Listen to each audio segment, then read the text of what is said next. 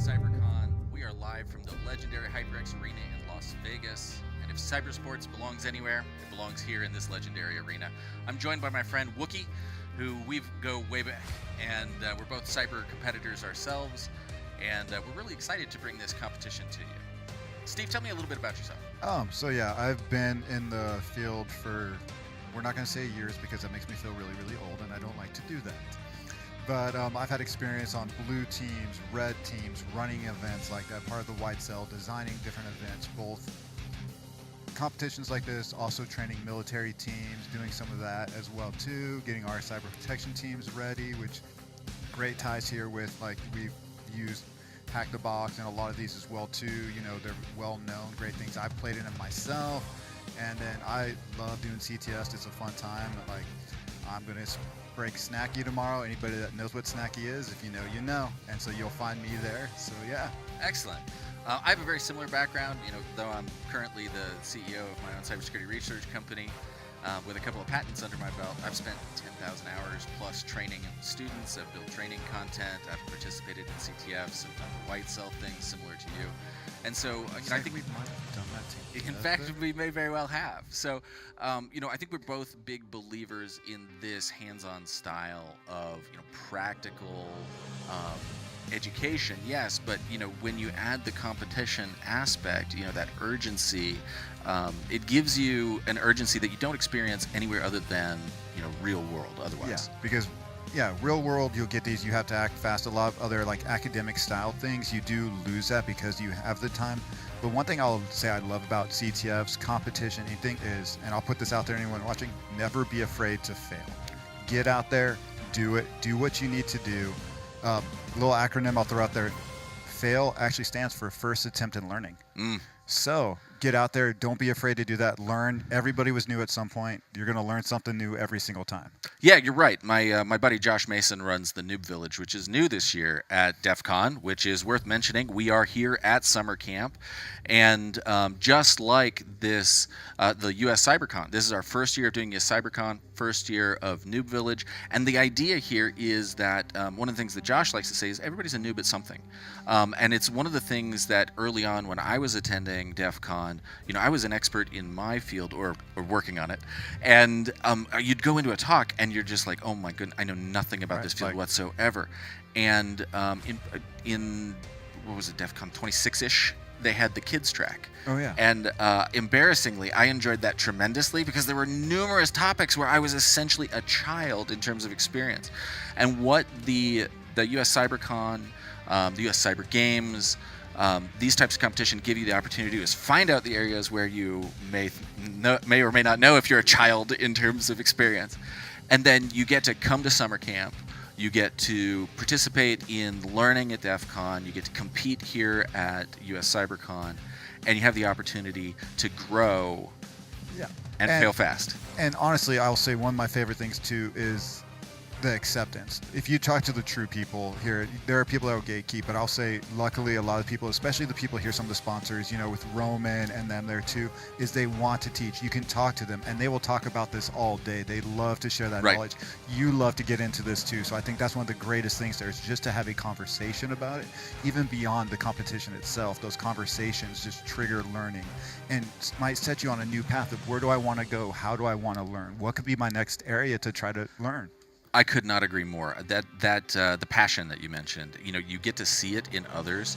I always come out of DEF CON slightly sleep deprived, but energized because I learned something new, a new idea sparked, maybe a new connection made. And so again, now with this US CyberCon becoming a part of the Hacker Summer Camp tradition, it's a yet another opportunity to approach cybersecurity from a different angle, like a slightly oblique one perhaps, but gives you a chance to do some things you might not otherwise do. You'll face challenges that if it's outside your sphere of expertise, you might never have taken on. Yeah, that exposure to and just seeing that too, and I think actually their timing of it today in between like the wrap up of Black Hat, have this today, get people, bring stuff in before DEF CON truly kicks off tomorrow. That's just a great thing. It's a great bridge as it brings itself into this larger ecosphere of summer camp and doing that kind of stuff. I think that's a great timing on their part for this. Excellent. So what we're going to do now is we're going to kick it down to the main stage here at the HyperX Arena in Las Vegas and turn it over to Jessica Gillick and Brad Wolfenden and let them kick off the main event on the main stage.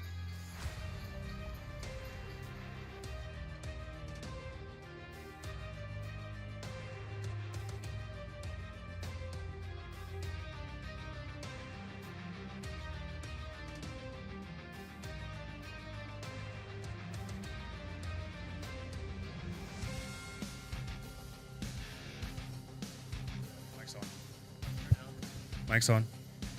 Ready? Yeah, we're ready to go. Good morning, everybody. Hello and welcome to US CyberCon 2026. My name is Brad Wolfenden. I'm the director of cyber sports here at Cat's Eye Play Cyber, and it is a pleasure to have you all here with us in Las Vegas. We have a ton of fun programming scheduled for you today, but before I get too far into that, I'd like to introduce my boss, the commissioner and CEO of Cat's Eye Play Cyber, Ms. Jessica Gulick. Thank you, Brad. Welcome, everybody. We are excited to be here at Hacker Summer Camp, and we are at the beautiful HyperX Arena in the Luxor. If you are around Black Hat or DEF CON this week, join us today up until 5 o'clock. We'd love to have you. We have a great setup for today, but why are we here? We're here so that we can introduce the US Cyber Games program and the US Cyber Team concept to the Hacker Summer Camp folks. We are looking for coaches, we are looking for trainers, we are looking for mentors, and of course, we are looking for top talent cyber athletes to join the national US Cyber Team. So if you are around Vegas area, come see us at the HyperX Arena today. If not, check us out at uscybergames.com. We would love to hear about how you can engage with this program. And last but not least, let me start with some grace of thank you very much to our sponsors and to all the individuals who helped to make today possible. I want to do a huge shout out to Hack the Box, who brought the CTF Showdown and the SOC Showdown. We're super excited to have that today. We also have Team Simru, thank you very much for your sponsorship. Coming in today, you guys will hear some more from our sponsors a little later as well. And then, of course, we have our Skillbit team out here doing the attack and defense charity battle. So super excited there. And then we also have our charities. Listen, we put together this first year event for the US CyberCon to provide an opportunity for nonprofits in and around the cybersecurity community to really have a place where they can call home during Hacker Summer Camp. This gives them an opportunity to support their outreach efforts, their promotional efforts, to get sponsors and members to their organization. And you will see that we have quite a few over here. We have, of course, Gold Star Gamers. You'll hear more about these organizations later today. We have Raices. We have National Cyber Security Alliance. We have Cyber Kids, Savvy Cyber Kids. We have Wicked Six, and I'm losing count here. Women in Cybersecurity. Women in Cybersecurity as well. I can't believe I forgot that one, Brad. So please, this is a great opportunity. And if you are visiting us here today or you are listening online, we have the opportunity for you to give. There is a donation link that you are encouraged to give for the prize pot today. And we'll talk about how that gets distributed a little later as we go on with the program. But it is at donorbox.org/US-CyberCon. Visit that, and hopefully you can donate. As little as $10 goes a long way to try to help some of these communities. So this isn't our first time in this venue. Some of you may recognize the HyperX and US Cyber Games combo from years past. We've done this charity battle concept a couple of times, as Jess mentioned, really bringing together the nonprofit organizations that run in parallel to a lot of the pillars that support the US Cyber Games program. And this year we've kind of leveled up this event a little bit and bringing it back to Black Hat DEF CON and taking advantage of all of the brilliant minds that are here in Las Vegas for this week.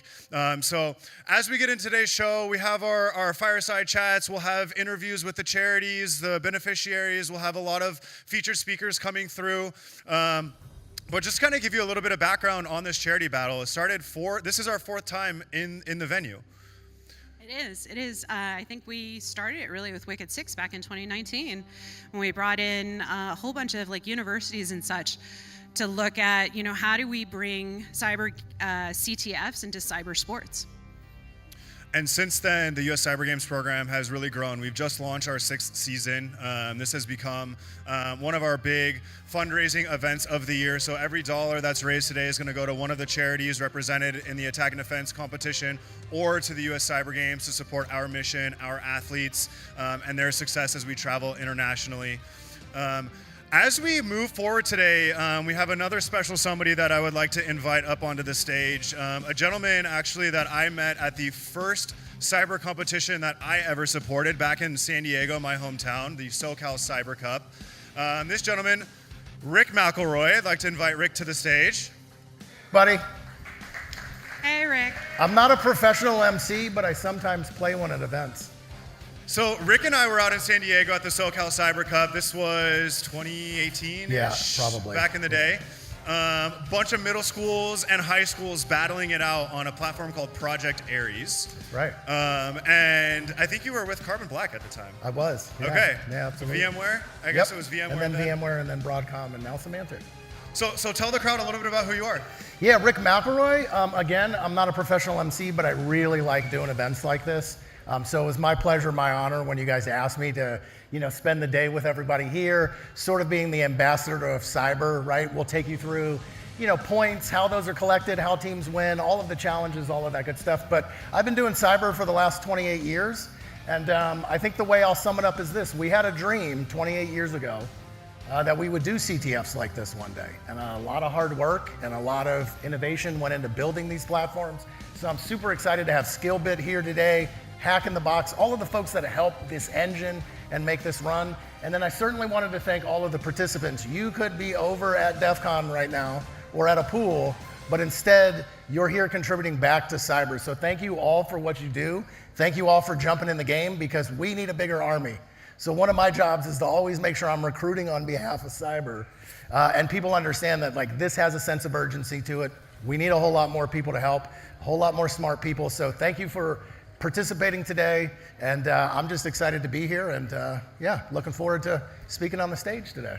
And recruiting more people into the field is why we're here, and that's a big goal of the US Cyber Games program as we look to bring cybersecurity competitions to a much wider audience. And leveraging platforms like Skillbit, like Hack the Box, and the many others that support our initiatives allow us to then kind of show you what a day in the life of a cyber professional might look like, and the different types of work roles and pathways into the field, and kind of make it a little bit more tangible into why this matters into your day-to-day life. And so we hope that we'll be able to accomplish that today. We'll bounce between the main stage programming and the live stream feed as well. So when we have folks up in the live stream booth, they'll be kind of breaking down the play-by-play. Very much esports, cybersecurity competitions meets your traditional athletics is what we're all about here.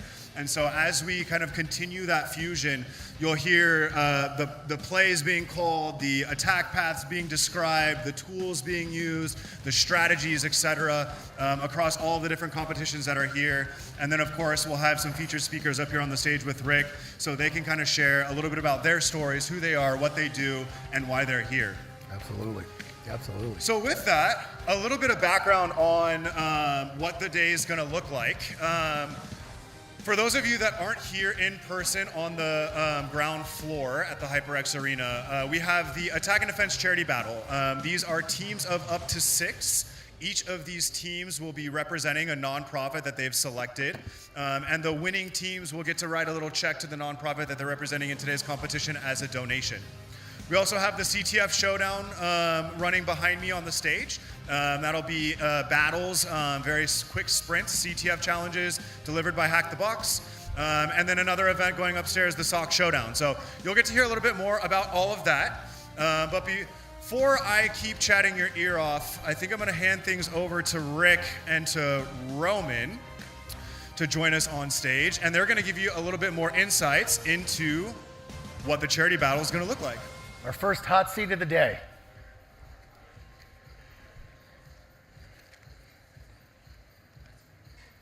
Team Skillbit.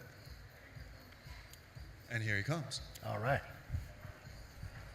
Oh, and I get to sit down. This is a nice portion of my day. Yeah, you guys get to sit. How you doing, man? Good to see you again.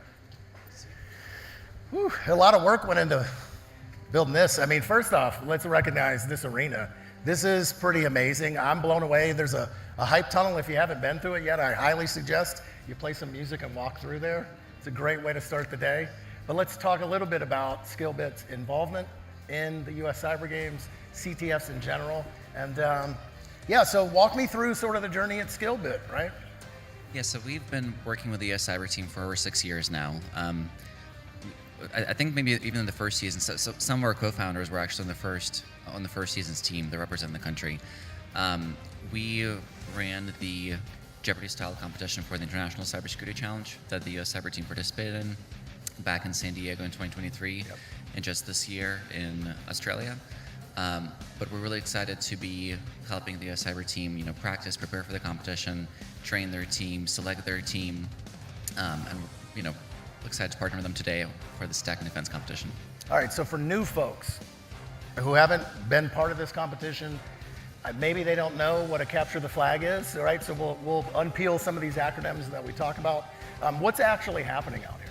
Yeah, so there's 2 main types of capture the flag competitions that you often hear about. The most famous one is called Jeopardy style, but the one that we're doing today is called Attack and Defense. In a Jeopardy style competition, you might have, if you participate in a CF before, you're usually presented with a list of challenges that cover a wide range of topics, difficulties, and you solve those challenges to get points on the scoreboard. Attack and Defense style competitions work a little bit differently. Each team is given a set of identical services that they're trying to protect in real time. They're given access to the source code. In some competitions they don't, but in ours they'll have access to the source code. They'll be able to patch those challenges. They'll be able to deploy the patches, and they'll be able to attack other teams and to exploit the same vulnerabilities that they found in their own machines. And so the idea that is there is that you analyze those services, find vulnerabilities, patch them, exploit them, and you automate a lot of this because the scoring engine will keep putting new flags on the services every few minutes. And so you have to keep demonstrating that you still have the exploit accessible to you and keep proving that you're able to attack those teams. And so There's 3 scores. There's your attack score, where you earn points by stealing flags from other teams. There's the defense score, where you lose points if other teams steal your flag. And then there's the uptime or SLA score, where you gain points just for keeping your services up. And this incentivizes this decentivizes teams from just taking down their services, making them secure by shutting them down. Yeah, which is, so I think Brad talked earlier about like the real world implications of these things. Uptime is key inside of organizations. Everything goes to uptime. So if you're not supporting uptime as a security professional, you probably should. Now, let's talk a little bit about the rules today. So I know for me, I thought this was pretty intriguing. AI is banned on the floor. Yeah, can we talk about that? Yeah, so we didn't entirely ban AI. So teams are allowed to use some AI. They're allowed to use ChatGPT. They're allowed to use online tools, as long as they're not using agentic AI. We have all the screens, recorded and monitored. They're allowed to use anything chat-based, just not something that will kind of do everything for them. And then just throughout the day, right? So we want to explain how things are scored. I think you did a good job walking through that. But we lock those scores 30 minutes before the competition's over. Why do we do that? Just to build some suspense. Usually in some competitions, it's not fun when you know who the winners are. Right when they're about to walk up on the stage, you want to have some suspense. So that's why we usually hide the scoreboard. Have we gleaned any insights from the attack defensive side of the house? So I know there's some weighted criteria that goes into the scoring engine too. But is it pretty typical you see teams totally go on the attack first, totally go on the defense first, or does it vary because there's such a wide variance of humans that participate in the competition? It really varies, and it really depends on the scoring formula, because even if you barely change the weights of some of those kind of formulas, it does change the strategy. And so some teams might really prioritize attack. In other competitions, they might prioritize defense. And it really becomes like a math, almost like a math challenge to figure out how to optimize the number of points that you're going to get in the rules. So I think in this competition, we try to balance it.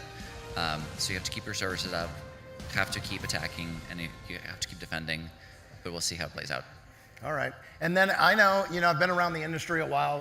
One of my number one questions I get asked, should I get certification? Should I go to university? Should I get hands-on?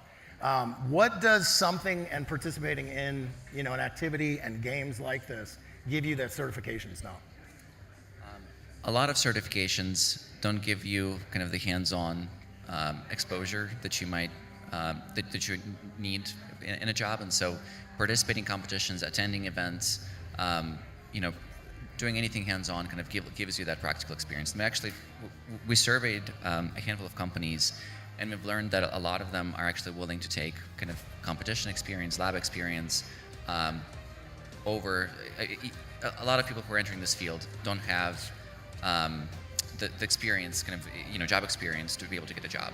Yeah. And we surveyed them, and they said that a lot of them are willing to actually accept lab experience in lieu of that job experience. I agree with that. I mean, I've certainly, as a CISO and a hiring manager, I encourage people to have home labs or, participate in CTFs and bring that into the workforce. Random question, how many miles do you think you've walked this week already? Let's see, how many steps are in a mile? 12,000, is that 12, right? Something like that. It depends on how tall you are. I think it's fewer than 12,000. Yeah, something like that. All right. But I think I average, when I have Black Hat, I think I'm 11,000, 12,000 Okay. a day, something like that. I mean, I was going to say 4 miles, but I feel like it's been more. So it is true to say that in cyber, we do get physical activity. We do. We do. Only in the summer. I know Las my Vegas. feet and back hurt enough. So, well, listen, I appreciate the time. Thank you so much for all that you guys did to facilitate the challenge. I know that it's an immense amount of work that no one gets to see. So again, we want to make sure that folks like Skillbit, we understand what they're doing, and for organizations out there, right? Is this something that you help facilitate inside of organizations as well? Yeah, so we started by running custom cybersecurity competitions for companies, universities, organizations, conferences, Jeopardy style attack and defense, any kind of cybersecurity competition. I think at this point we organized over 650 CTFs or something. But we also have an on-demand learning platform where we've taken a lot of the content we've developed over the years. We have learning modules, we have hands-on labs, virtual machines that map to different frameworks that people can use to learn. Awesome. I love that. So if you're looking at other options for training, those types of things, and you're inside of an organization, definitely reach out to the folks at Skillbit. I'm excited to see the results today. So I know we want to get to some challenges. We've got the charity attack path coming up here at the top of the hour, a few other things. But lastly, any advice for the participants today? Read the rules. Make sure you have WireGuard installed before the competition begins, because I don't see WireGuard installed in a lot of these devices. Make sure you have an Ubuntu machine or some kind of Linux terminal available. Nicola, have we made the WireGuard configs available? Yeah, so if you go to the platform, this is for all the teams who are competing, go to the platform, go to the problems page, and download your WireGuard configs. There's also Mattermost server credentials that you can access for communications with us. But make sure you read the rules. It's the most important thing. Awesome. Well, thanks for spending some time with us. We appreciate it, and you'll be around all day, right? Very cool. I think you guys are over here, right? Yeah, I'm going to be over there. We have some swag. We have some free vouchers to our platform available right there. If you have any questions, if you want to talk about cybersecurity competitions, awesome. Anything, I'd love to. We appreciate you. Thank you for your time, talent, and wisdom today. Thank you. Hey, just real quick, can I see the team captain's hands just so I know? Just so I know who folks are? There's one. Okay, cool, because I might pick on you and ask you some random questions if that's okay. Is that okay? All right, awesome. Because I do like to definitely sprinkle into the audience, like what's actually happening today, what are we doing, what's our tactics and strategies that we're choosing, all of those things. So I appreciate it.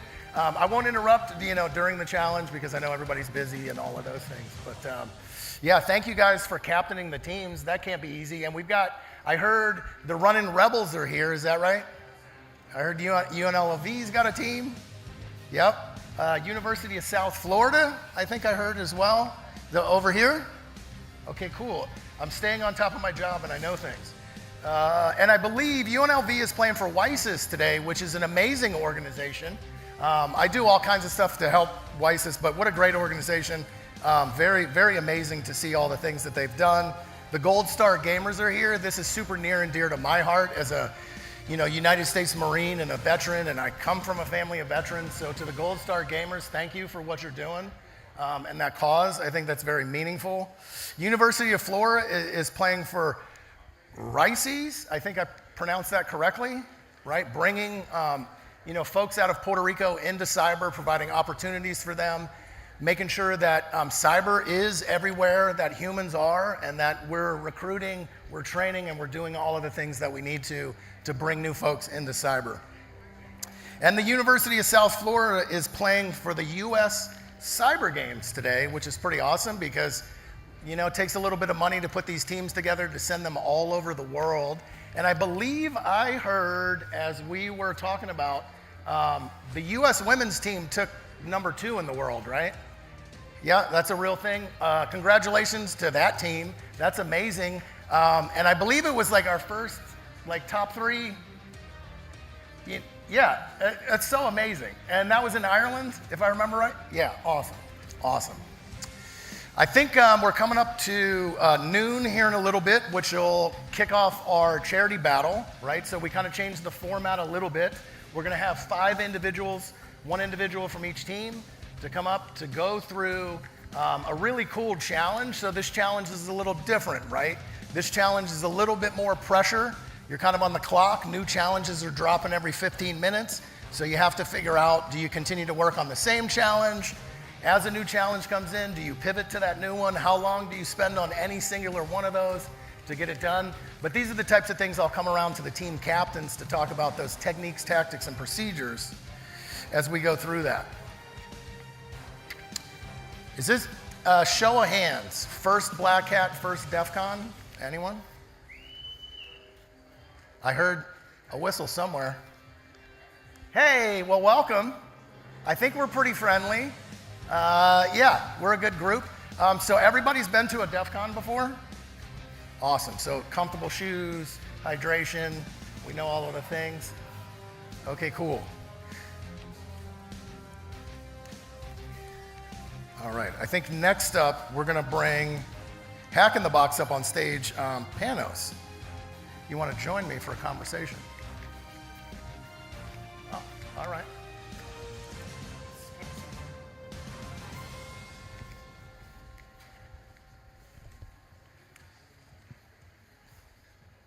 meantime, while he's coming up.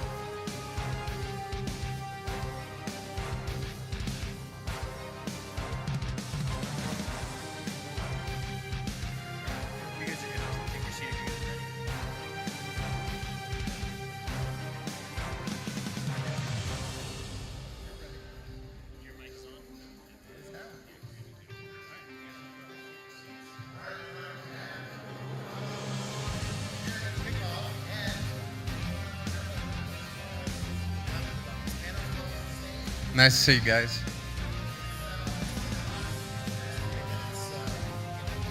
Get through it. Let's All right. discuss through. So let's talk about, we had a little bit of a change today to the format Yes. of the competition. Can we talk about that? Yeah, of course. So the plan initially was to be 3 teams of 3 battling it against each other, but now we're switching to an individual event. So it's going to be 1 versus 1 versus 1 versus 1 versus infinity. So we're going to have 2 different semifinals. The top 2 from each semifinal will progress to the final. So the final will be 4 people playing individually, 1v1, v1, v1. And they'll be up here on the main stage, right? Yes, they will be. Probably we're going to have to make a change to get some space between them, so there's no sitting and picking. And the CTF Showdown works a little bit different, right? So let's talk about that. Like, my understanding is that every 15 minutes, kind of a new challenge drops during the period, right? Yes, we have 3 waves of challenges, so every round is going to be 9 challenges. When the players join, they will only be able to see the first 3. 15 minutes into the competition, 3 more drop, and 30 minutes into the competition, 3 more drop.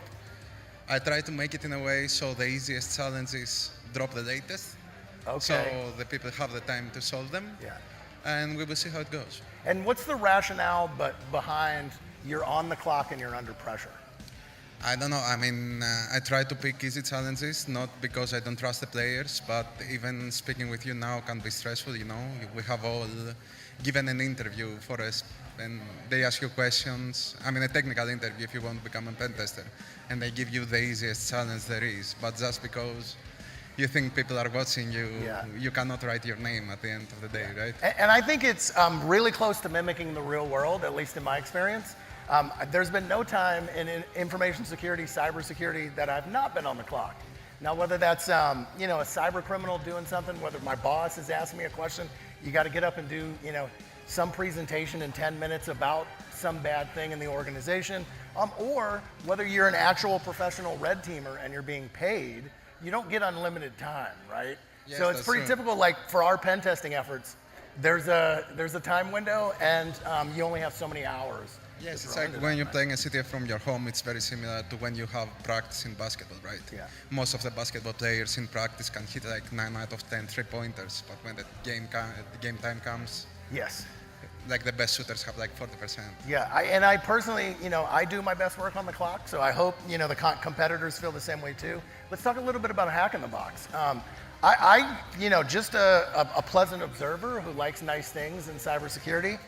Wow, that's been a crazy story. Wow, what a journey. Yeah. But talk a little bit about where you started and where things are now. So Hack the Box was founded 7 or 8 years ago. Yeah. It started as a side project by a Greek guy. Actually, a funny story is that I was one of the very first profiles because it was the friend of a friend of a friend that created it.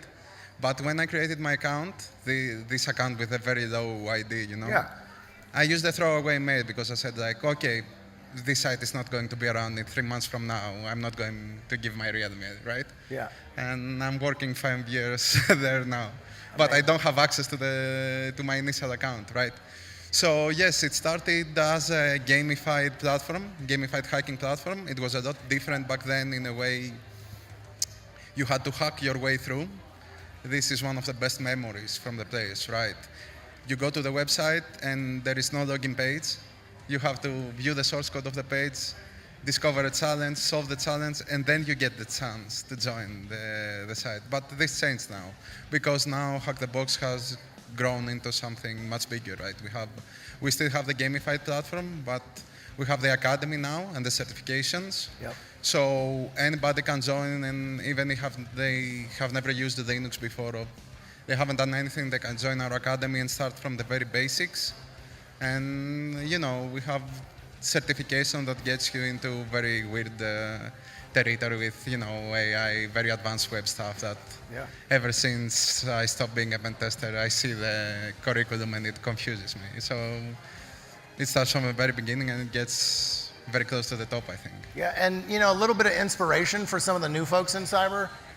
There are a lot of products and companies that started as a side project with a couple of friends who decided, hey, it'd be cool to have, and then they actually stick with it. They bring some innovation, they enroll other people in that project, and here we are. You're still with the company. Yeah, years yeah, later. and I That's think amazing. nobody believes it when they begin, right? Yeah. They start because they like it, and also the reason that we are where we are right now, it's because at the beginning the community was very welcome of this project, and they helped us. So Yes, they we helped were, with yeah. figuring out bugs in the site. They were submitting challenges. They were submitting stuff. So that's why right now I work for the community team, and this is why Hack the Box forever will be working for the community, because it started as a community project, and even how much we have grown, we will always be a platform for everyone.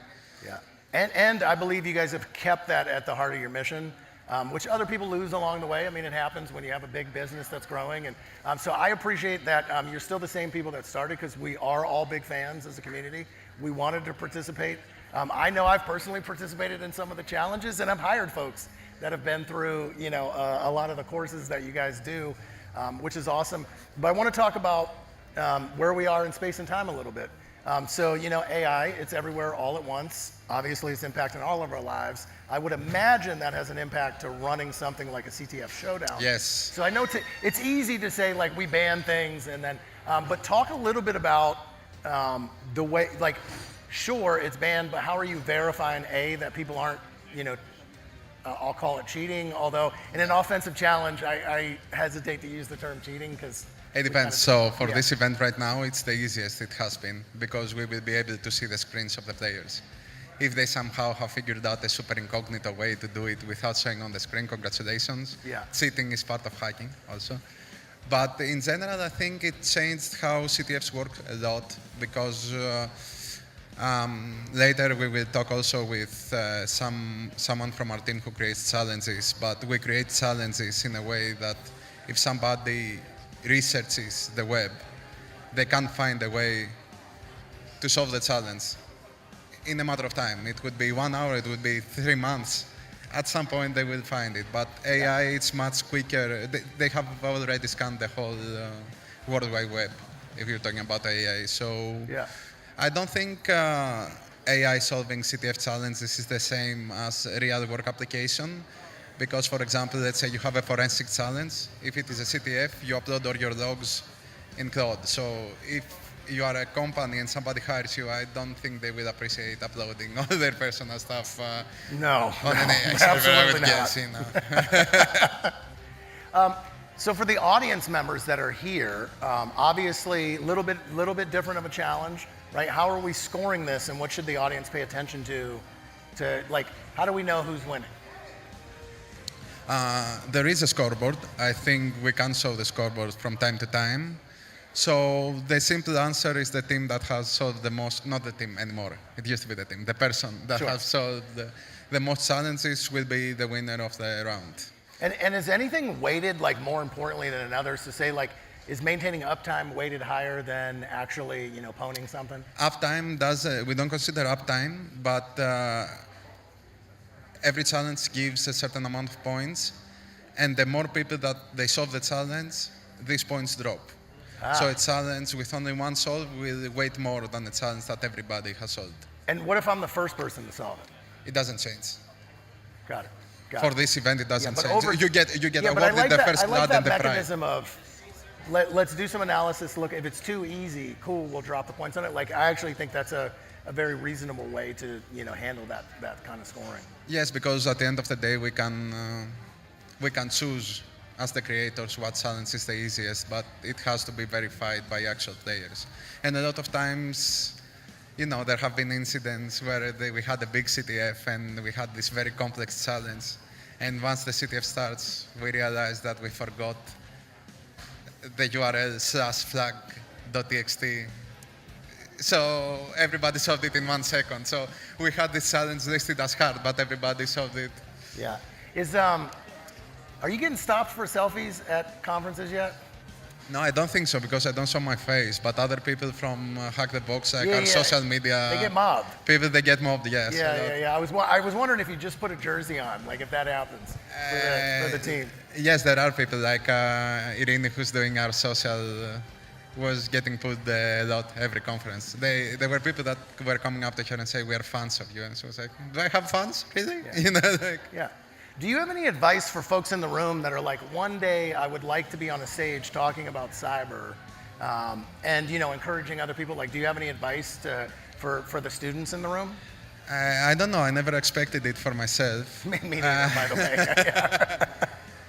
I think keep doing what you're doing, what you love, and when an opportunity comes, take it, because it's easy to say when you have your first job offer, you take it, right? But when I had to move from being a pen tester to doing community for Hack the Box, it's like a strange role, right? Yeah. Maybe the safest path for me to take was keep being a pen tester forever and have a stable job and not too many challenges, right? Because even here, talking in the States, it's something that I do for the very first time of my life, and I keep doing stuff for the very first time every a couple of months or so. So if you have dreams, keep taking chances. You will go through failure, you will go through many different things. Lots of failures. I'll raise my hand to that. Yeah. Yeah, for sure. Yeah, I failed probably, I don't know, maybe equally with my successes, but Yes, so part of the problem. it's all part of the process. Nobody cares. Yeah, and at the end of the day, kind of no one cares. Like, your friends will know, and they'll maybe make fun of you like my friends, but otherwise, like, no It's one. like I think it's overused, but it's this quote from Michael Jordan, I think, about you miss all the shots that you don't take. Yep. So yes, if you take the buzzer beater shot at the end of the basketball game, maybe you are the player that lost the team the game, but maybe you're the But one you that took the won. shot. Yeah. I'm a big one for, like, again, I like what you said there, which is opportunities will present themselves. Kick the door in, take the opportunity. If it's something that makes you uncomfortable, it's probably a good Big growth opportunities are scary. Yeah, Because yeah. imagine like somebody comes and hey, do you want to be the leader of the team from like Google? You say like, who, me? Yeah. Because everybody has imposter syndrome at the end, right? I think every They do. single one thinks they are somehow a fraud. Even me talking, right? Even me. I'm Oh, not yeah, it still someone comes up important, for me. but Yeah, I'm definitely. here talking and I think like why I am the one talking, but everybody believes that they are a fraud until they make it and they say, okay, I'm pretty okay. Yeah, and you're with us all day? Excuse So me. if folks want to ask you questions, you're around all day? Yeah, or- of course. I will be here until 5 or 6. And are you here through Hacker Summer Camp, through the completion, through Sunday, or are you No, taking off? I'm going to be in DEF CON tomorrow. Yeah. The whole Hack the Box team. So if you are also visiting DEF CON, be sure to visit our exhibitor booth and we will Definitely. talk all you want. Definitely. One other thing too is the back end of building these challenges, right? Can you just talk a little bit about that? Because not uncomplicated. I mean, again, it's not the most complicated thing, but like, are you? Do you utilize, like, you just drop in servers? Is it a cloud? Like, what does the back end infrastructure to do something like the CTF Showdown look like? I think it's better to have this conversation later with a person from the content team because I have not created any challenges. Got it. So, yeah. Got it. All right, that's fair enough. I'm going to take a guess and say it's in EC2 somewhere, because most things are. We have a process. I mean, Yeah. Awesome. Well, we appreciate you spending some time today. We're about 5 out from kicking the challenge off, right? So I think that'll give participants a chance to get on the stage. And then, look to the scoreboards for scores. And the other thing I wanted to say before Panos gets off the stage, right? So big opportunity to not only participate, we're always looking for mentors, we're always looking for coaches, we're looking for people to help. And all of these charities represented today, they need help. It might not be financial, it might be time, it might be support, it might be by volunteering to get on a stage and help them and evangelize. So I encourage everyone in the room to participate. And these are very amazing charities that I know are out there impacting cyber, but more importantly, impacting individual lives. I've just seen a lot of the outputs from these groups, and it's pretty amazing, and people do it for free. They're nonprofits. Again, usually a side project that turns into a nonprofit that then creates a momentum, and the next thing you know, you have one of the fastest growing groups inside of cyber, like WISIS, which has just been amazing to see their growth and all of the things that they do to provide leadership, mentoring, coaching, all of those things. and I want to also take this opportunity to say any of these charity organizations, if they want help organizing something for their base, feel free to contact us at community@hackthebox.com. We are very proud to support all these different initiatives. We're creating new products to support communities That's because amazing. this is what we keep wanting to support and do. Again, I think that you guys hold your mission like very central to what you're doing. I think everybody in the company understands that and moves in that direction, and that's amazing. So just to recap that, if you are a nonprofit and you need some supports with CTFs or anything, reach out to the Hack in the Box team. I can tell you from my experience working with them, being on calls, it's an amazing group of people, some of the smartest people that are out there. So again, I thank you for your time, talent, and wisdom today. And I'm excited to see the CTF Showdown because I like things on the clock. It's a little more exciting. Yeah, so we're gonna kick that off in about 3 minutes. Yep. Awesome, thanks, Pano. Good. It's good, dude.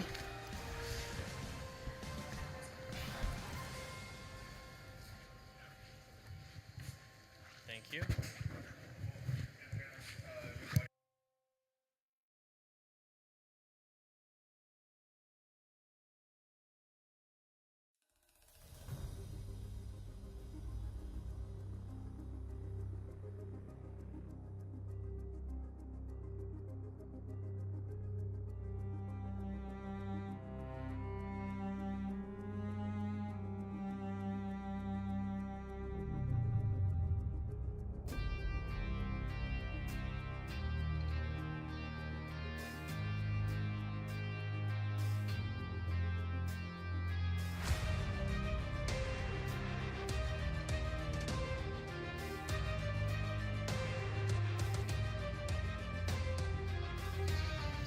Welcome back to US CyberCon, coming to you live from the HyperX Arena at Luxor.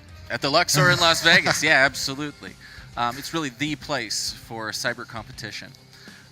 So what Wookie and I are going to do right now is kind of cue you up for what it looks like to be a competitor in these types of competitions. And so they've been kind enough to provide us with some background on the people who are competing. For you, how did you get into these competitions? So I kind of got into it, just the joy and like the curiosity for it. So prior to it, military, doing some of that kind of stuff, was exposed to some of the training, and it just triggered and it kicked it for me. So it was one of those things where like, as soon as you got exposed, I'm like, I need more, feed me this. So I wanted to start doing these things and start pushing myself. So that's what, like, oh, CTF, this is a new thing. I don't know how to do it. What can I do? I'm going to fail, but I'm going to have a good time, a smile on my face, get out here, do this, and just keep pushing it that way, to just keep learning. And there's so many out there that you can learn, do, and in this field, there's always a new problem out there. So there's always the advantage that you can learn something new every single day. So if you have that hunger and that passion, you can just get out there and just talk to the people, and we're here to help. Yeah, I agree completely. For me, I came to cybersecurity, I think, in the most natural way that you can. I started out as a nuclear chemist, and so you can see how those dovetail together nicely. But the United States Navy and its wisdom gave me the opportunity to move into cybersecurity, and it was like coming home. Same with me. Like, they did the same thing. I was on subs too. We could kind of have that in common as well too. So. And so for me, I felt like I was playing catch up. I didn't start out as doing that when I started my career. And so for me, the competition opportunity was, I knew I needed to put in nights and weekends if I was going to close the gap for some of my contemporaries. And so, you kind of don't know what you don't know. And so the competitions gave me, somebody who did know what I didn't know, gave me the opportunity to learn. I'll sometimes say viscerally. The key thing out there too is don't be afraid to ask and find a mentor. And it isn't, when you look for a mentor, one thing I will say is don't look for somebody that might know everything. Know somebody that's willing to talk and introduce you to people. That's going to be the key thing, is making those connections, because none of us are going to know everything. It's too broad of a thing. So a good mentor is one that can introduce you and lead you down the path, not necessarily do it for you. So keep that in mind if you're ever looking for a mentor. Yeah, you're kind of learning together that way, which is Exactly. great. All right, so let's talk first. So first team I want to talk about is the University of South Florida. They have a group called the Cyber Herd, or sometimes the Cyber Herdlings, depending on who you talk to. And so our first player, they go by player handles. Your handle is Wookie. Yep. Mine at various times was DDoS, because I broke stuff a lot, and we call that a learning opportunity. Sometimes those are forced upon you. Intentional, unintentional. There's a quote about greatness being thrust upon you. I learned a lot while I was fixing stuff that I broke, and so The handle for the first person I want to talk about is Nerfed Octane. An interesting fact about them is that they spend way too much time on Magic the Gathering cards, and I can respect that. See, I try to get into the One Piece card game, and so it's kind of very similar. So I see some of those things too. So I can see how that's a slippery slope. Exactly right. They do attend the University of South Florida. Their specialty is crypto, web, and open source intelligence. They have 2 years in competition. They have a pregame ritual, and when we're in Las Vegas, it involves roulette. Okay. I'm like, wait, hold on, where are we going down here? And their hidden talent or fun hobby is attending EDM concert. Ooh. So another thing that we should know about them is that they love to play chess, and they want to shout out to Marin GG. Okay. So next one I'm going to do after these shout outs, Marin GG, I wonder. I don't know. Trying to remember. Yeah. No. But next one I'm going to do is a member from the Women in Cybersports UNLV is Mwahaha. So a player here that was born in the Philippines is now on one of these teams competing, which is great. Love seeing it build out there too. They attend UNLV with cyber science or computer science, is their focus. And one thing I love about this too is their experience level. They are a beginner. We all start there. So I love seeing beginners in these things, willing to take that step, get out there, keep pushing on that. Their pregame, blast music. I'm the same way. I got my cans, I'm ready to go get in that mindset. Absolutely. We all have it, I'm a metalhead, so, shout out to like Gender. No, okay. If they ever want to bring me along, hi guys. But yeah, doing that. Interesting fact is crochet. So they're a big crocheter, It's great to see that kind of stuff, using your hands, doing that kind of stuff. And their shout out, which again, I love seeing this as we just talked about it, is to their mentor, Steph. So Steph, what's up from Waha? That's fantastic. I think I mentioned that I've got over 10,000 hours instructing. And while you're not supposed to have favorite students, just like you're not supposed to have favorite children, I think we all know the truth about that.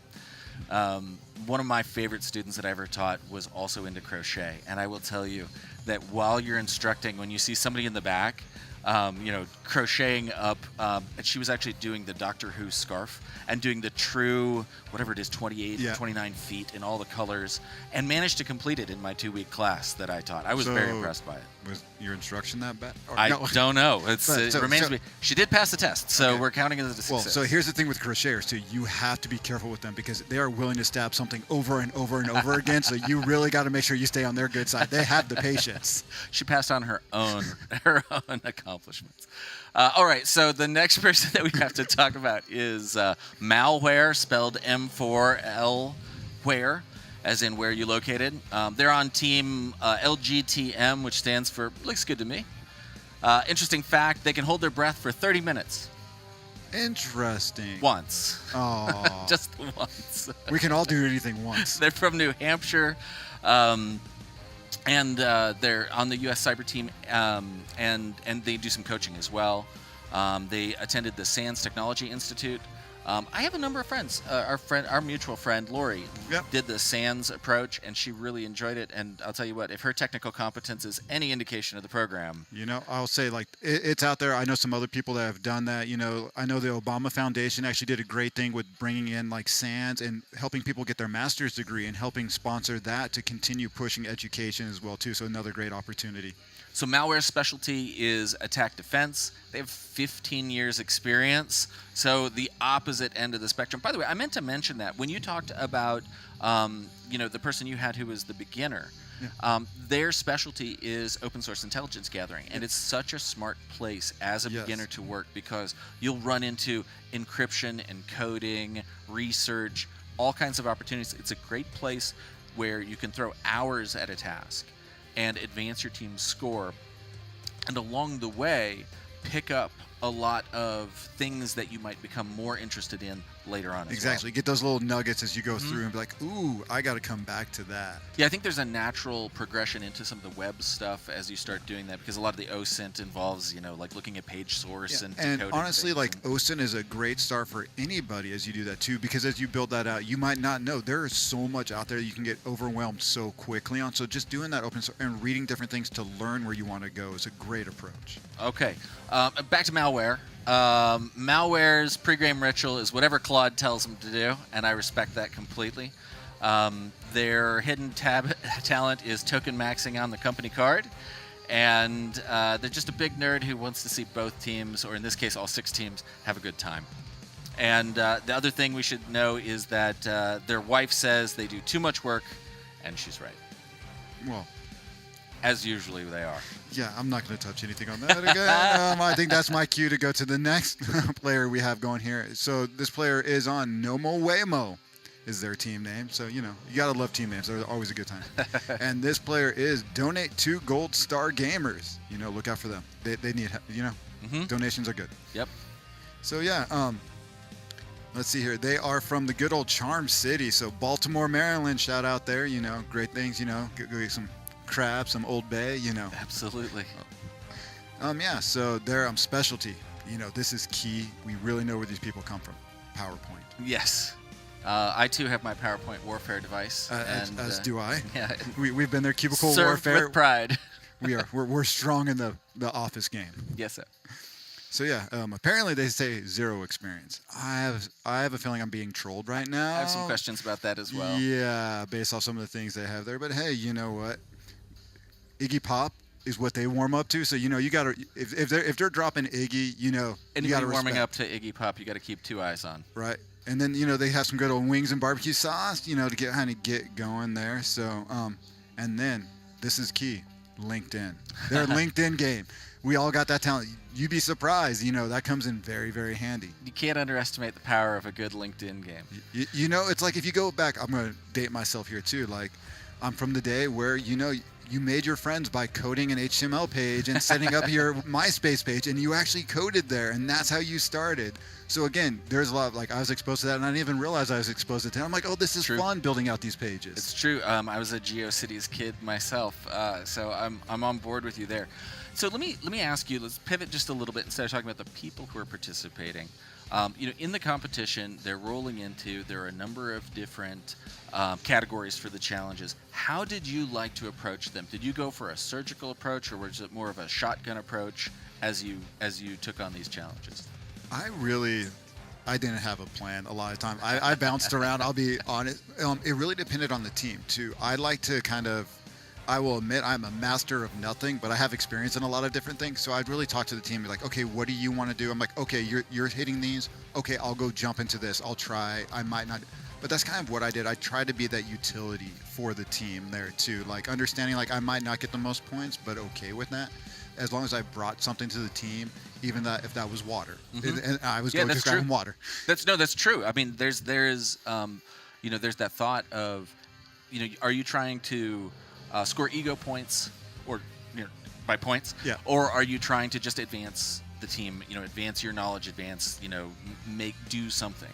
And so I also enjoy that. My approach was kind of a broad, go broad until you find something and then dive deep on that.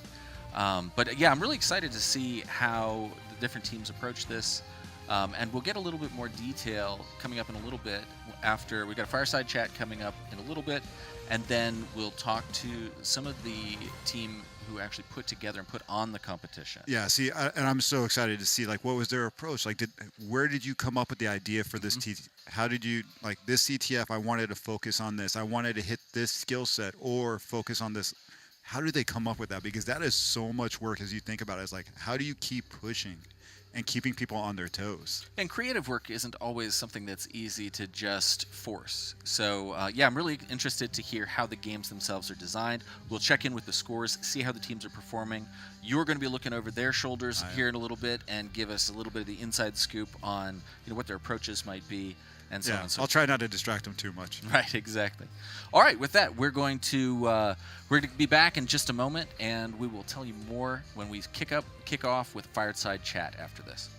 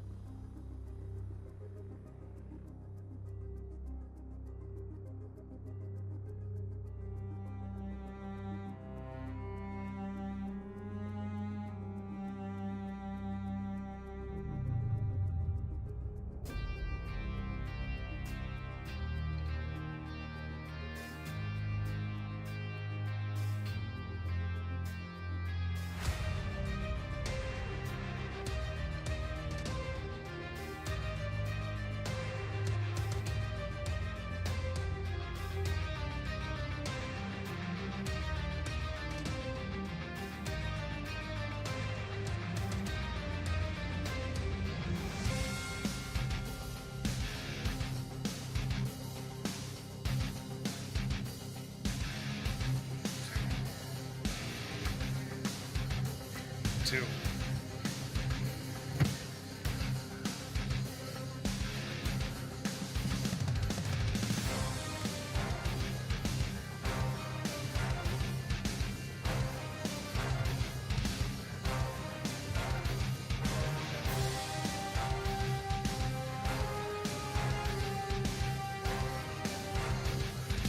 Are we ready?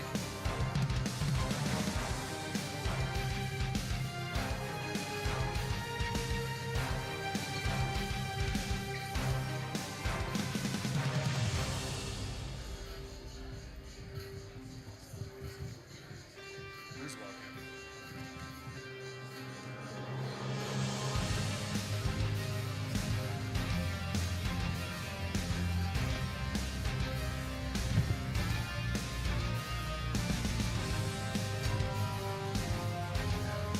I just want like 10 seconds before we send any of them down just to say we're watching this part of the event.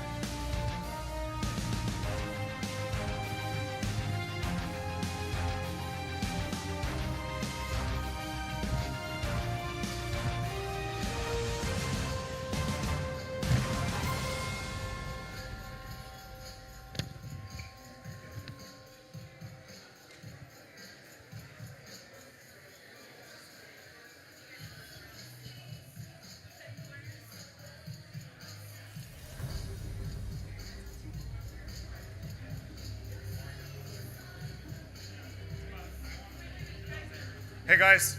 Hey guys. No. Sorry. Yeah. Hey, how's it going? Just.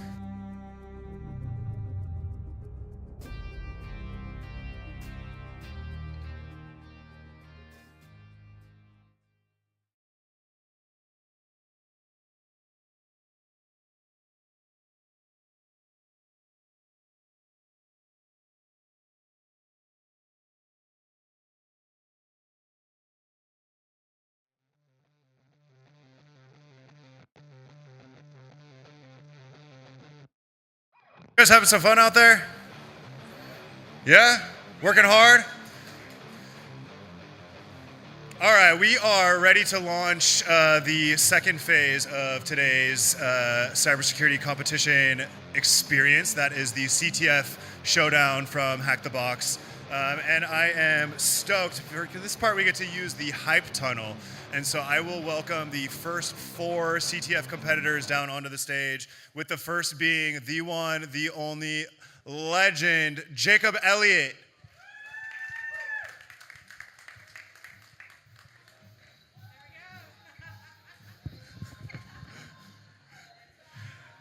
And here he comes onto the main stage.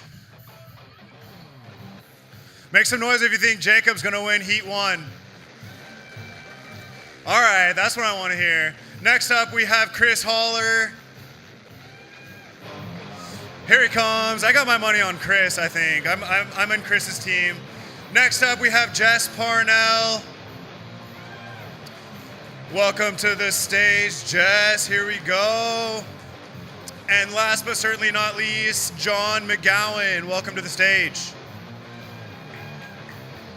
All right, so as these gentlemen take their seats, we will have the first wave lasting 45 minutes. There are a series of challenges that are going to get dropped by the Hack the Box team, and we will take the top performers from this first wave into the finale later today. So stay with us, come back, enjoy yourselves, and wish these guys some good luck.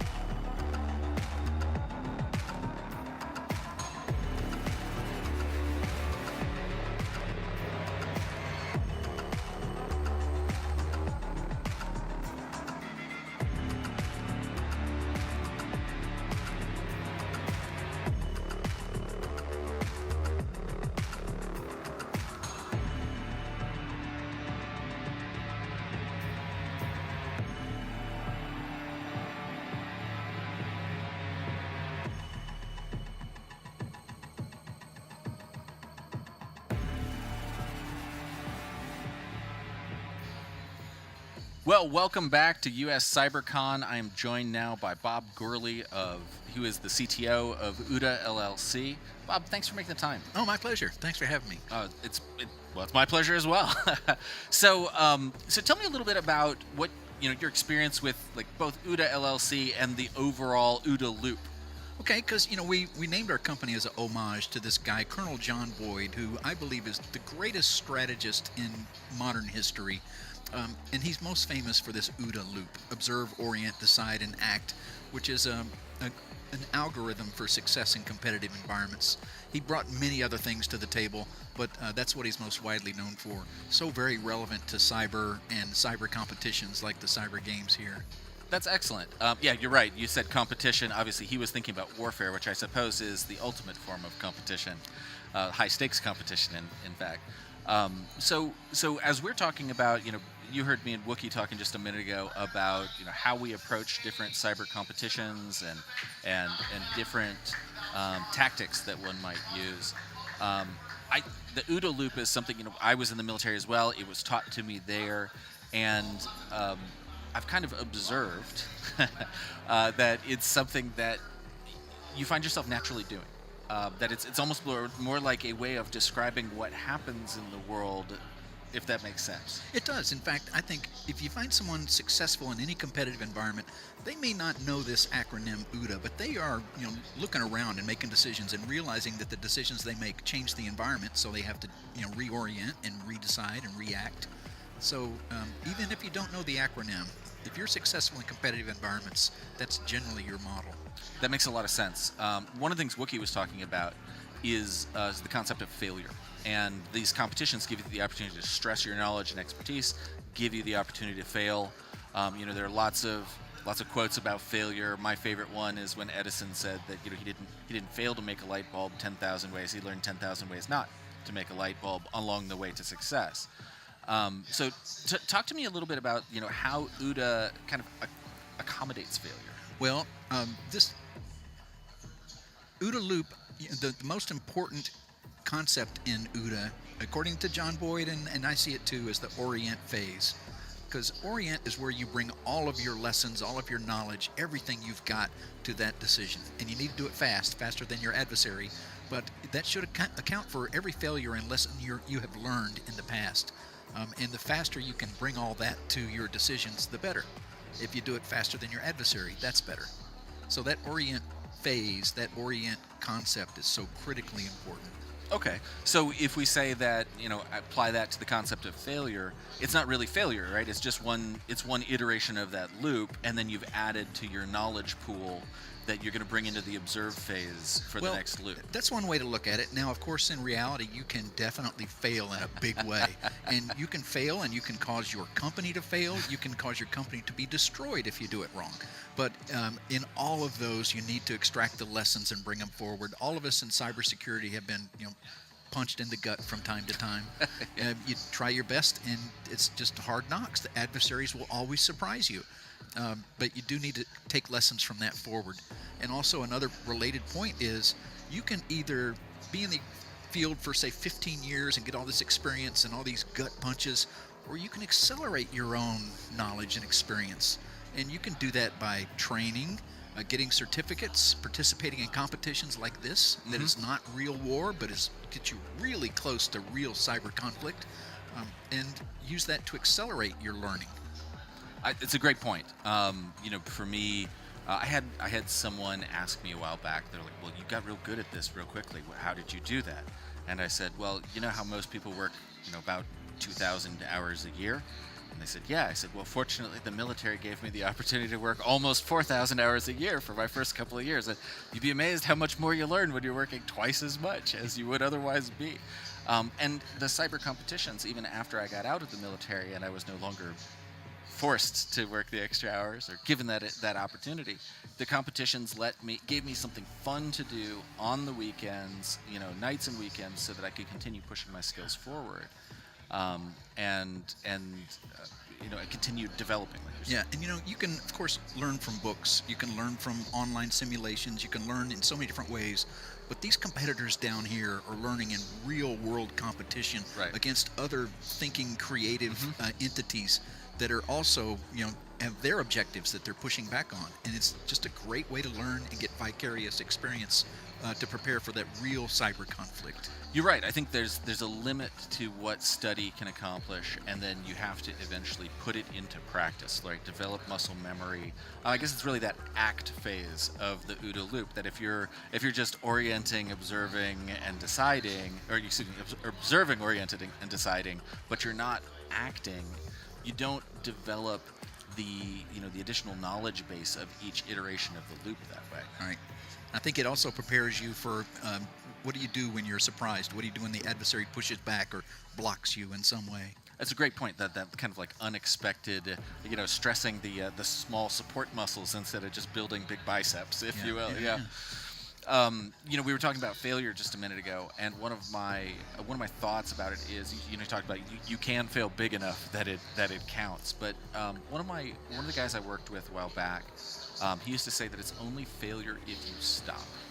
And I think that's, again, that's the whole idea of it's a loop. As long as the cycle doesn't end, you're still learning, you're still deciding, you're still acting, and you're potentially improving. Right. There's this famous philosopher historian James Carse came up with this concept of in game theory, the infinite games. And cybersecurity is one of these infinite games. It will never stop. We can take lessons and raise our defenses, but we all need to understand the adversary is going to surprise you. They have objectives. They're going to keep coming in some way. And so we need to all keep raising our game and keep competing and keep being prepared to fail. You will have days when it doesn't go well. That's a much more sophisticated way of saying it. I've always said it's whack-a-mole, but I think I like yours a lot better.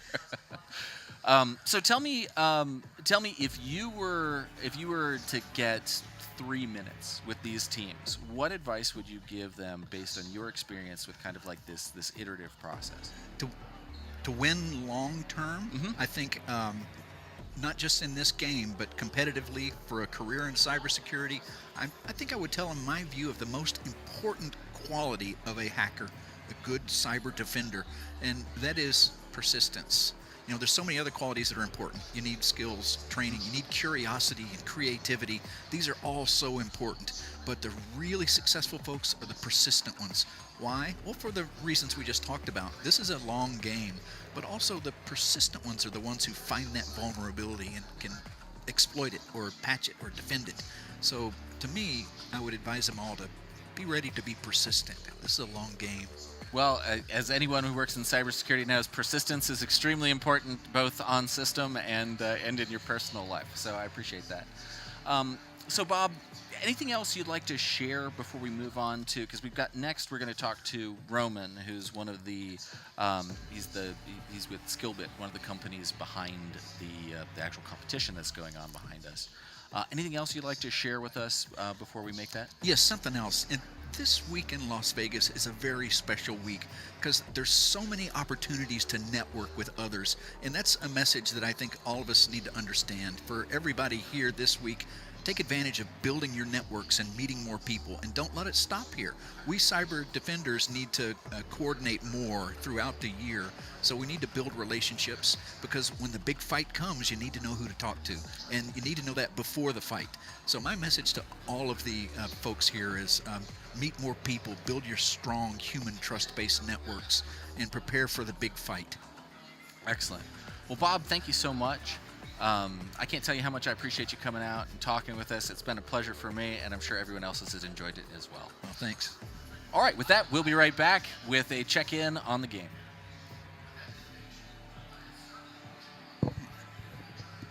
Perfect.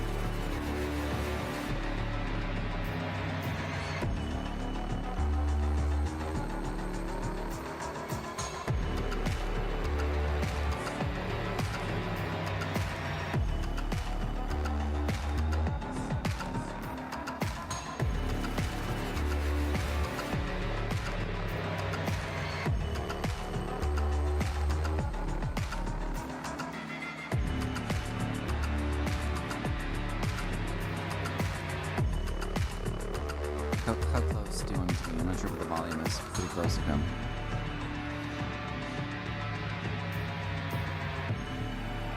I think I'm missing out.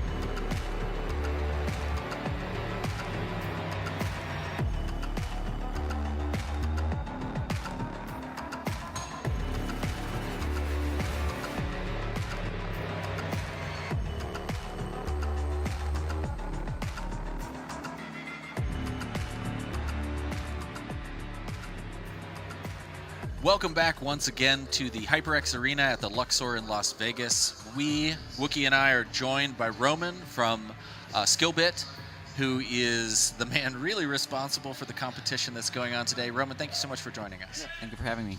So tell me a little bit about the competition that we have going on before we get into the scores and how the teams are doing. Yeah. I know that there are neutral challenges that they're taking on, and then the teams can also attack one another. So tell me a little bit about how that works. Yes, there are two main types of capture the flag competitions that you might hear about. Attack and so Jeopardy style is the most common one. Attack and defense is probably the less common one that you might not often hear about. But this is what we have going on today in the arena. So in attack and defense, each team has a set of identical services. In our case, it's 3. And they have access to the virtual machines that are running those services. They're running in Docker in our case. They're able to look at the source code. They're able to patch those vulnerabilities. And then once they identify those vulnerabilities, then they can exploit them against other teams. The scoring engine in the background interacts with these services every 2 minutes. It keeps planting new flags. It keeps verifying that the flags that exist there. And so during the competition, teams have to continuously find those vulnerabilities, exploit them in other teams, and steal those flags. And then they have to defend their services, so patch the vulnerabilities, and then keep their services up. So once we look at the scoreboard, we'll see there are 3 different scores that are available. We have 4 teams here today. A few university teams, a few professional, a few adult teams who are participating. We have a few beginners here as well. So attack and defense is not a necessarily beginner-friendly CTF, but we have some relatively beginner-friendly challenges, and we want to make sure that everyone who participates is able to walk away with something new. Excellent. Yeah, so Roman, I have a question for you, especially as we talk about going Jeopardy, Vice, Attack and Defend. Jeopardy is a lot easier to prepare for, bring those things. How do you approach and give guidance for training for an Attack and Defend for these newer people as they compete in these 2 to prepare for something like this? Yes, there are a few well-known attack and defense competitions. So I think FOSS CTF is probably the most famous one. If you go in CTF time and you filter by attack and defense, you'll see a bunch. There are a few videos online. I think Live Overflow has a really popular one where he explains how attack and defense CTFs work. Usually we like to send instructions and rules ahead of time to the competitors so they get a chance to review the rules, ask questions. I think the hardest part about attack and defense is just the scoring formula. if we can go to the screen, maybe I can just show you all the different formulas that how the points are calculated, how all the different points add up. It can get really complicated, and so teams have to review the scores, figure out what their strategy is, and then figure out who on the team is going to focus on what. And both of those things have nearly identical importance, right? That, it's not just sufficient to have captured a flag, but to have done so in a manner where, are you patching a vulnerability? How aggressively are you going against attacking others, vice defending yourself? When are the flags being scored? Some of those things, that strategy can weigh in almost as much as the actual skill behind the challenge as well. Well, and what's interesting about attack and defense is that the scoring formula really influences the strategy, because if you don't balance the points right, it can become so that it might be advantageous for you to take your own services down in order to make it so other teams can't exploit you.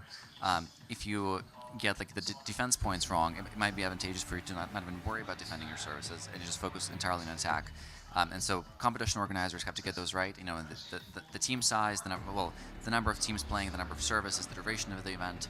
There are a lot of different variables and factors that we have to consider when preparing for these competitions. And every time we run attack and defense, we realize that the teams might have thought of a strategy that we didn't think of before, and so we have to add an extra rule, add an extra exception on the rules, add an extra point value for something, just going to balance things out. So if I were going to simplify this down to pretend that I started out my career as a knuckle-dragging mechanic, then what I would say is, in general, you get a certain number of points for your service being up per tick. Yep. You get a certain number of points for scoring flags. For stealing flags from other teams. Stealing flags from other teams, which would mean exploiting their services and identifying. And then, of course, you can bring down opponents' services. Well, you can, yeah. So if you look at the scoreboard, you can see there are 3 services. The first one is the attack score. So this means that this team was able to exploit this service against these other teams. So they earned 8 points. They have 0 defense points, which means that no other teams have been able to exploit this service against them. You can see this team has negative defense points, and so you lose defense points when other teams are able to exploit you. And then this point is the uptime score, and so in this case, all the teams have 100 points. And in addition to being a score, it's also a multiplier. And so what this means that if you bring your own services down or you're not careful, the attack points that you're earning by stealing flags from others are going to be valued less, because we're multiplying the total score per service against this score. I haven't seen uptime used as a multiplier before, and I really, really like that, because I used to when we did attack defense back in the old days, I was a big fan of taking things down as we exploited ourselves to try and find the vulnerabilities, because we could both fuzz and try and walk the source code to find the vulnerabilities and take 2 paths.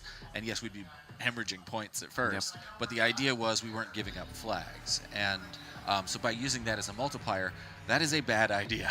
You have made that a multiplicatively bad idea for that approach. So I really like that, there are opportunities to game the game. You have opportunities to score points. You have opportunities. I mean, and you could now. What if I bring down another team's service? Is that going to impact their uptime? It will. So in this particular competition, we actually have a rule that you're not allowed to do that, because there are some things that are just a little bit too difficult. You see, I spent a little bit of time on the OCO side, so.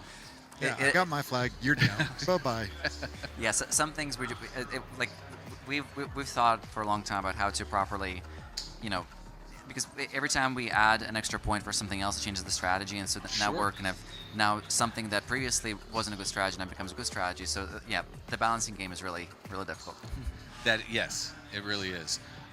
Okay, so let's talk about how the teams are doing. We have right now, it looks like Team 3 has taken a pretty commanding lead, having exploited not 1 but 2 of the services, if I'm reading that correctly. Yeah, so Team 3, they were the first ones to exploit Room Lake, and then eventually they were able to exploit a Reactor Forge.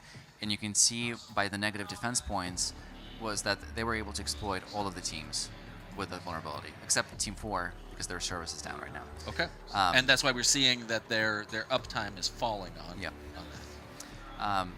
we also see that this team has been able to start earning attack points in the Groom Lake, and actually talk to that team. And the way they were able to identify it is they were looking at the network traffic from the team. They found the exploit. And they found the exploit. So Yep. I can actually show you with some of the player screens. Well, actually, what I'd like to do is let's hold there. Yep. Now that we've got a good idea of the scores, we've got an idea of the system.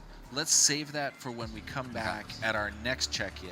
But I'd love to do that. We'll dive in. We'll talk about how they're approaching some of the specific challenges, especially once we know that all the teams have knocked over one of the flags. Maybe we could do a bit of a deep dive on that particular service.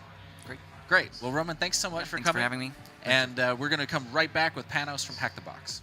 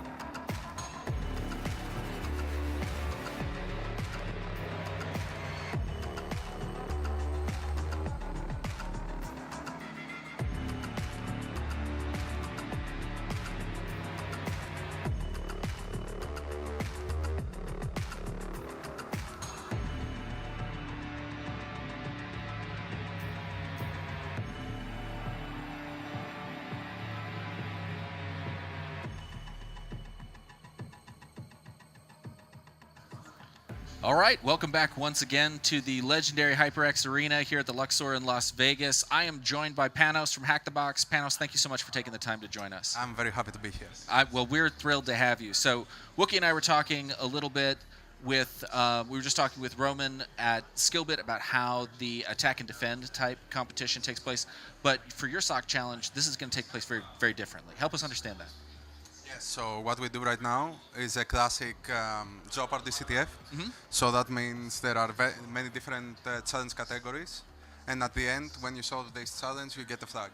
Okay. So you submit the flag, and the quickest to submit all flags, or the one that has gotten the most flags if none achieved the 100% completion.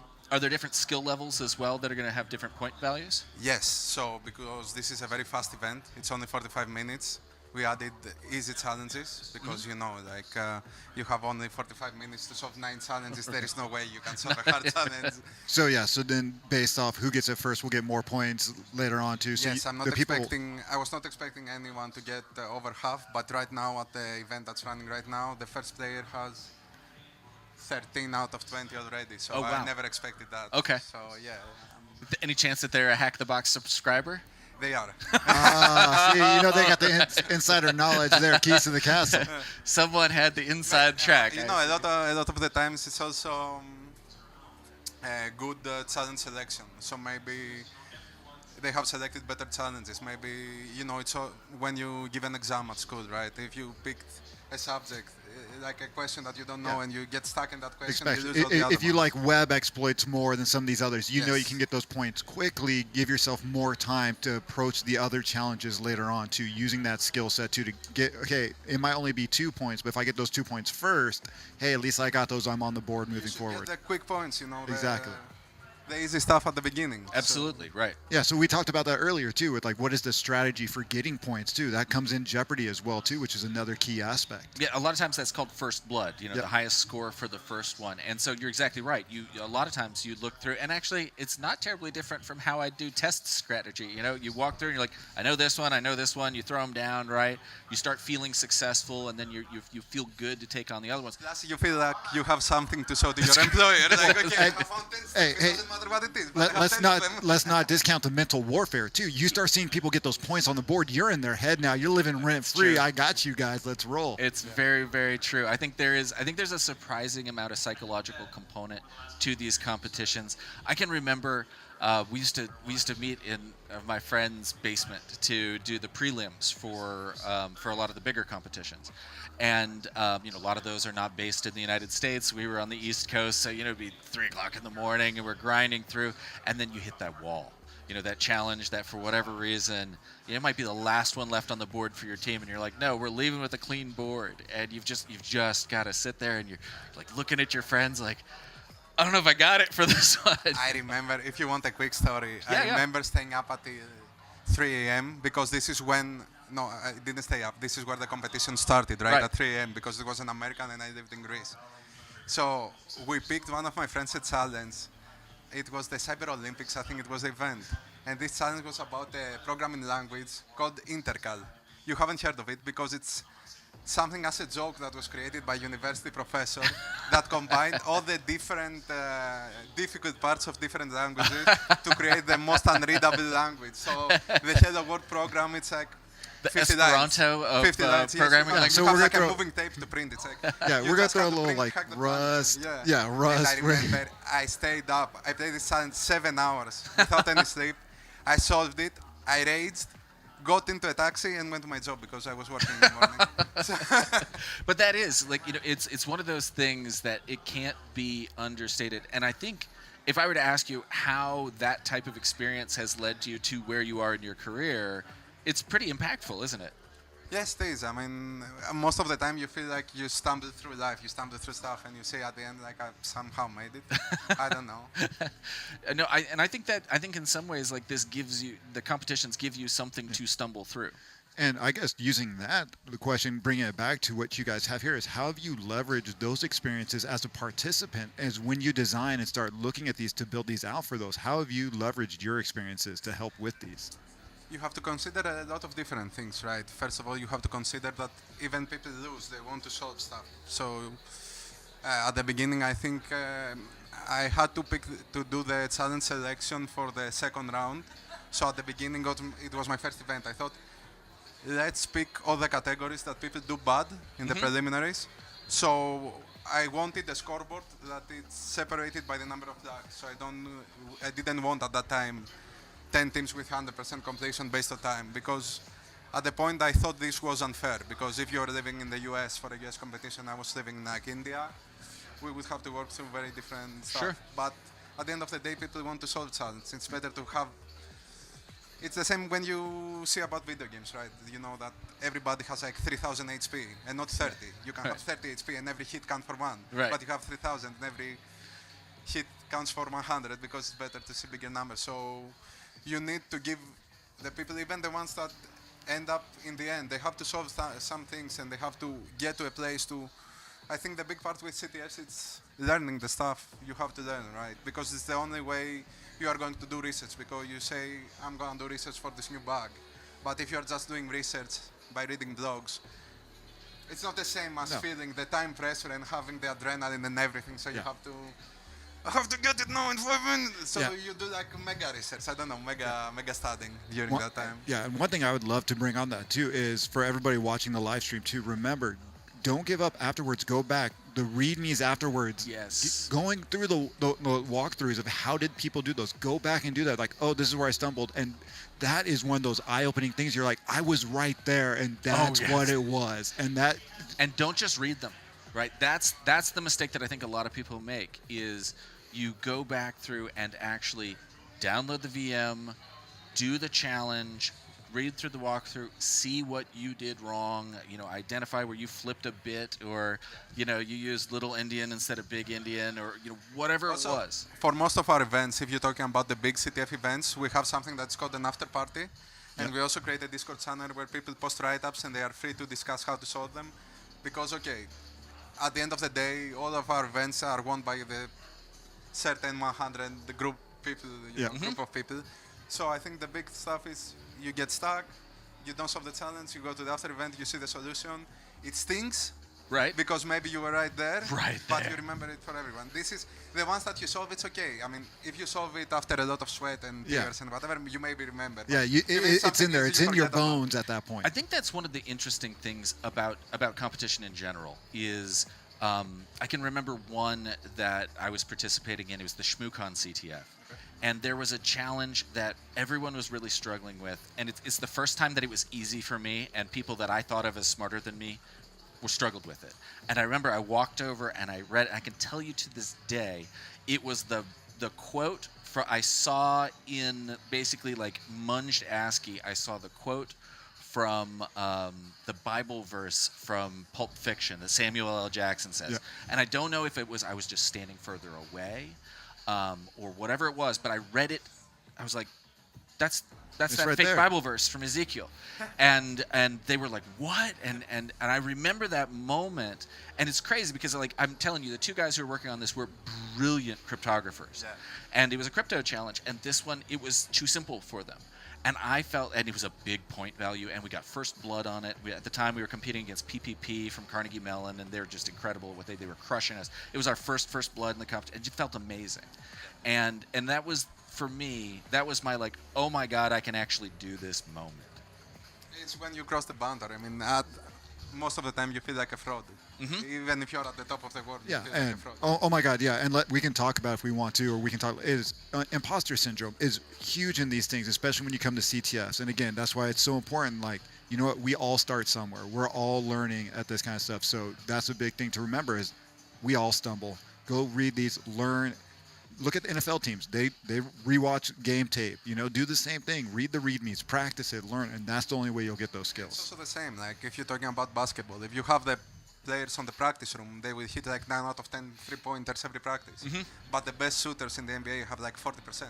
Right. Yeah. Right. If you have them on practice, they would get like 30 in a row. No problem. But that's the difference because when you're at home alone and you have like a hack the box challenge and you have the whole week to solve it, you solve it in 30 minutes. But when it is the CTF, it takes you 3 hours or something. Yeah, I look like a genius after a week of prep. Right, yeah, Well, Panos, thank you so much for taking the time to join us. We're going to be right back with Christy for a fireside chat.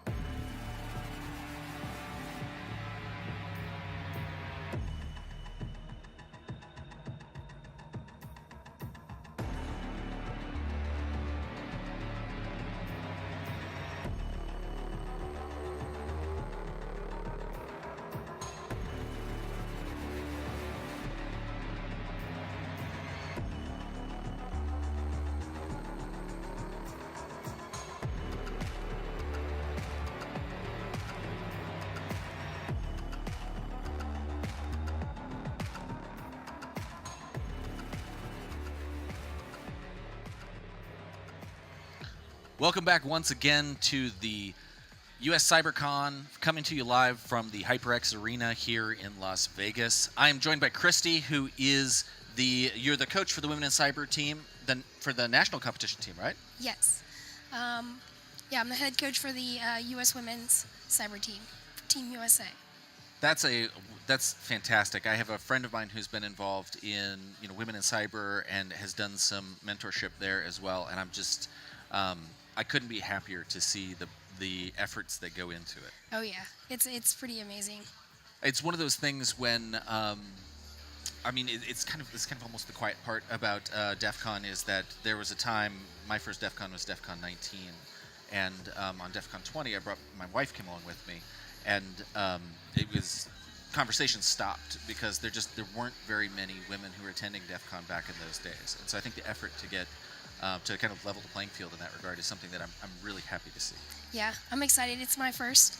Yes? It's going to be my first DEF CON. Oh, so. that's fantastic. Yeah. Do you have anything you're particularly excited to do? No, I'm trying to, try to experience it all.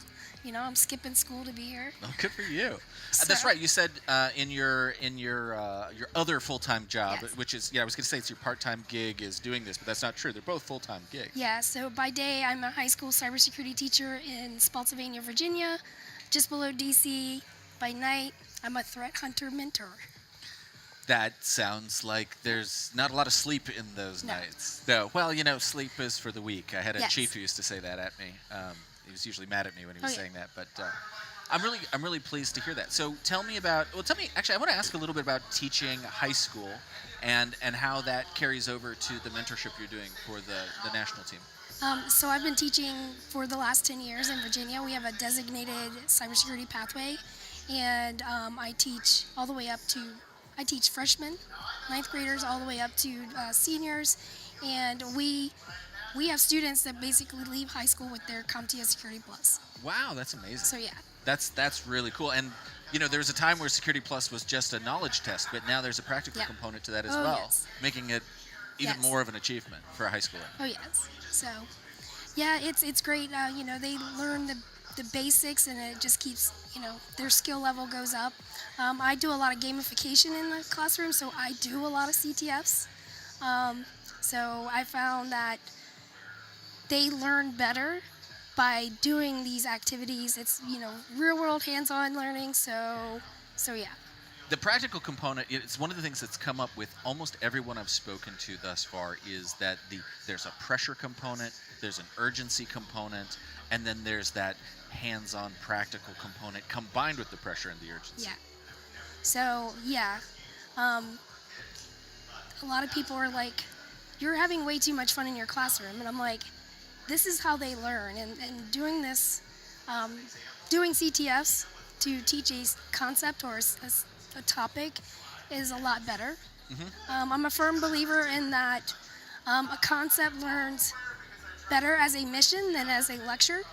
So like I take my kids on a lot of field trips, and we go into cybersecurity mission-driven areas, and they learn. So I've actually turned a lot of students who were going a different career path into cybersecurity. So, I will say, working in a SOC is not quite a CTF, but but there are components of it that are very similar.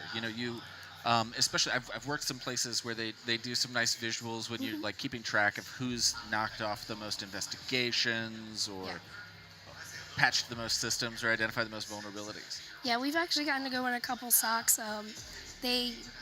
They put up some old data so the kids got to kind of see what it was like, and they were just it was really cool for them. So that's wonderful. So tell me about the U.S. Women's Cyber Team. Yes. I do know the name, I promise. Tell me about what's your favorite part about it? Working with these amazing women on the team, like they are brilliant. We just competed in Ireland a few weeks ago. Team USA came home with a silver. Whole totally new competition. So we basically had to learn a whole new competition. Yeah. Was it a different style? So it was the Overseers.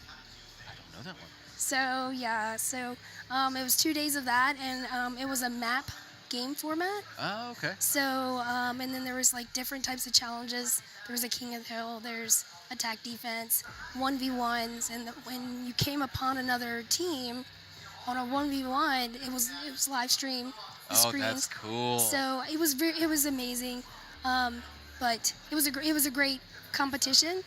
It was very new for a majority of the team. So going in, doing some drills, learning, we did this one where I call it CTF speed dating, and we basically did, somebody worked on a challenge for like 10 minutes and then they had to pass it off.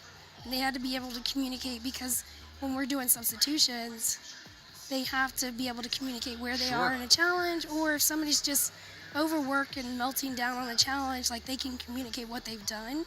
So it sounds like you preach a lot of note-taking and documentation. So I cannot tell you how vital and underappreciated that ability to pass that down. I've gotten to run some real-world, not a CTF, but real-world exercises for Fortune 10 companies. And one of the things that often differentiated the top performers when we would come in and assess their readiness, vice those who performed nearly as well. But one of the big differentiators was the efficacy of the handoff between one shift to the next. Yeah. Was something fumbled? Did something get missed? Was a service left running that shouldn't have been, or maybe a system that had been quarantined, never got addressed, or something like that? Oftentimes, the difference between an elite performance and a merely good one was communication. Yeah, communication, and that's where some were a little like, I'm not sure about this game, this activity, and I'm like, trust me. I said, this is very important, to work on, and that really was very helpful, especially during substitutions, and then also when they handed off a challenge. So, Yeah, and for me, I'll be honest, I did not get into computers because communication was my goal for my personal drive or giftedness, if you will. So it's an interesting thing to, especially retroactively, realize is crucially important when you've spent all of college solo, learning to program, learning to code, learning to do forensics, whatever it might be, malware analysis, reverse engineering. Those are all very solo things, and then all of a sudden you're thrust into this workplace.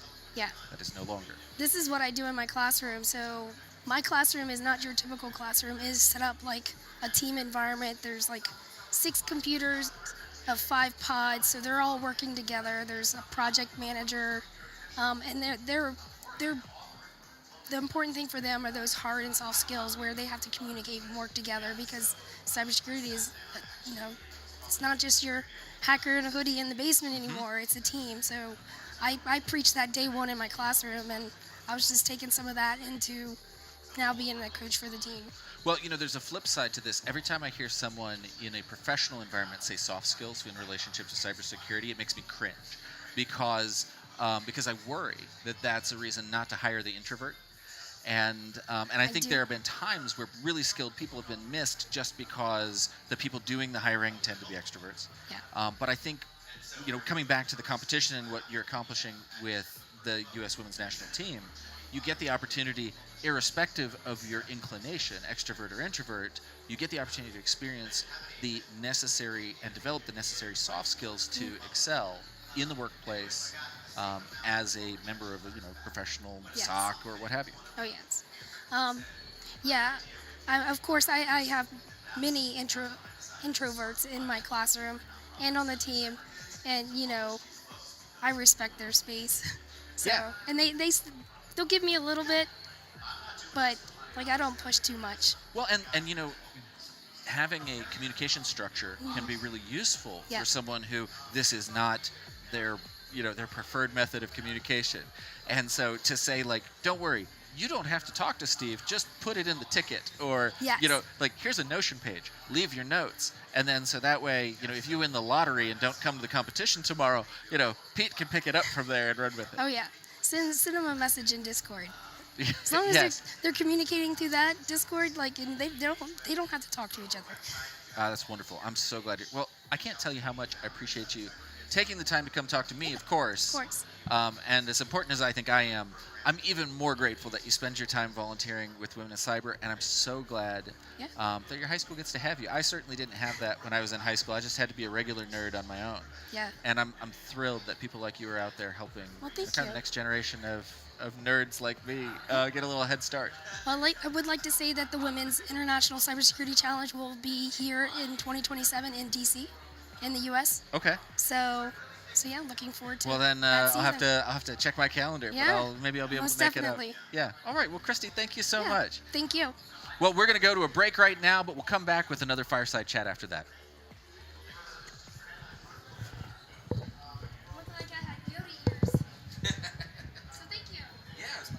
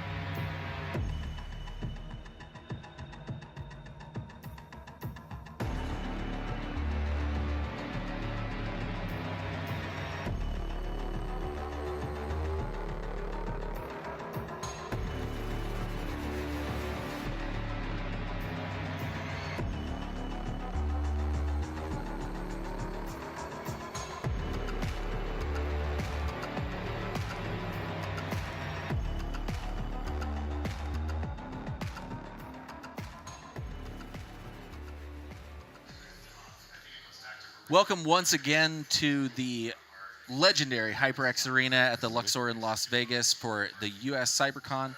And I am once again Pete Hay, and I'm joined by Julian Zottel from Asgard Tech and many other things as well. Tell me a little bit about yourself, Julian. Sure. Way back when, undergrad master's in electrical engineering, left grad school, went to NASA for a little while, went to Fannie Mae, and ended up at Raytheon for 20 years, which I honestly thought I would be there for like 3 years and then turned into a career. And then 2 years ago, I decided to leave. Okay, naturally. And so now... Formed my own company, did a lot of consulting, and then recently we launched a product for compliance and many other things. Ah, that's wonderful. Yeah. Enjoying it? Loving it, actually. That's the most important part. So few people get to do something they really love. And you know, it's funny. I did large-scale architectures for a number of years and really learned a lot from that. Went into the C-suite, enjoyed my time in the C-suite, but then getting back to building again has been magical. It's so much fun and everything. Yeah. That's the nice thing about SMB life. I also own my own company, and so you get to keep stuck in on the technical end and make those decisions, and oftentimes those decisions even work out. Oh no, exactly. I mean, we always hope that, right? And gives us more time to spend with our family and things like that. Excellent. So you have kind of a background in like resilience, right? In high stakes environments. Actually, so interesting enough, my career at Raytheon was offensive cyber, and then large-scale intelligence work, and then large-scale defensive work.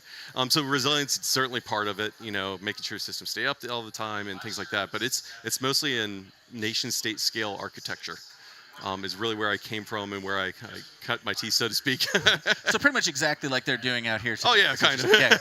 And actually, funny enough, I mean, it's been great being involved with this organization. It's an amazing organization with all the athletes, and I'm very proud to be a senior mentor with them.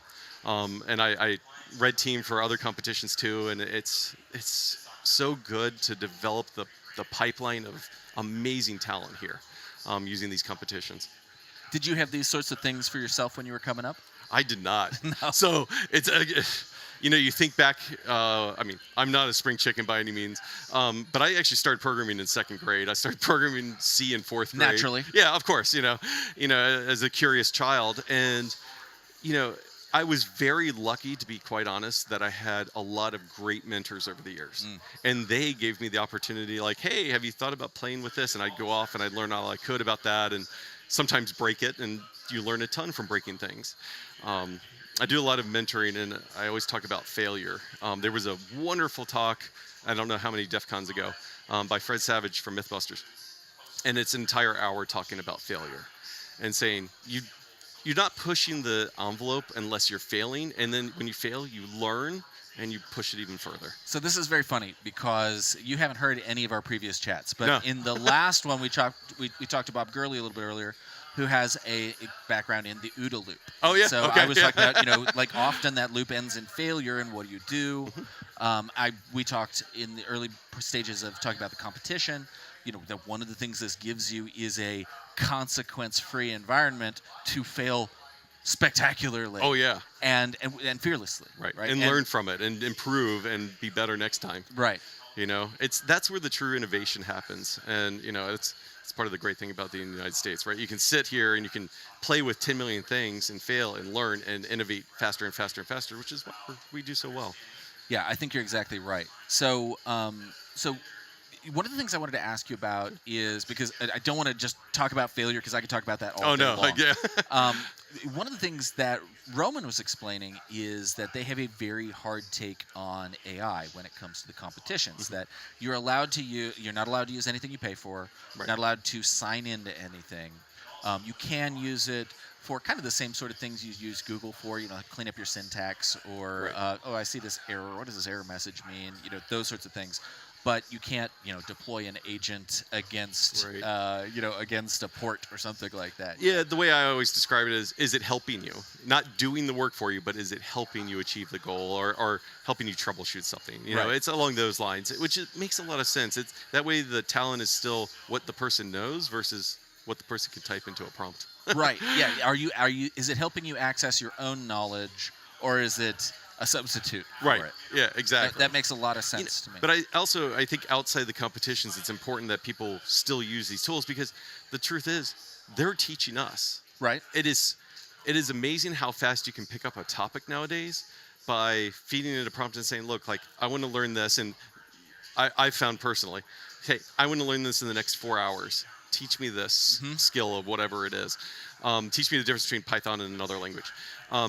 And it's amazing how fast, once it kind of gets to know you, how fast it can teach you those skills. And these athletes should be using that definitely. Yes. And I think, outside of competition. No, but like in prep for competition, I think it's such a good example to say, for instance, you might say, here are 3 examples of things that have come up recently. How help me devise an approach or what have you. But I really like what you said about using AI specifically to teach you. I actually proposed a talk for this year's Noob Village, which wasn't picked up. Josh, I got my eye on you.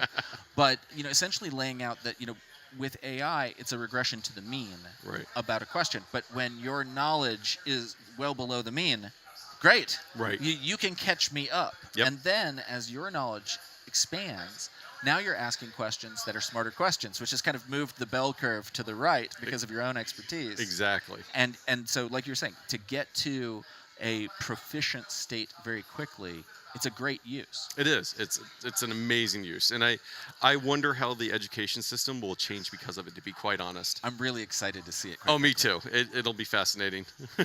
I think for someone who's slightly impatient like me, a little ADD of us, we're all a little bit like that. I really appreciate you saying a little. That means a lot to me. No, so let's talk about it with regard to like working through a CTF. How do you advise, in that mentor role? Right. How do you advise in preparation for? We've talked about different styles, like in this, attack defense, where it's all about keeping services up, defending them. How do you advise a team to approach this in preparation? So it's interesting. Amusingly enough, I was talking to somebody earlier about he's just entering into these competitions. He placed very well in the US Cyber team, and he had done CCDC and some other things. And we were talking about how every team kind of figures out their own formula that works best for them. So there is a team at the national level that brings literally, and I'm not joking, like reams of books of standard operating procedures. And it's so that their athletes who's like a freshman or something can come in and learn very quickly. Hey, I haven't seen this before, but I can look it up in the SOPs and stuff like that. But other teams come in and they don't do that. They have a wiki that they can search, or they do this or that. So as much as I hate to say it, I think it's almost, especially in this case, the team needs to learn each other, learn strengths and weaknesses, communicate, and know where to find the knowledge versus actually know it half the time. Well, now you're the second straight mentor for these games who's talked about the importance of soft skills and communication and documentation.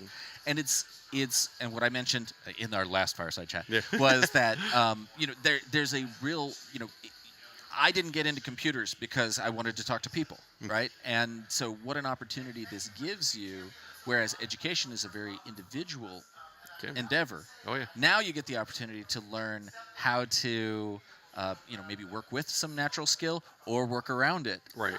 Because you mentioned a wiki or a Notion page or something like that. I don't have to talk to you if I've documented it well. Right. And, this gets into an interesting conversation about there's a lot of, computer security attracts a lot of different personalities. Some of the places where I've worked, we will purposely go outside of cybersecurity to hire people. So we might hire, an artist or something like that because they look at a problem differently. And I think it's very important to look at that and say, hey, we have to take each person for their strengths. Some people are extremely smart and not communicative, and they just want to keep themselves. And you have to find how to do that balance across the team. Excellent. So I'm going to tell you, thank you so much for making the time to come talk with us. And even more than talking with me, thank you for your time being a mentor to the people who are sitting down there. Oh, yeah. Because you're making a real difference in their lives, and you're making things better for not just them, but, the state of cybersecurity going forward. So I really appreciate it. Trying, definitely. Excellent. Great. Thank you. Well, Appreciate we're going to cut here, and we'll come back in just a minute talking with one of the charity beneficiaries for this competition.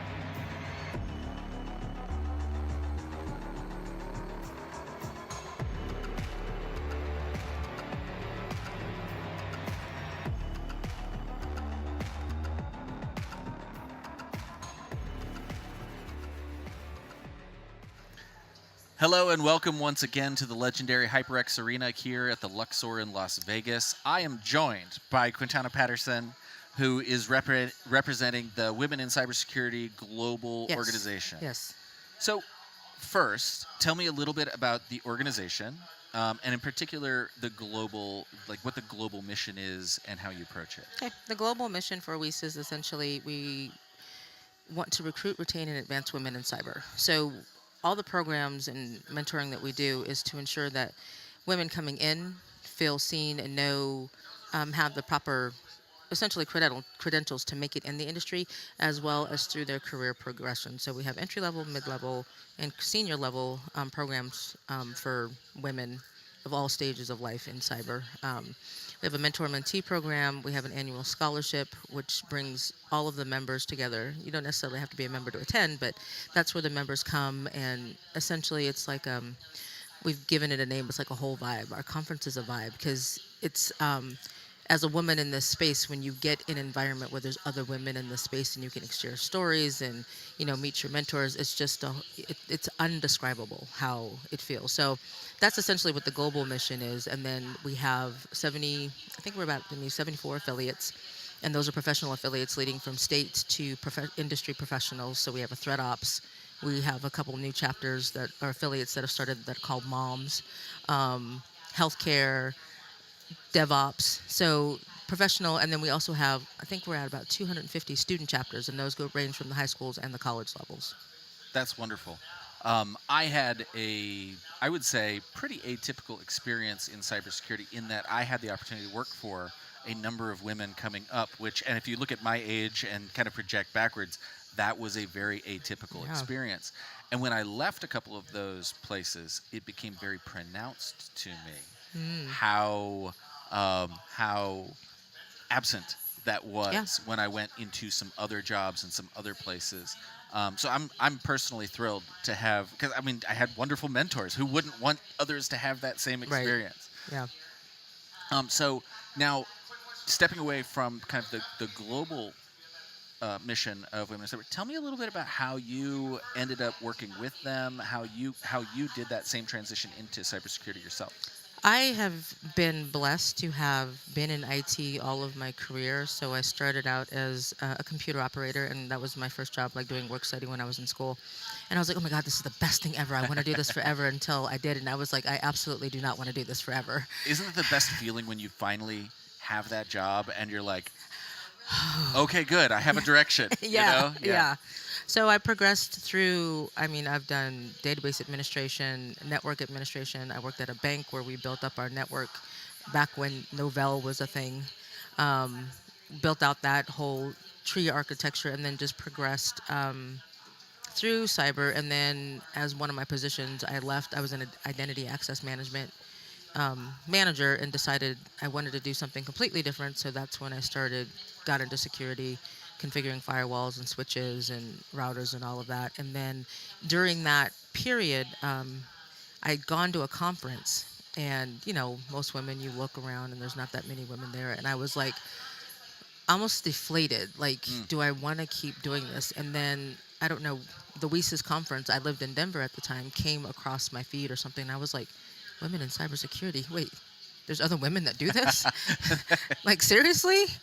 And that time it was during COVID, so the conference eventually got canceled, but they did it virtually. And just to even be virtually in that space with, seasoned professionals that have been doing this, or other entry-level people coming in, and I was like, oh my God, it was just a comforting feeling, because I'd had some really terrific male mentors, but, again, going to the conferences, being the only woman and not having anybody, feeling isolated. And that, when I discovered WESIS, it was just amazing. So I was a member for several years, and then I became staff at Global a couple years ago. Ah, that's excellent. I actually worked. Actually, one of those women I got to work with is I taught for a number of years. So I taught after I got out of the military. I went down and taught JCAC in Pensacola, where I still live, and I then took a job teaching on the road, a number of courses and things like that. And Marcelle Lee was actually a student of mine. Okay. And then she ended up working with me later on. Mm-hmm. And I am such a huge fan of her her kind of drive Mhm. to not just master her craft, but to hitch as many people to her as possible and drag them, I would say, kicking and screaming over the finish line, because Yeah. some people don't get a choice about it. Mhm. But to be that engine that encourages others and lifts them up. And I know she's heavily involved in WESIS, and I love seeing, I love seeing people lift each other up. Thank It you. used to be really hard to get into cybersecurity, irrespective of your Mhm. background. And we have mentors, we have competitions, we have WESIS, we have RAISIS, we have Right. these other organizations now that are saying, okay, yeah, we all have to climb the mountain, Right. but we can put in a guardrail, Right. right? Yeah. Maybe a little ramp, just Right, to make. just to help why it does out. it have to be harder? Yeah. Yeah, absolutely. I couldn't be happier. It's not about me, but I'm glad It's you're okay. here. Thank know. you. I'm happy to. That's one thing that we had a quick talk. So Black Hat is continuing to amplify and give space for women. And yesterday there was this event called Black Hat Her, and just women coming together, just talking, exchanging ideas, supporting each other.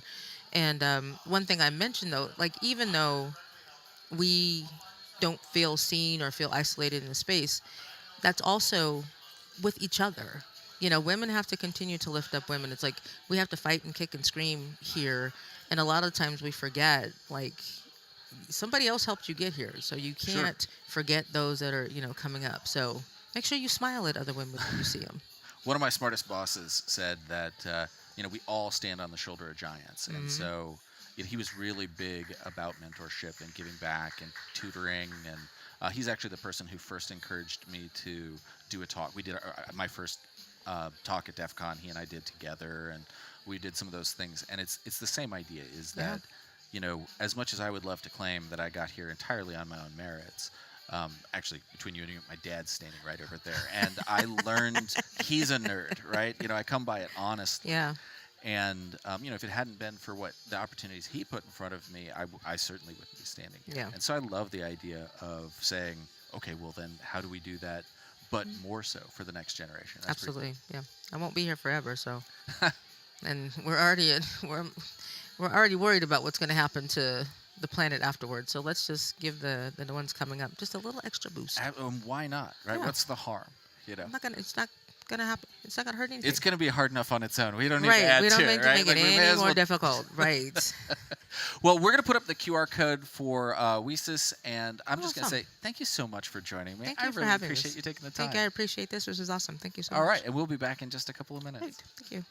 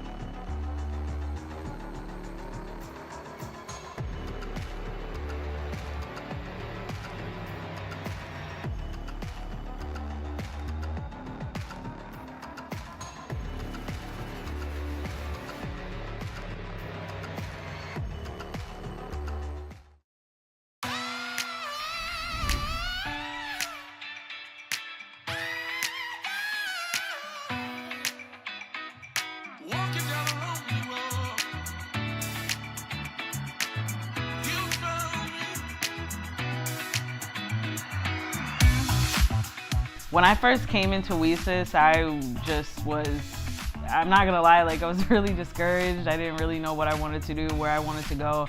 And I feel like since being a part of WESIS, I've gotten a really good sense of direction, and it's just helped me progress. And I'm excited to see what's next with my career and where I go. And I want to keep coming to the conferences, meeting new people, and building those connections.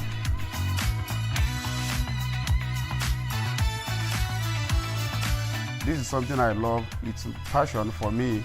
This is a community where everyone gets involved and where we lift everyone, and then together we are stronger. This is a sisterhood for me. It's a community where I feel that I belong, and I have a great support for all the members of the conference, and so everybody should have the same opportunity.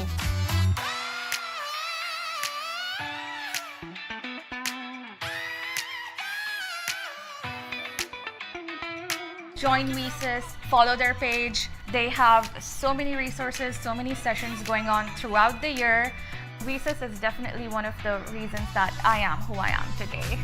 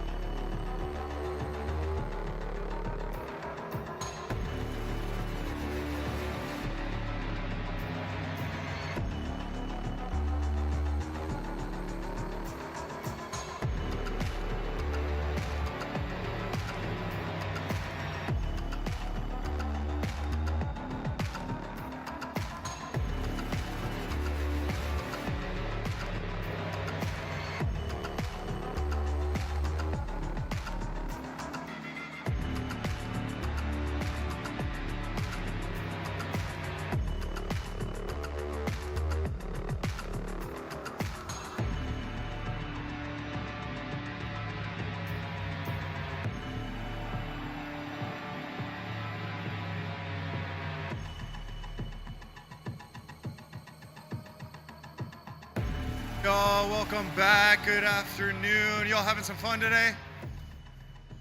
Sweet. We are ready to get our second wave of the CTF Showdown started. So without further ado, I'm going to start welcoming some of our athletes onto the stage, starting with Alex Cantor. Come on down, Alex.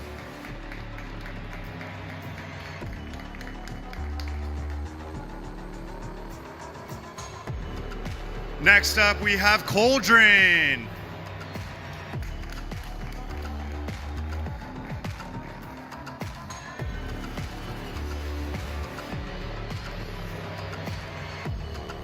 Following Coldren, we have Sneha Siri.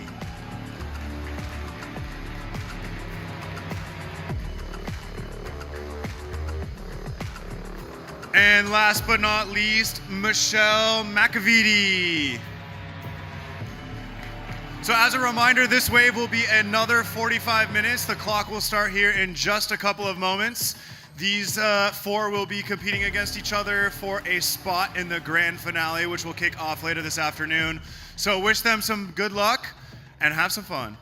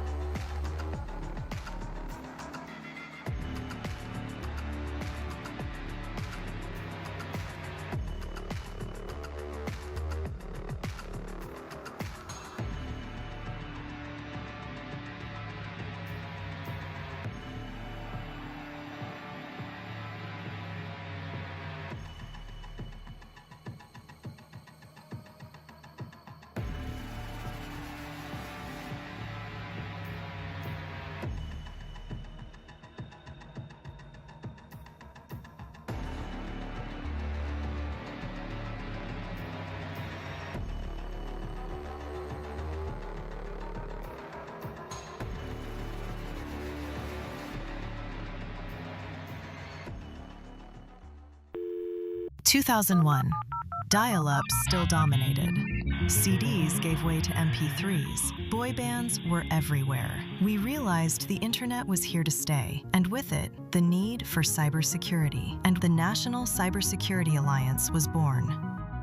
Fast forward to today. Everything is so interconnected today, but at the end of it all is trust. You have to trust the systems and the different ways that you are interacting and engaging with other people. Cybersecurity is more complex than ever before, and it touches everyone's lives. And it can be really hard for just the general public to find resources on how they can stay safe online. Creating a secure internet is a group effort. It takes more than a village. It takes an alliance comprised of government experts, industry leaders, and leading executives across brands and companies. We should expect that companies that we trust are going to tell us how to keep the bad guys out, because that's the partnership we need to see. It's really important for companies to support nonprofits like the NCA, helping people really secure themselves in the ever-evolving cyber threat landscape. From families to Fortune 500s, we build partnerships to foster a greater digital good and advocate for a safer use of technology, so all Americans can experience the benefits of technology while reducing its risks. It's digestible for my mom, my grandmother, my daughter. Everybody can understand this information because everyone needs a network that is actually taking action to make America and the world a safer place. As the U.S. celebrates America 250, we proudly mark 25 years of keeping Americans safe online. The National Cybersecurity Alliance, empowering a more secure, interconnected world.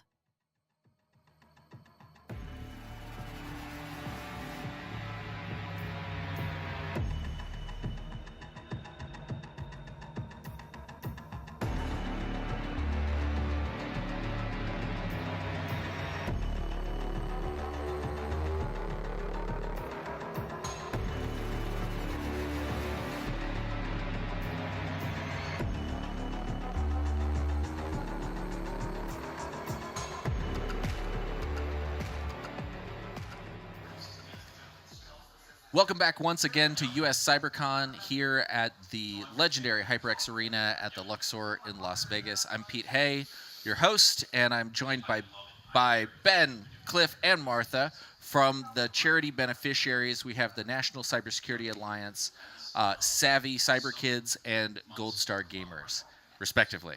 First of all, thank you all for joining us. I'm so thrilled. Thank you. Thank you. Thanks for having us. The charity battle is one of my favorite aspects of this competition, that we get to give back a little bit, and I think it's great to see the competitors get the opportunity to compete for something that has meaning and has an impact beyond just bragging rights. So tell me a little bit about, I'm just going to go in order right now. Tell me a little bit, give me your elevator pitch for what is the National Cybersecurity Alliance and why should I care about it? Oh, sure. So the National Cybersecurity Alliance is a national nonprofit. We've been around since 2001. Post 9/11, we got together, with the Department of Homeland Security, newly formed at that time, to make sure that we're elevating cybersecurity as a national security issue. So our whole thing is awareness and education about how to keep people safe online. So our URL, staysafeonline.org, really talks about that, and we have all kinds of interesting resources, from videos to blog posts, articles, resources, and we're probably best known for Cybersecurity Awareness Month. So every October is National Cybersecurity Awareness Month. Many people will roll their eyes and say, yes, I know, I have to deal with it at work every year. Many people who don't know about it yet are like, what is National Cybersecurity Awareness Month? So it's just a time where we really focus on awareness and education about cyber issues that we're really trying to push out to all kinds of different folks at many different levels. So really that eye roll is an indicator of success, right? Absolutely, 100%. Yeah. No, that's our Super Bowl. So that's right. We're gearing up for it again this year, and we just try to reach as many people as possible to make sure that people are keeping themselves safe online. Oh, that's wonderful. Ben, tell me a little bit about the Savvy Cyber Kids. Sure. So at Savvy Cyber Kids, we believe teaching kids to be safe online starts as early as possible, because parents are putting kids in front of tablets and gaming systems and TVs streaming all the time on YouTube before they can really sit up on their own strength, right? Because they're using it as digital babysitters. So we understand the reality of today and what parents are doing, and we create children's picture books, so parents have something easy that they can do. They don't have to think about it. They just read the books to kids, and the kids learn how to protect themselves online, because child sexual predators are going after them with abandon. Well, and I was in the Navy, so the picture part of the picture book is very important for me. I'm very grateful for that. I think it makes it accessible to children and people who came later to reading. Yeah, absolutely. And don't tell the grandparents, don't tell the aunt and uncle, don't tell the parents, but they're learning too while they're reading the book to the young people in their lives. So it would be acceptable, unacceptable, rude to send my grandparents these books? I mean, it would be. If I market it as for the kids, it'd probably get 100%. There we go. Yeah. All right. Great. Well, tell me a little bit about Gold Star Gamers, Martha. So we are a nonprofit that works with kids who lost a military or veteran parent, and we deliver services through video games. So we do everything from memorial services in Minecraft to peer support groups and Discord to mentorship programs and in-person events. Well, we also do cybersecurity training. I have an 11-year-old, and so his love language is acts of Minecraft. So yeah, I think it's great that you're meeting them where they're at. It's where the kids are. It's where they want to be, and I know what you two do is so important. And we were talking earlier, and we've had several of our kids have really bad experiences online, and that was one reason why we really wanted to start Gold Star Gamers, is because of the risky environment. And I always tell, I know you say you have to train the parents, but I tell parents you wouldn't send your kids to play at a playground in the dark without any kind of protection. So why would you send them out on the internet without any protection? Yeah, they don't even think about it. Yeah, sure. Well, and I'm a single parent. Kids are a lot of work, it turns out. I didn't see that fine print in They advance, don't come with a handbook either. No, and they'll let just anybody have them. Yes. If there was some kind of screening program, I'm not sure I would have made it through. But I'm delighted. I'm delighted to have him, right? And I promise. And and so having resources like this are such a huge advantage, right? I do want my son. I let him play games. I let a lot of people are very anti-Roblox. I let him play. Yep. But we were talking about it earlier. I also let him play when he's about there from me, and that's been my approach. So you've got education for them, and then you're being able to support them directly. Yep.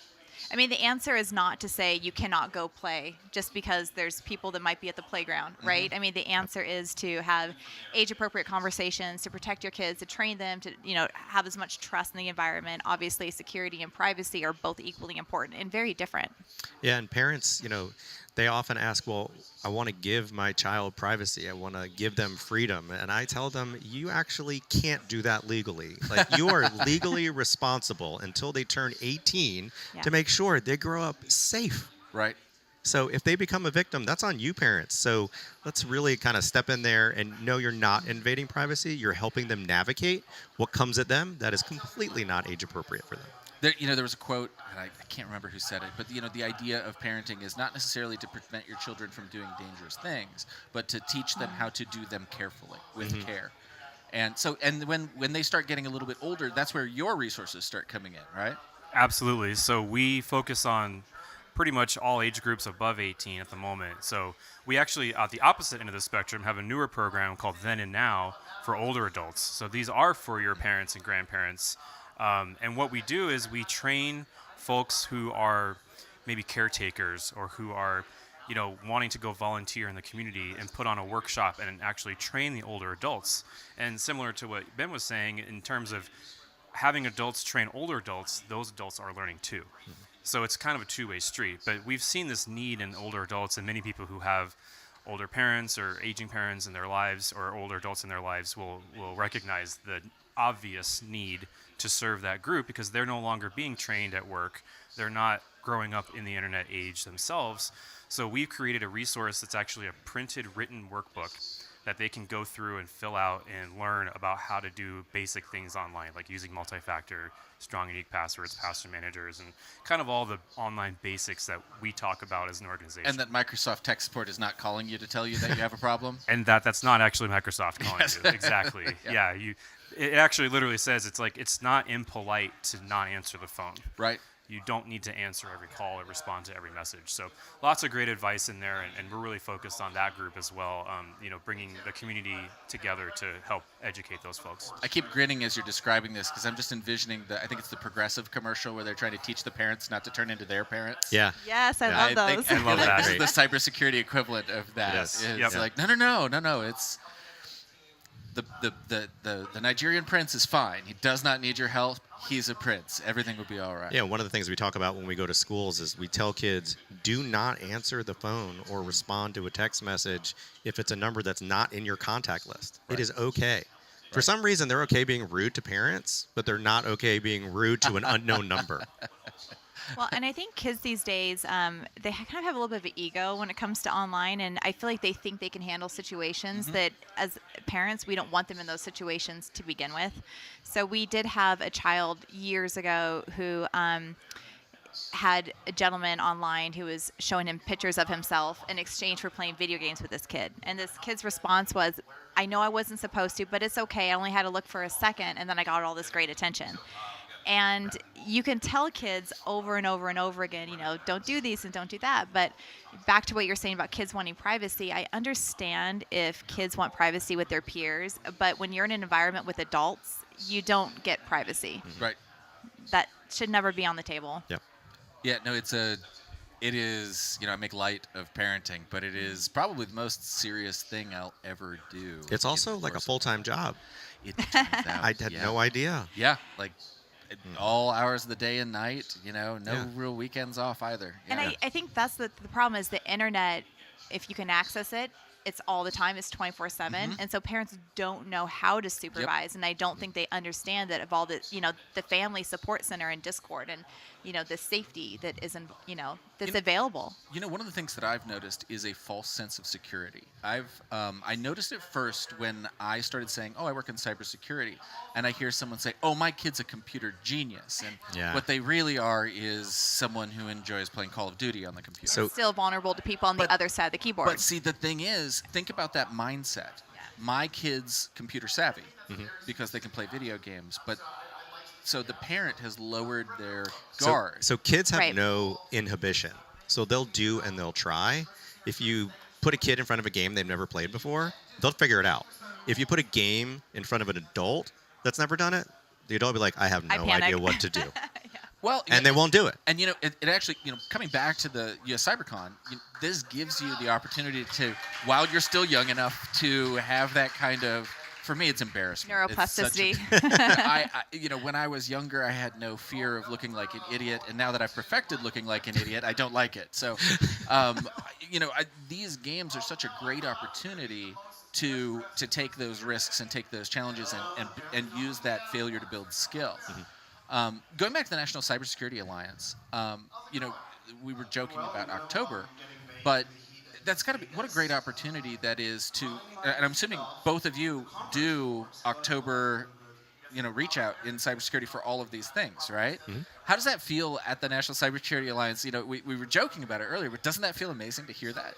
No, it's great. I mean, I think it's been around for such a long time, and it's so helpful to a lot of organizations, that we're really proud of what we're able to do and the reach we're able to get out there with Cybersecurity Awareness Month, that organizations that join in as champions or that build on it can ride that momentum, right? There's going to be stuff talked about it all month. You can't miss it anymore. And so if you're at an organization that doesn't celebrate, I would say, Cybersecurity Awareness Month yet, you decide to jump in, you're going to jump into something that has tons of momentum, tons of awareness, and it's really going to help drive it home with your employees that your organization cares about cybersecurity and that there are things you can do to not only make the organization more secure, but your own life at home as well. And it's hard to miss your billboards that you put up along the highways throughout the country. That's right. During October. We've done a little bit of that, but not too much yet. Yeah. Well, I really can't tell you all how much I appreciate everything you do. I've been a direct beneficiary of your work in terms of some of the people that we've hired in, because it opens doors and it expands opportunity and the edge. I mean, think about it. 10 years ago, there were practically no cybersecurity programs out there except for the National Cyber Centers of Excellence, and now there are practically no schools that don't have one. Yeah. And so, as a hiring manager, I've benefited. As a parent, what you guys are doing is incredible, and I'm really, really grateful for it. And as a veteran, obviously, for Gold Star Gamers, I don't think there's anything that's cooler than taking care of the kids whose parents have made the ultimate sacrifice. So thank you all very much for coming today. Thank you. And Thank you. I'm cheering for each of your teams to win. I don't think I've ever been so conflicted. I'm hoping it's a three-way tie. That's the only takeaway that I've got here today. Four-way tie. So anyway, have a wonderful day. Thank you so much for coming. We'll be back right in just a moment with another Fireside Chat.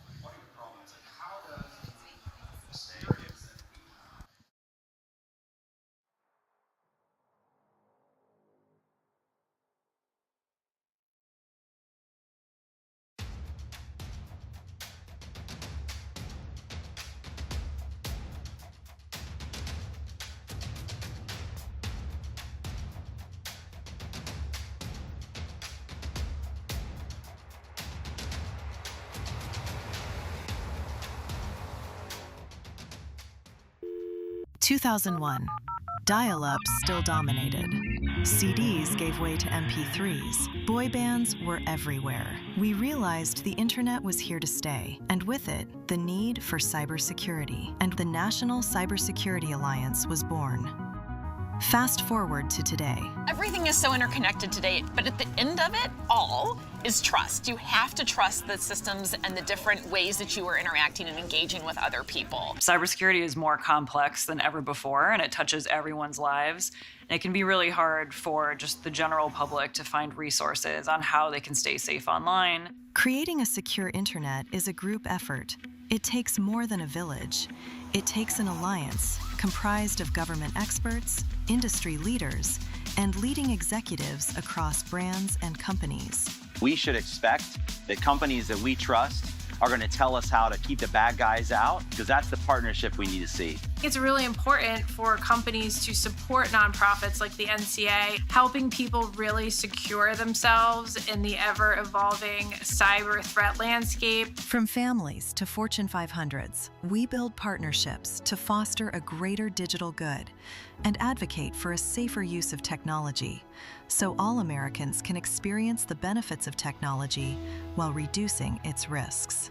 It's digestible for my mom, my grandmother, my daughter. Everybody can understand this information because everyone needs a network that is actually taking action to make America and the world a safer place. As the U.S. celebrates America 250, We proudly mark 25 years of keeping Americans safe online. The National Cybersecurity Alliance, empowering a more secure, interconnected world. Hello and welcome once again to the legendary HyperX Arena here at the Luxor in Las Vegas for US CyberCon, the first inaugural US CyberCon. I am joined by David Raymond from Virginia Tech, where you are the CISO. Yes. Correct? That's always nice to know that I am right about that. It's always good when we agree on these things. Good to know who you're talking to. Right? So Virginia Tech has a cyber range, and I don't even have words to describe how big a proponent of range-based training I am. I started a company entirely around that concept, great. and so I'm thrilled to hear that you guys have one. I'd love to hear about how you use that to bring practical training to your students. Yeah, so we created it's the Virginia Cyber Range, so it's not the Virginia Tech Cyber Range, although it is owned and operated.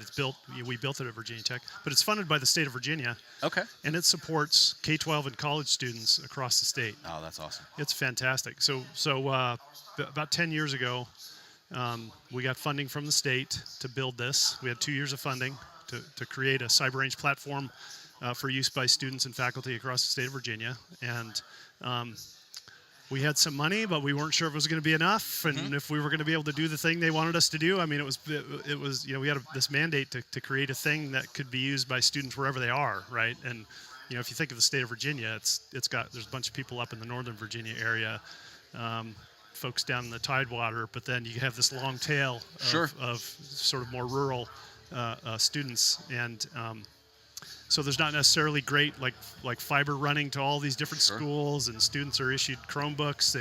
Most of them don't have a fully featured device to the pedal-powered run. ones, right? Yeah, right. Yeah. So we built this thing. We ended up building it in the cloud. So we worked with Amazon Web Services and partnered with them, and they helped out a lot, including giving us about $500,000 worth of credits to sort of get this thing off the ground. And what we did was we built network environments in the cloud that are provisioned by the instructor. Okay. So right now we're supporting about 11,000 students per semester across the state.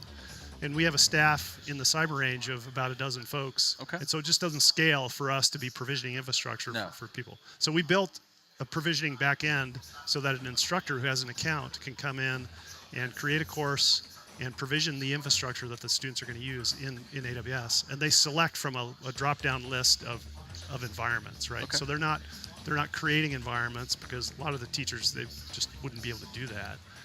But we give them everything from a single virtual machine up through like a complex network where you have multiple students behind firewalls, and they can set up a sort of an attack defense scenario. So it's really a fully featured cyber range used by students and faculty across the state of Virginia, and it's being used by both high school and collegiate cybersecurity courses, as you can imagine. And Virginia, at about the same time the cyber range got started, the Virginia Department of Education was creating high school level cybersecurity classes under the CTE program. Yeah, it's fantastic. It's awesome. And so we really partnered with the state Department of Education, made sure that what we were building was going to support the classes. Sure. And it just caught fire. And these classes are taught in like half of the high schools in Virginia. That's amazing. It's Virginia leads the nation by far in terms of the number of schools that are teaching cybersecurity classes, the number of students who have the availability of a cybersecurity class either in their own high school or in a nearby high school. So it's been a huge success. Also used by almost all the higher ed in the state of Virginia. So we have college students in there doing stuff. We have high school kids in there doing stuff. So we started with the infrastructure piece. Build the environments that the students need to have in order to do the thing. Built courseware to go along with it, so the teachers can download the labs and the presentation slides and all the stuff, so they can teach the classes, give the labs to the students. Students can do the labs, and then. Back in 2019-ish, we built our own CTF platform. Okay. So we're big on CTFs. I've been involved in CTFs for many years. I was on faculty at West Point and created the cyber competition team at West Point and got those students doing competitive CTFs. And now at Virginia Tech, I'm the faculty advisor for the Cybersecurity Club. So love CTFs. We've pushed CTFs down into the high schools. So Absolutely. now we got high school kids doing CTFs, so they can use our platform to solve challenges. We put some CTF challenges in the range, right? So we'll give them an environment with a couple of different VMs of some vulnerabilities here and there, and they have to find the stuff. A lot of it is just sort of Jeopardy style, standard CTF. But we built our own platform, and the reason we built our own platform was we wanted to build in functionality so that it comes with a library of challenges that teachers can download into their CTFs. So we used to use CTFD, which is a great platform, but it didn't have this library functionality, right? You could move challenges between CTFD CTFs, but it couldn't kind of host them internally. Really. And it doesn't provide the interface so that I can just like click add challenge and then see, I can filter on networking challenges or reverse engineering challenges or whatever. Select the thing that I want to put it in my CTF, right? And it's ready to roll. Yeah, so you couldn't just like provision a kind of custom competition on the fly. Yes, right. And the teachers can also, they can of course create their own CTFs. Then they can save their CTF to the library. Oh, fantastic! So if I'm going to, you didn't just create a tool, you created a standard by an extensible standard. We created the entire platform. We created the entire platform. It's really, it's very widely used. It's a great tool. I'm just thrilled to see that. I mean, when we started this, I was the person who was charged with getting this thing up and running, and I wasn't even sure if it was going to work. You know what I mean? You were kind of, it's always funny how those great successes come at those inflection points. Yeah. That with AWS giving you the support, but then also the evolution of what is possible inside the cloud. Well, yeah, and it was at a time when it was at a time when the cloud was really making a lot of things possible that weren't possible before, I happen to be in a place where, I built the thing that I wanted to use in the classroom. Sure. So I taught at West Point. I maintained my own lab environments. I had all this VMware infrastructure. I was setting up labs and having to refresh those things and copy VMs here and there. And I was like, what I really want is a cloud-based platform where I can create my class and deploy the environments, and it just goes. And so really, I built the thing that I wish I had 10 years before. Isn't that the best feeling? It's one of my favorite aspects of getting to work with these competitions, working with students and teams. Even when I was, I don't know if I mentioned it to you, but I taught for a long time. Mm-hmm. Okay. And getting to be able to stand in a classroom, and one of the things I did as I transitioned from teaching the classroom to developing the content as well, is I wanted to make sure that I wasn't just there were times where the content would get a little stale, and as an instructor you can make up for a lot. You can give additional challenges, you can kind of do things on the fly. But when I got into content design, that was when I was finally, I'd be like, all right, what do I wish I had? And it's one of the best feelings on the planet. Yeah, and it's so important to provide teachers with resources. They're so dang busy. They can't just be expected to have to create all the content for all their classes every day. It's just, I can't imagine having to do that. I mean, we can expect them to do that. I just think that the level of success expectation has to be adjusted similarly. So, we've got just another minute before you go. Obviously, I was going to go out on a limb and predict that you're a big believer in this style of competition. Oh, absolutely, yes. What would you say is the most? I actually want to step away from the adult competition. As you look down into the K through 12 component, I imagine it skews a little more towards the 12 than the K side.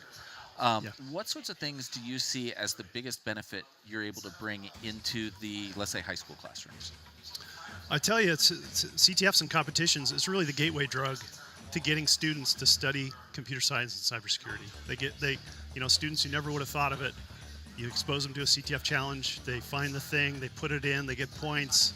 And oftentimes there's not even a prize, right? But it's such an energy jolt to solve the problem, get the points, and some of the students aren't so interested, but so many of them, once they do that a few times, then next time they're going to be solving the harder challenges, and then next time the harder challenges. The next thing you know, these kids are coming to Virginia Tech studying cybersecurity, and I'm thrilled to see these kids.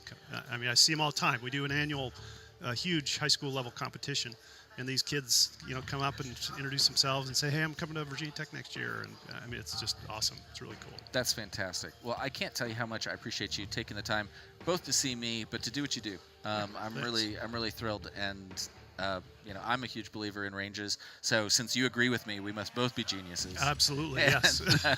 I'm really grateful to have made your acquaintance today, and I'm really, really grateful for your, for the efforts that you're making on behalf of those students. Yeah, awesome. Thanks for having me. This was great. Thanks, Dave. Well, we'll be back in just a minute with some more, with a check-in back on how the competition is going.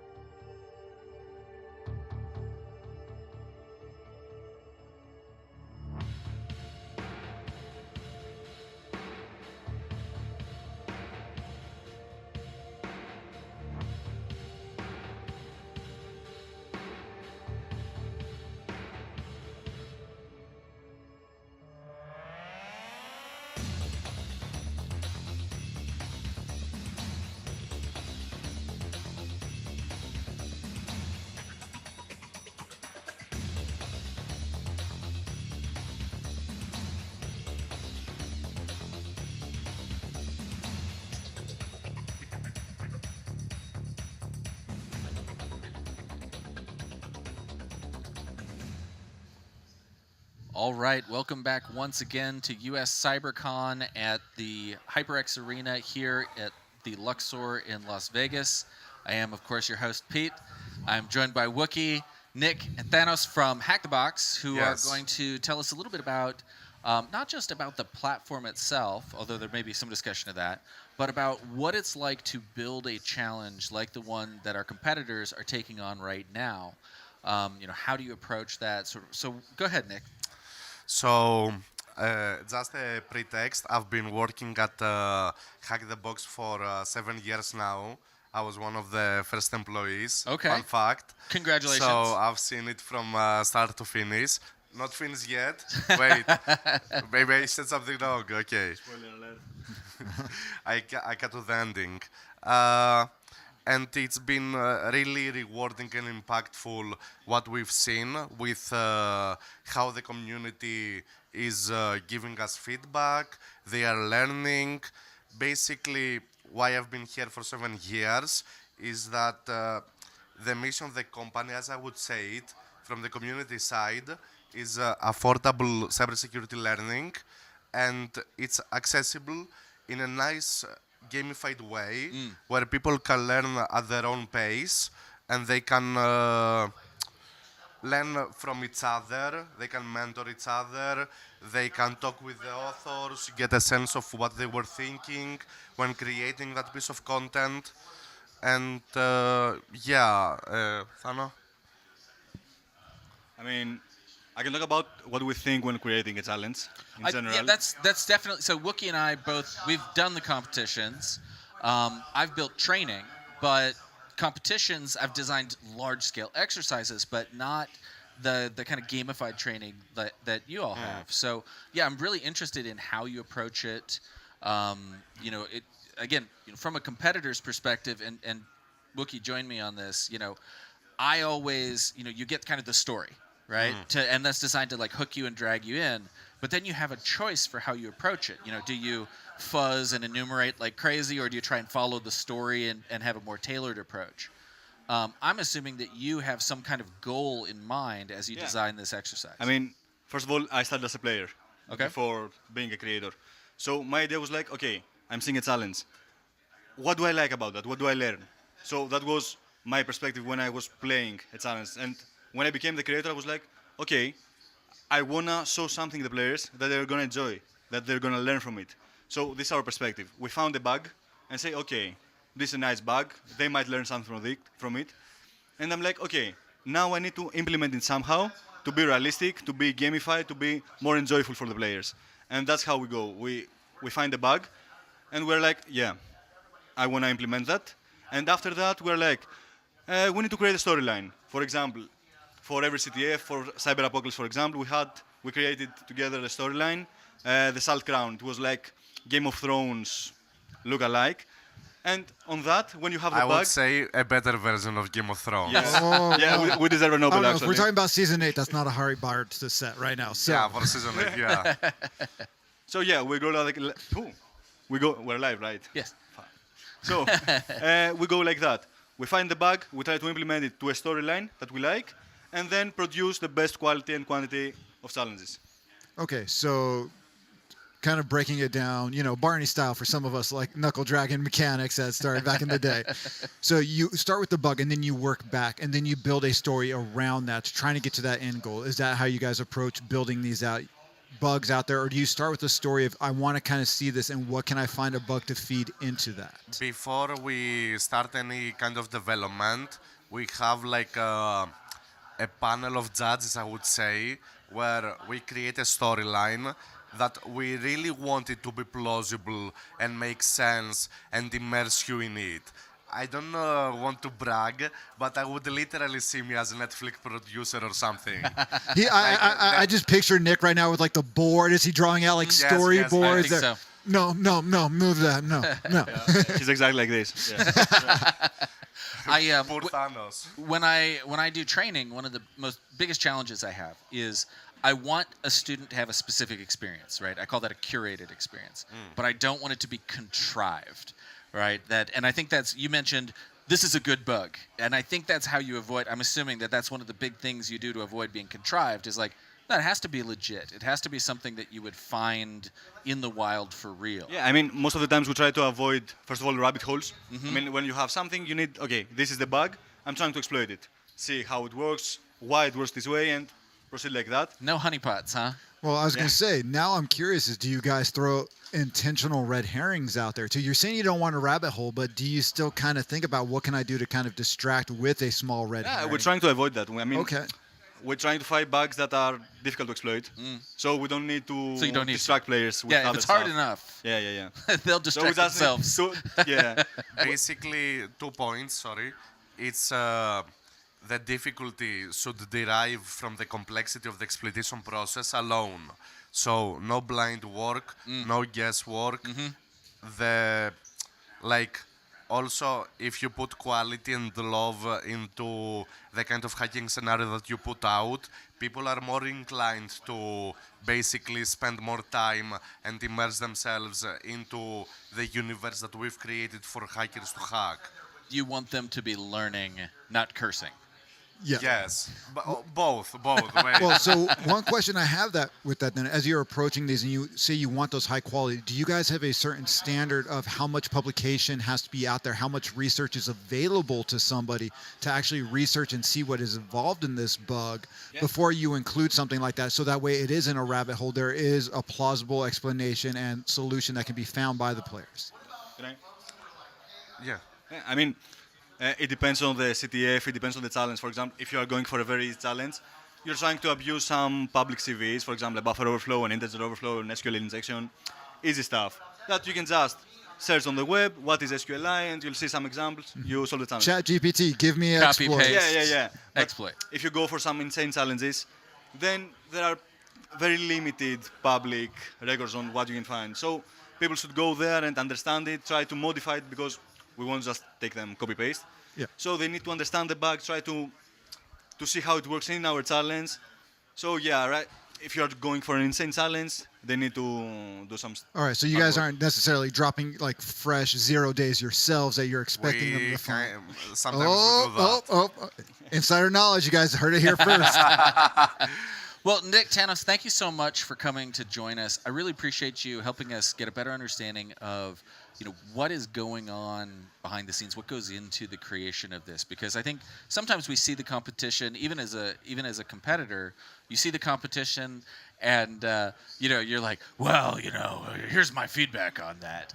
But it's really nice getting to see behind the curtain a little bit and meet the wizard, as it were. So thank you for your time. I really appreciate it. Thank you very much. All right, we'll be right back with checking in with Roman on the charity battle and how it's going.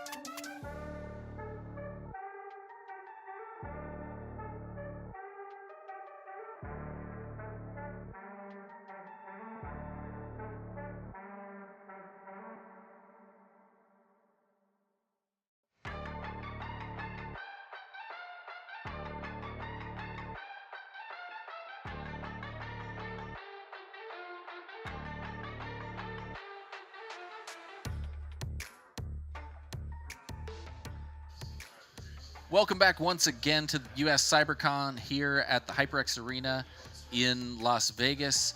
I am joined once again by Roman from Skillbit. Roman, thanks so much for making the time for me. And Wookie, you're all right too. I try. So Roman, tell us about how the competition's going. What are we seeing kind of as emerging trends? So we actually see that all teams were able to exploit at least one service. So if you look at the scoreboard, every single team except the NOP team. So NOP team is just a team that doesn't have any players behind it, and the reason it's there is so that teams can test their exploits against the service without having to reveal their very attacks. clever. Yeah, Okay. because all of the traffic is recorded and available to the teams, and so they can test things without being worried. As we saw earlier, when a team threw an exploit, another team ended up capturing the exploit, reverse engineering it, and be able to throw it themselves. Yep. Okay. And yeah, so we see that every single team has some attack points.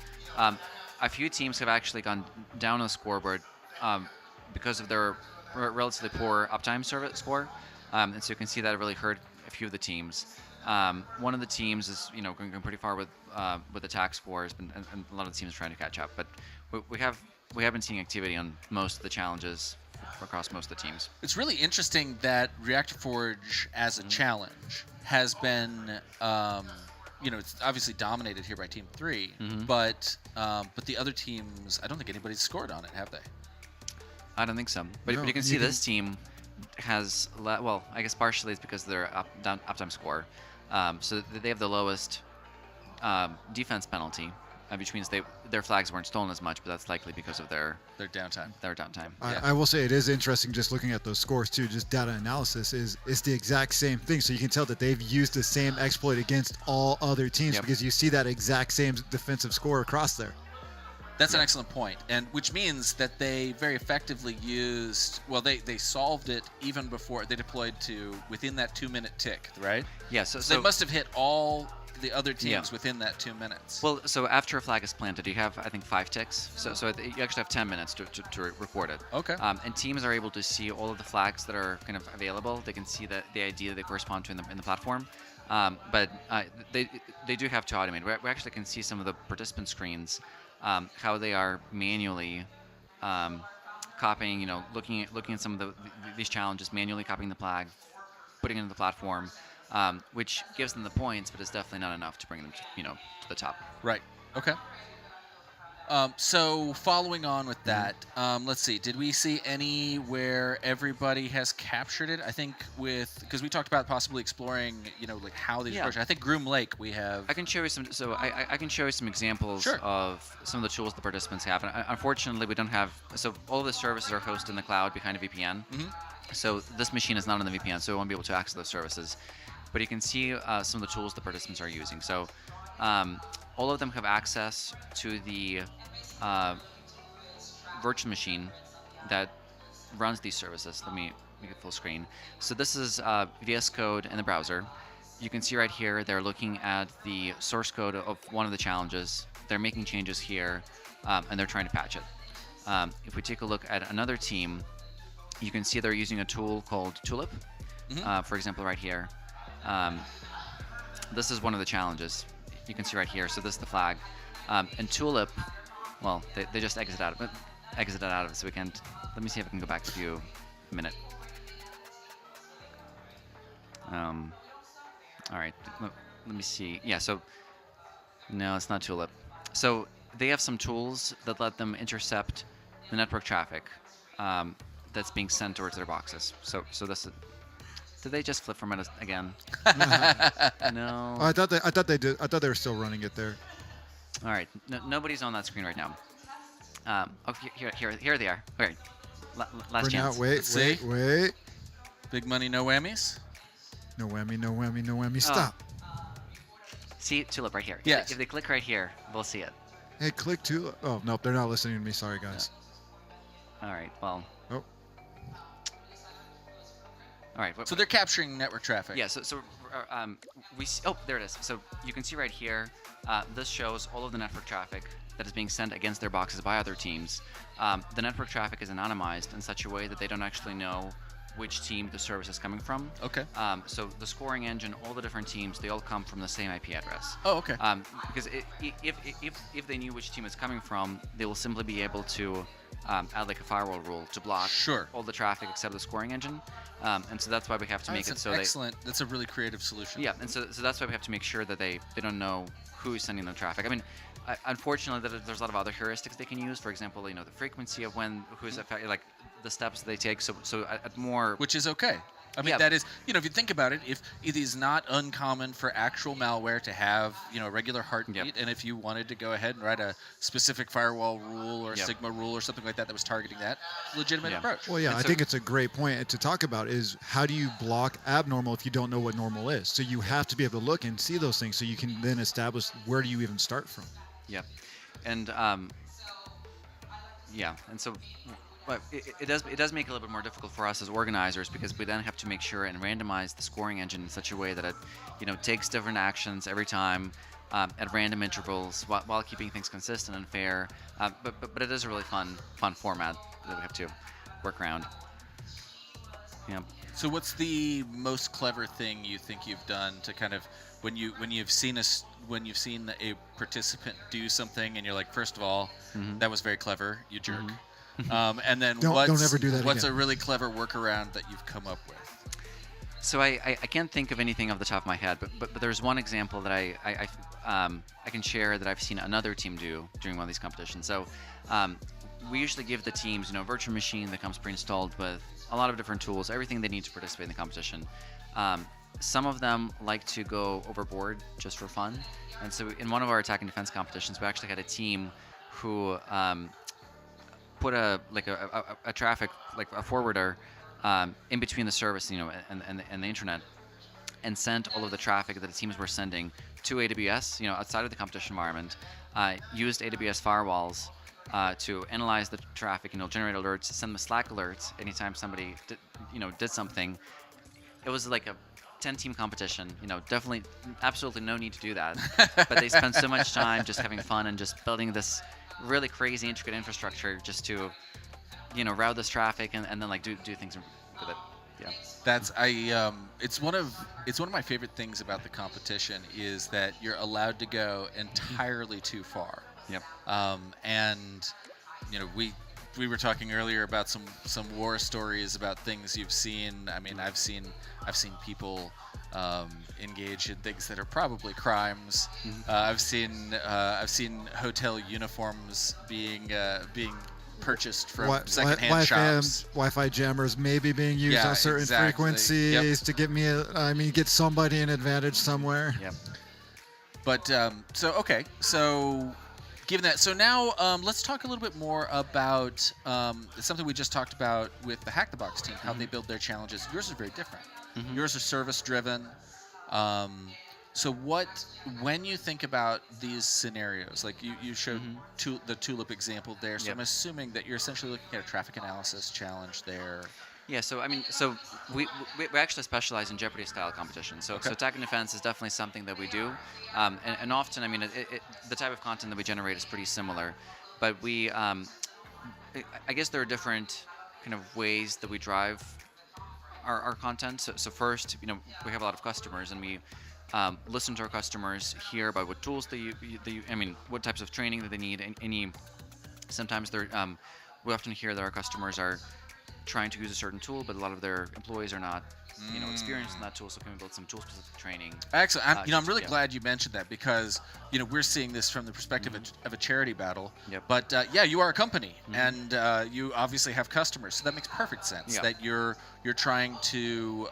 So you might, for instance, have them say, "Hey, we really want to get better at using this host forensics or memory forensics tool. Yep. So can you give us some challenges in that regard that kind of reward and incentivize that expertise?" That's excellent.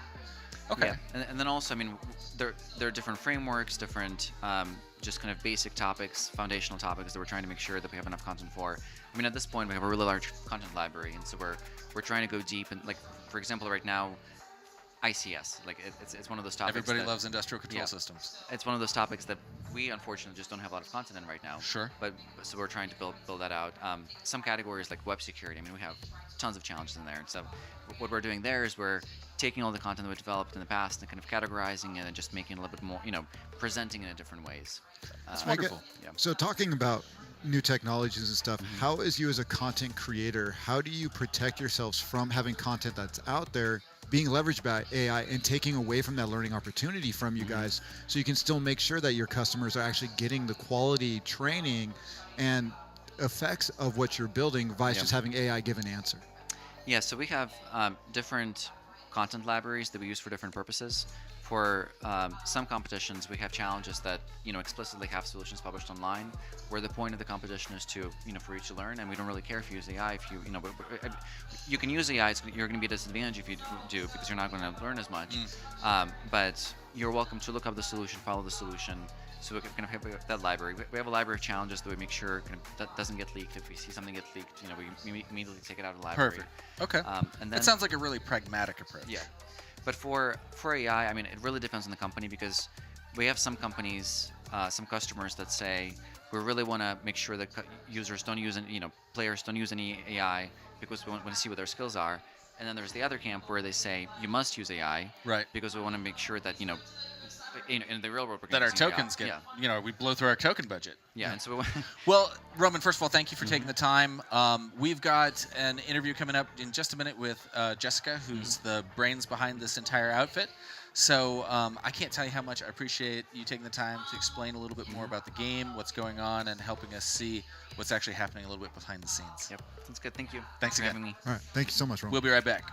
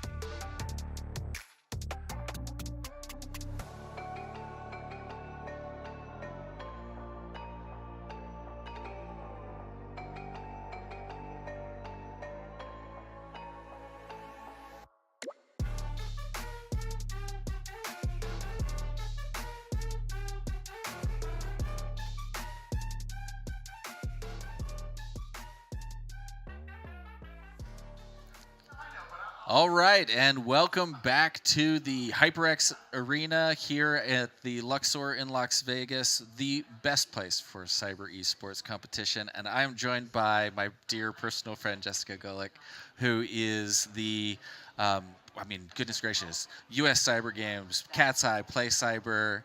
I've seen you juggle. I mean, you can do it all. No, all about tech sports, all about making cyber a sport. But Pete, tell us about you, because there's a reason you're here today. All of your background, experience. You and I met a few years ago when we were here. We did, yes. So let's see. I mean, I helped design the exercise that we did in, I think it was 4 years ago. Yep. When we were here for the US Cyber Games. I think that was a qualifier.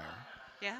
And I'm lucky enough to have gotten to do a lot of really interesting things with a lot of people who were smarter than me throughout the years. And fortunately, that appears to be contagious. And I've picked up some things along the way.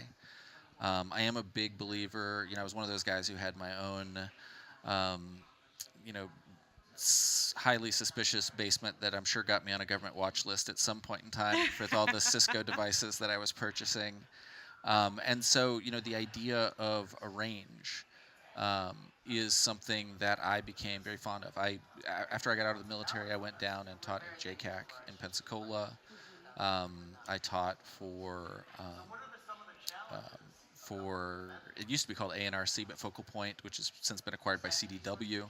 And I got to travel all over the world and teach students. And I saw the pros and cons of classroom instruction. I mean, obviously, I'm a delight, so me teaching is a big advantage. But there were things where objectively, the students learned way more when they were hands-on dealing with challenges than when I was standing up there shouting at them.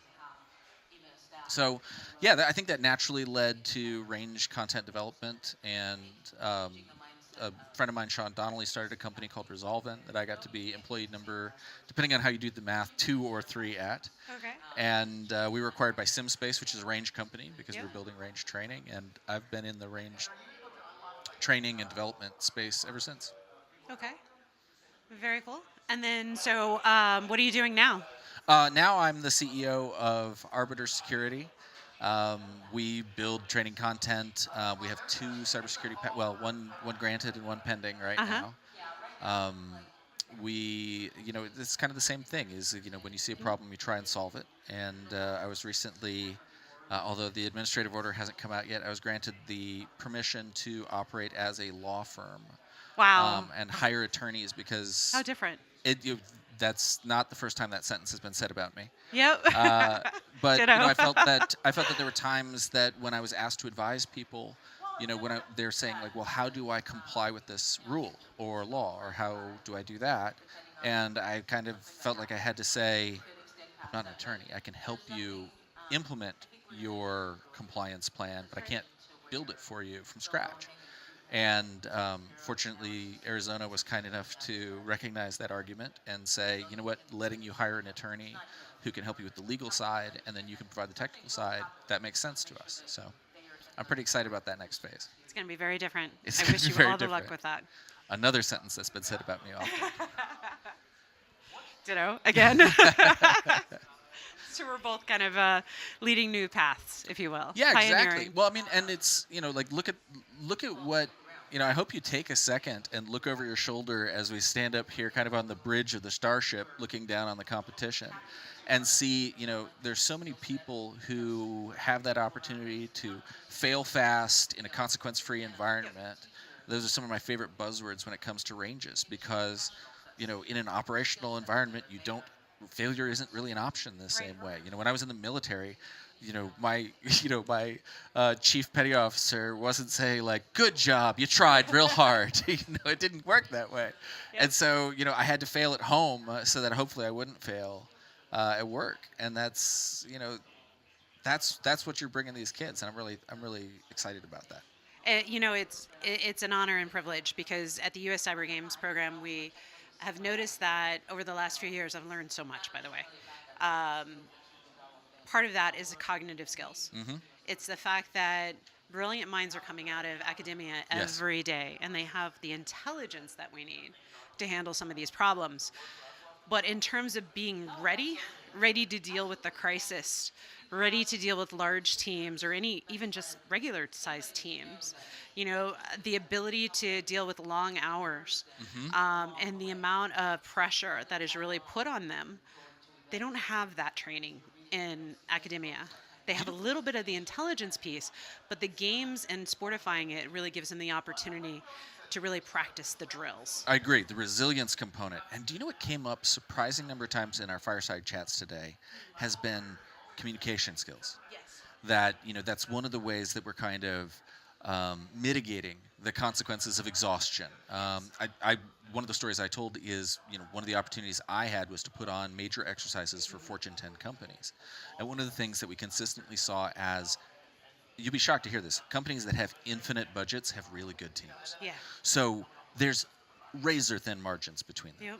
But what differentiated a team that performed to the top and one that just performed well was often how good the handover was between shifts, or how well they tracked all of their ongoing incidents and systems, or Absolutely. What happens if we just tapped somebody and said, congratulations, you just won the lottery, you don't get to compete tomorrow. Yep. And they don't get to come back. Can they handle that knowledge drain because somebody got COVID and can't come back? Exactly. We weren't giving people COVID, to be clear. But, telling them they can't come back and participate tomorrow, can they handle that unanticipated?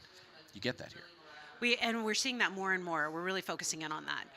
When we first started the program about 5 or 6 years ago, everybody was doing about like capture the flag, is all about the technical skills. And you got to be technical, and you do. And you you do. definitely have to. Yep.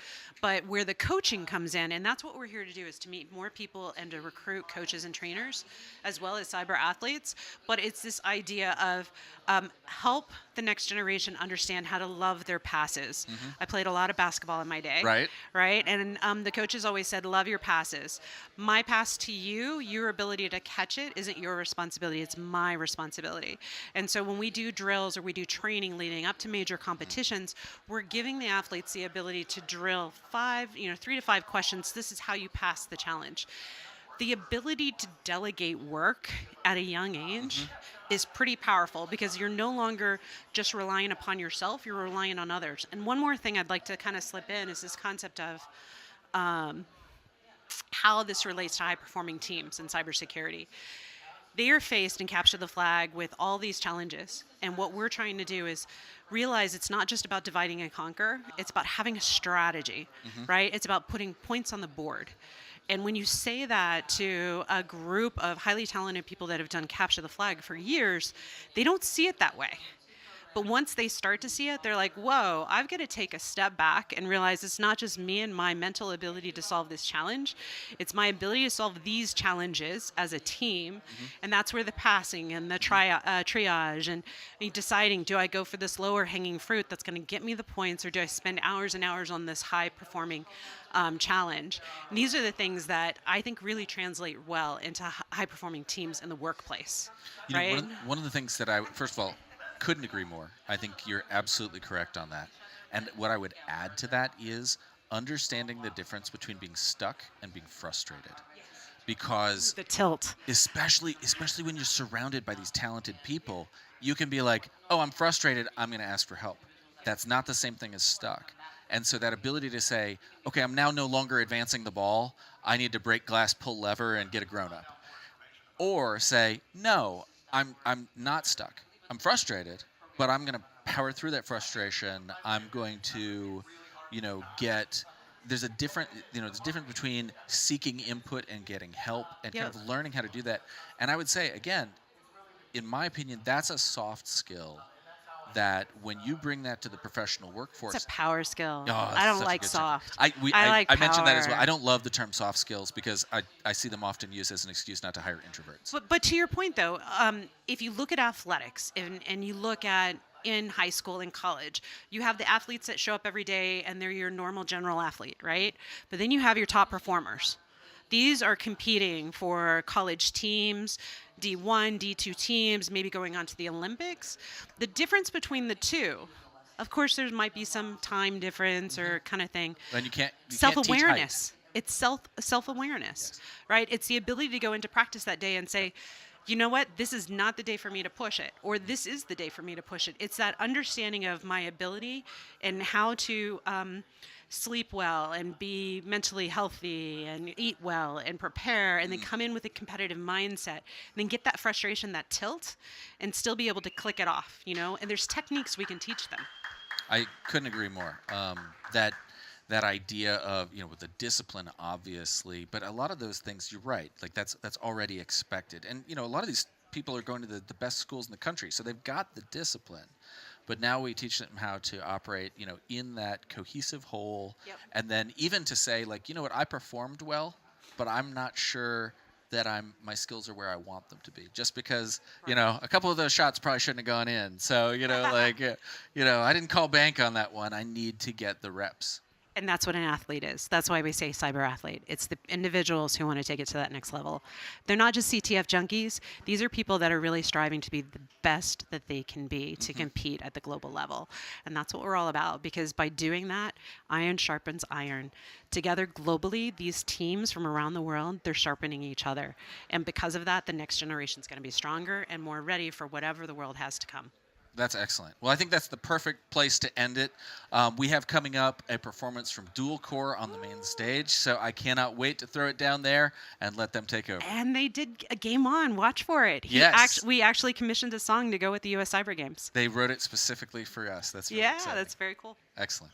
Thank you. Thanks, Jess.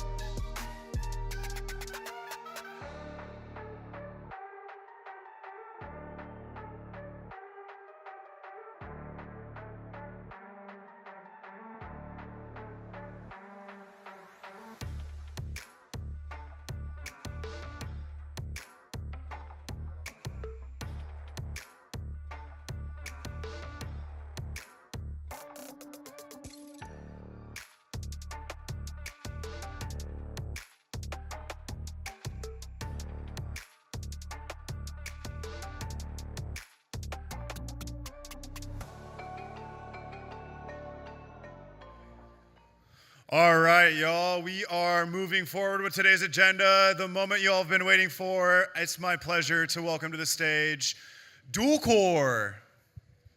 Check, check. Woo! Let's go.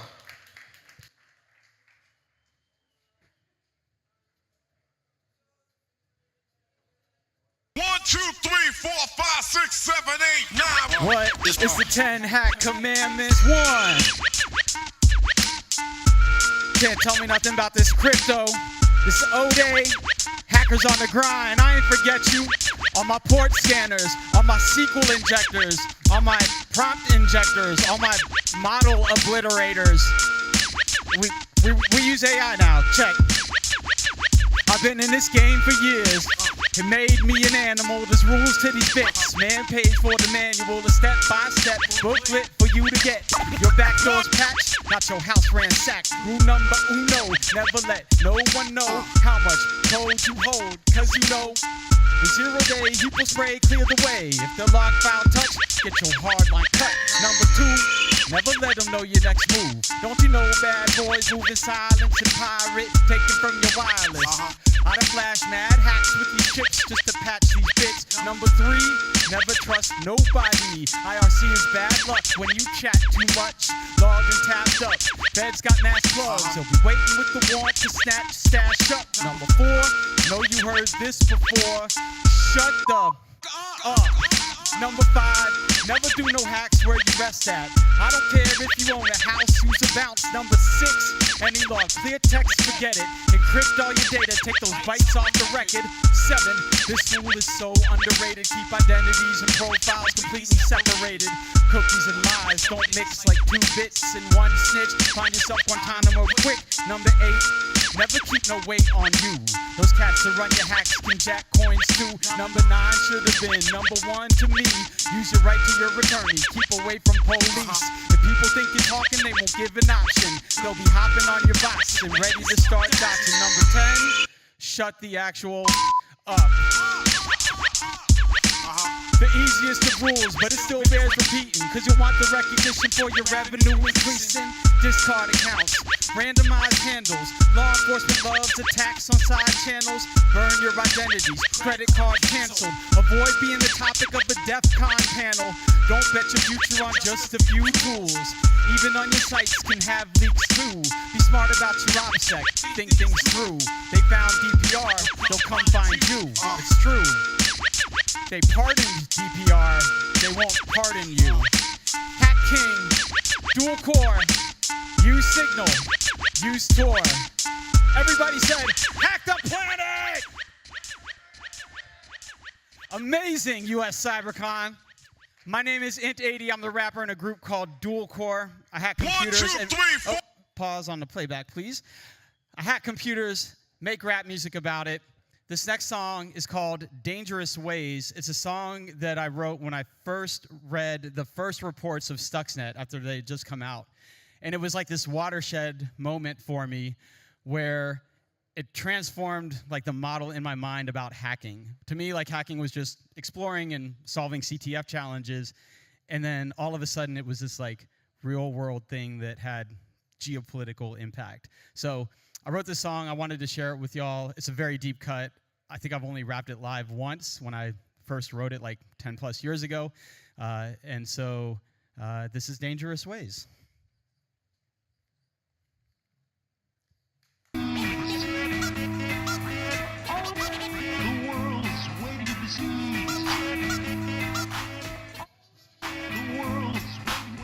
Seven Seas, 4 billion IPs, platoons full of soldiers identical to me. I can chop at the root like the base of life's tree. Try to drop, but they shoot fire shots at high speed. Some like it hot, now they're screaming, why me? Tie the knot, you're engaged in this future like me. It's more than foreign war, where we're sure to die free. Hoarding for another tour, not the kind you sight see. Type keys, clear the channel history. I speak, condition anonymity. Wide screens, projecting all the imagery behind these high beams to display the settings visibly. Cold in this winter, see the steam from when I breathe. Agents of these ministries lock us in the streets. The fight rages on while the victims mourn and grieve. The internet's the battlefield, believe we're under siege. This is hostile, never backing down. Scorched earth policies, we're standing on ground. Remembering respect to the message we're bound. The is so dangerous to find a way around. This is hostile. Never backing down. Facing scorched earth policies, I'm standing my ground. Remembering respect to the message we're bound. The path is too dangerous to find a way around. There's a war going on outside. No man is safe from the cyber frontier. For this planet where our fate strung resort to back and forth. Given that I'll take some, of course, I'd apply our mindset to this creation. Authenticate, cracked it, pick dope, craft it. Seems safe city infrastructure down for practice. Sure, you're secure, nobody can hack this. The reason they typecast white hat tactics. Threat is in and out, both sides of the coaster. Running out of time, so we've got to make the most of. Get a close up, don't want to get your hopes up and crash when they try to pass SOPA, NOPA. Fear and chaos, the progress will unset. You think that you want some, feel free to come get. Open up your eyes, looking for the next Stuxnet. The code's already there, we just haven't let it run yet. It's hostile, never backing down. Scorched earth policies, I'm standing my ground. Remembering respect to the message we're bound. The path is so dangerous to find a way around. This is hostile, we're never backing down. Facing scorched earth policies, we're standing our ground. Never will forget to the message we're bound. The path is too dangerous to find a way around. Time for an update, situation critical. It's real world war, much more than individuals. Created a connection from virtual to physical that torched that bridge. And on the residuals, these are armies, not introverted smart kids. Fighting for the future leaves a smart grid. Hard hit, life support, power down, flatline darkness. Power to the people, not enough to make a heart skip. Country offline after striking with the core hit. Off switch option of nuking it from orbit. Sure they couldn't tell, even if we're sending more bits. No way to tell, even if they try to forfeit. Buffers overflow like a mushroom cloud. Climbing into high mem, the heap spraying down. Ports in the hatches, batting them down. You think this is fiction? It's happening now, this is hostile. Never backing down. Scorched earth policy, I'm standing my ground. Remembering respect to the message we're bound. The path is so dangerous to find a way around. This is hostile, we're never backing down. Facing scorched earth policies, I'm standing my ground. Never will forget to the message we're bound. The path is too dangerous to find a way around.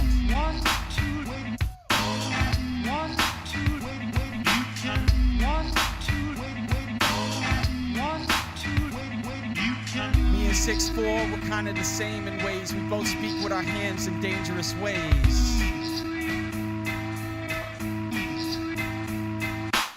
Me and 6'4", we're kind of the same in ways. We both speak with our hands in dangerous ways.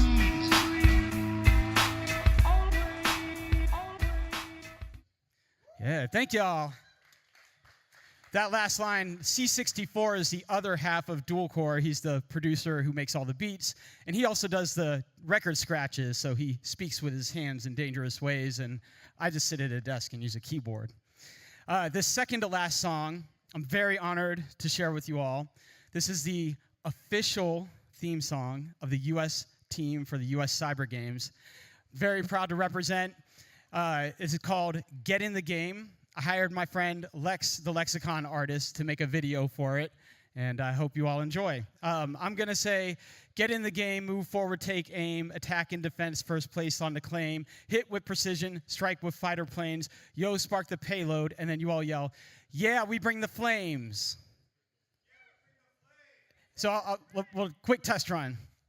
Get in the game, move forward, take aim, attack in defense, first place on the claim, hit with precision, strike like fighter planes, yo, spark the payload. Perfect. All right, let's do it.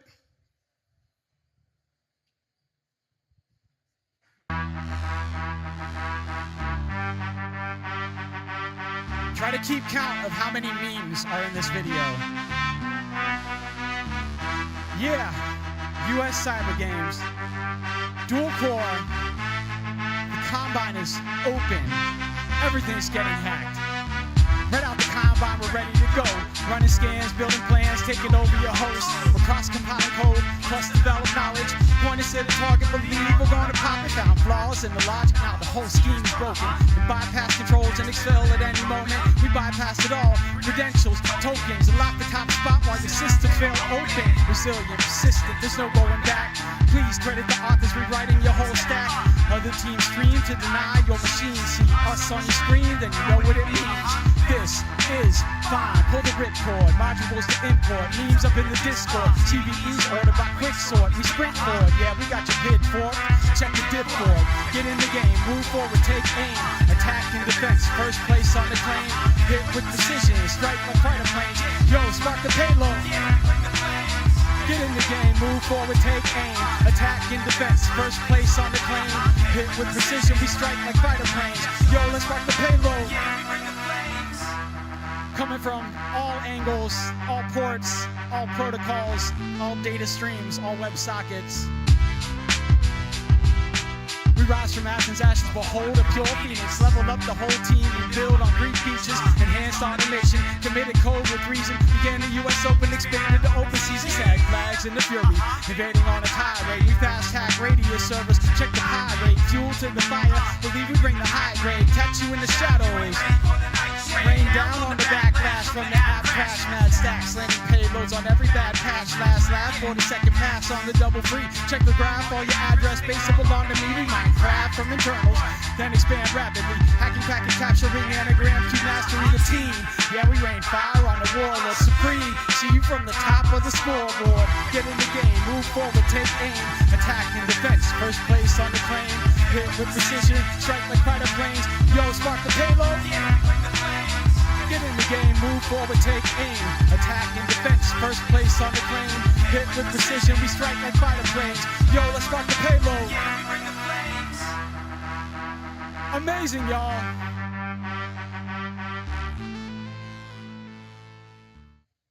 All right, did anybody get the final count of memes in the video? If you said it's over 9,000, you are correct. All right, we have one more song and then I'm out of here. I'll be around all weekend playing rap shows at DEF CON. It's always a pleasure to rock with y'all. My name is Int80. I'm the rapper in a group called Dual Core, and this song is from the video game Watch Dogs 2. Not every geek with a Commodore 64 can hack into NASA. 2012. My hair color is a little different now. Yo, even out, settle scores quick. Our disaster recovery requires even more discs. Put your bites up, prove it or you forfeit. Got my C64 and we blew it into orbit. And Bison with 8 straight perfects. Overload emotions make hate break circuits. In case you heard, it's a name fake service. Optimize our runtime to escape verdicts. Got an integer scope flow that they can't sign. Passing code, didn't sanitize command lines, landmine. So before they'll see me after, I'm advice star, courage wolf plus velociraptor. Don't prove we're human unless you really have to. My team builds schemes and destroy, recapture. Hate what they see. Finish this chapter. By the way, we're not any geeks who hack into NASA. We drink all the booze. Drink all the booze. Drink all the booze. Got this vodka and this Red Bull, they still give me wings, so we drink all the booze. Drink all the booze. Drink all the booze. 0 through 3, we're in every single ring. Yo, I'm just waiting till my Blackberry dies, cause I'll replace it with a Raspberry Pi. Don't compare to this track, it makes everything they said dull. Neutralize any threat to Red Skull to Dev Null. They kill virus writers that we mentioned, but instead they ascended to the VX heavens and reincarnated as live wires. Still inside behind psyches and signed device drivers. Which school will we hit next? They didn't learn the format, so we gotta print F. Next step is a chin check. Freestyles that I spit best, they didn't decrypt yet. I crush internet MCs around battles. Get your Wi-Fi pack with hack by pineapple. I don't think you'll like my Snapple, cause I popped it with vodka and a cyanide capsule. Are y'all ready to hack all the things? Here we go, here we go, here we go. We drink all the booze. Drink all the booze. Drink all the booze. Got this vodka and this Red Bull, they still give me wings, so we drink all the booze. Drink all the booze. Drink all the booze. You know there's gonna be security, right? First we drink all the booze and hack all the things, then backdoor the firmware on anything you bring. Regardless of the hardware, service or encoding, connected to the internet, someone's gonna own it. This is for the pirates and clapping love the sound. Attacking from the cloud, then we're back in underground. There's no mask from us out, we pop tour nodes around the globe, track and hunt you down. Hacks on schedule, add it to your calendar, devices online. Here comes another challenger, state infiltrated. trace every buffer. Examining the code flow, haven't been to sleep. Pop another no-dose. I think I'll need a planet-sized urn, cause some folks just wanna watch the world burn. Your turn. We stay out of jail. We drink all the booze. Drink all the booze. Drink all the booze. Got this vodka and this Red Bull, they still give me wings, so we drink all the booze. Drink all the booze. Drink all the booze. 023, we're in every single ring. I mean, these servers have more firewalls than the devil's bedroom. Hack all the things. Make some noise for Play Cyber, the US Cyber Games. Everybody competing here at US CyberCon. Make some noise for Kevin, Joe, and Ron, the staff, making all of this happen for me, making sure I'm here on time with the right equipment and sound. Thank you so much, Jess, Brad, for having me. I love y'all. My name's Int80. I'm a rapper in a group called Dual Core. Hack the planet.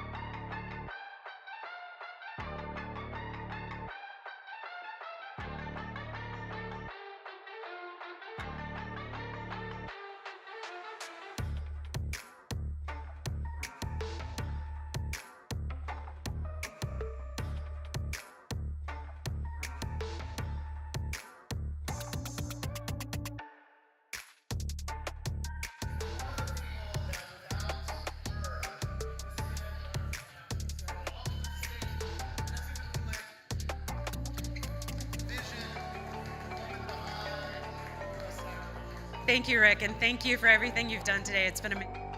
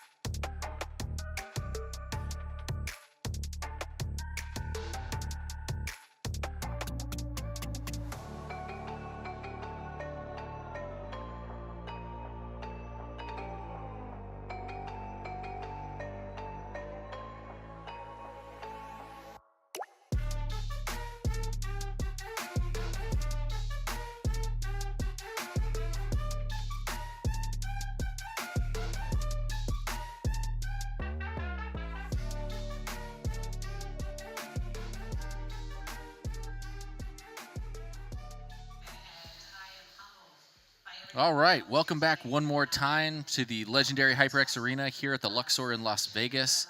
Really the only place for cyber esports.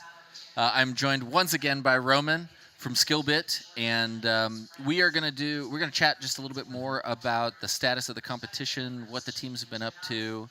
I love looking up and seeing downtime on the monitor. It usually means that someone's either being aggressive or has been too aggressive in the past. So thanks again for joining us, Roman. What can you tell us about what we're looking at here? Yeah, so the competition just ended. We're not going to reveal which team is which. Only the team knows kind of which number corresponds to which team. Sure. But clearly, kind of one of the teams, they were able to exploit all of the services, and that was kind of the thing that made them win. There's a really big gap between first and second place. The next few teams, they're all pretty close together. I think that the difference was also the attack points for the second place and the other teams. I mean, attack and defense is a.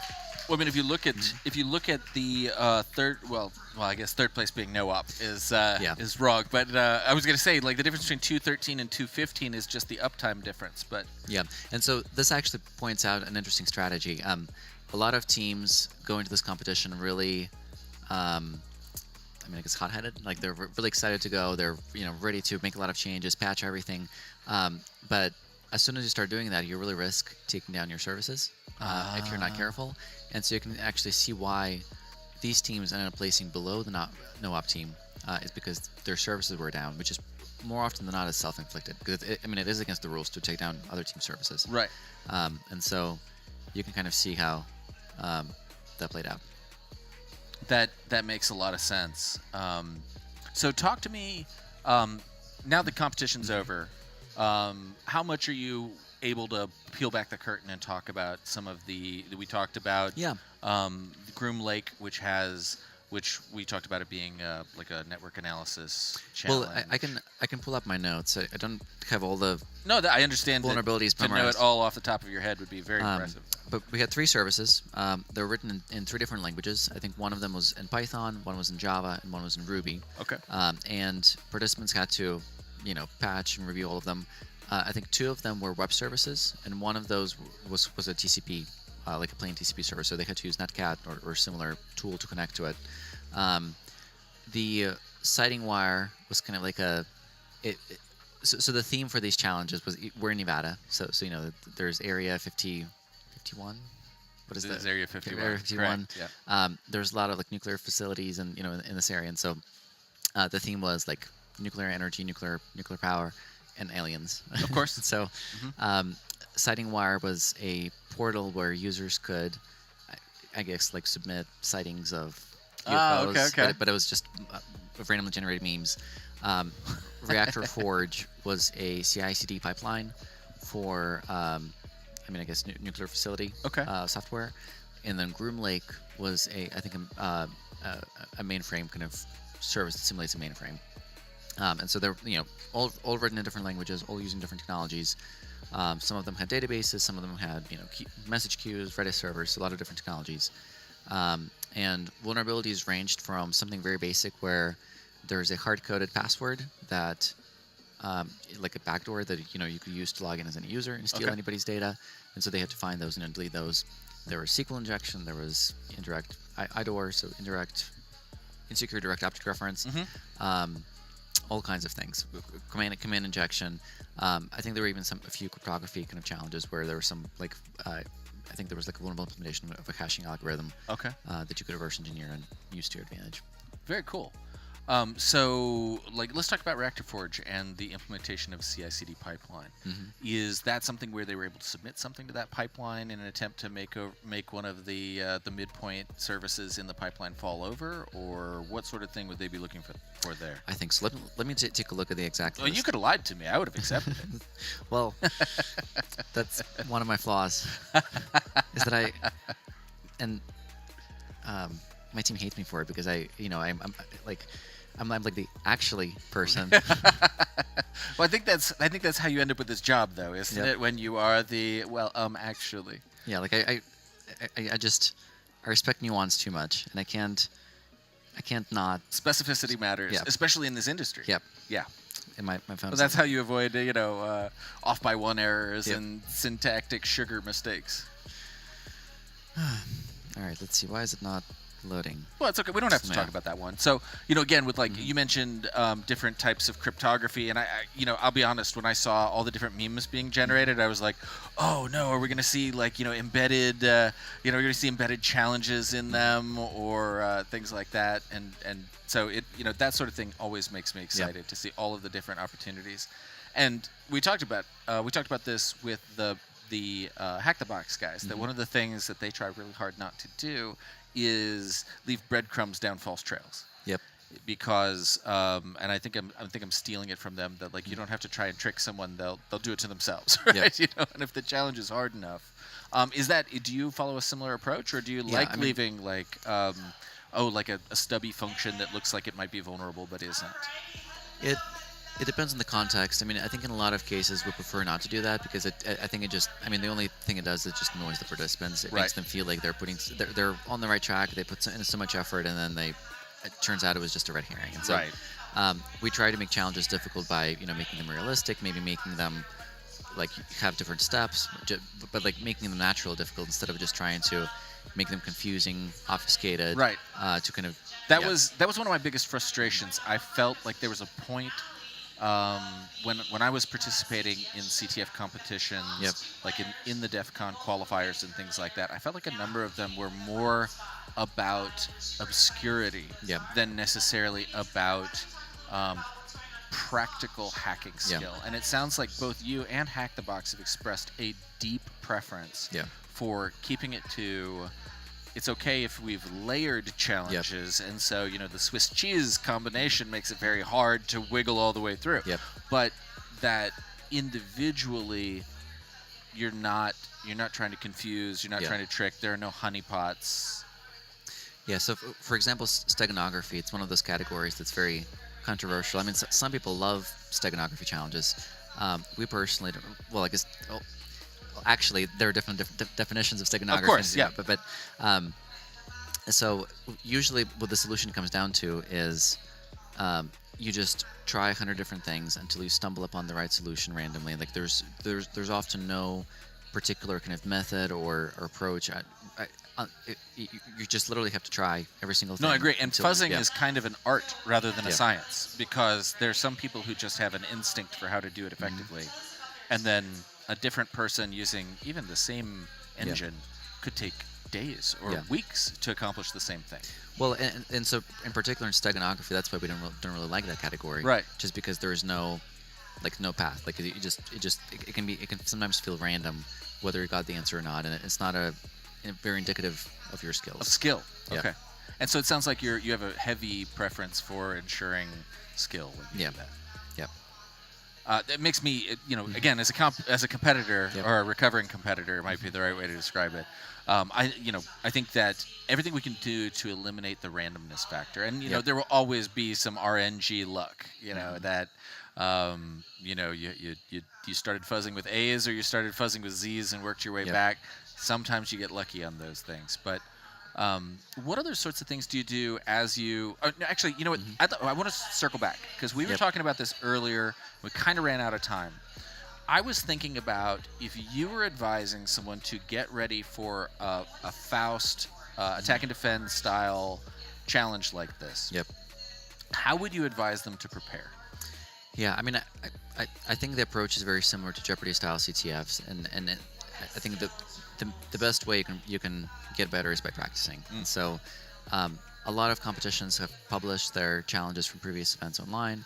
There are a lot of competitions happening at any point in time, and attack and defense, I mean, even though the general idea is it's consistent across different events, all the different competitions have slightly different scoring formulas, have slightly different weights, like algorithms, and so all the competitions, or the way you connect to the systems, the way you patch the systems, whether the patches that you make are public or not, and so forth. But I think, the best way you can get better is practice. So, and I don't, It sounds to me like what you're saying is there will always be a attacking the game component. That's the rules part, the scoring part. But it feels like there's also the how do you prep for compromising a service, patching a service. Yep.